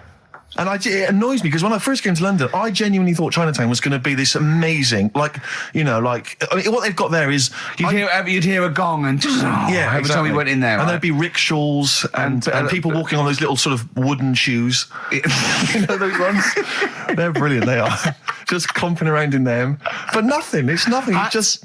Yeah, exactly. Yeah. It just reminds me of, have you ever been to any of those sort of museums? You tend to have them up north where they've got you sort of sit in a little cart and it sort of rides you through kind of, I don't know, it might be Newcastle, the Victorian era. Yeah. Then, Can I have half a pound of those sweets, please? Exactly. Of course you can. If there were some animatronic men, it would just be an exhibit. Yeah. Although their concession to being 100 years ago is that there's some scales in the shop and there's a horse outside. Yeah. That's it. That's it. Exactly. Yeah. The traditional sounds and smells of old England. And the voice of going, of course, there was no television.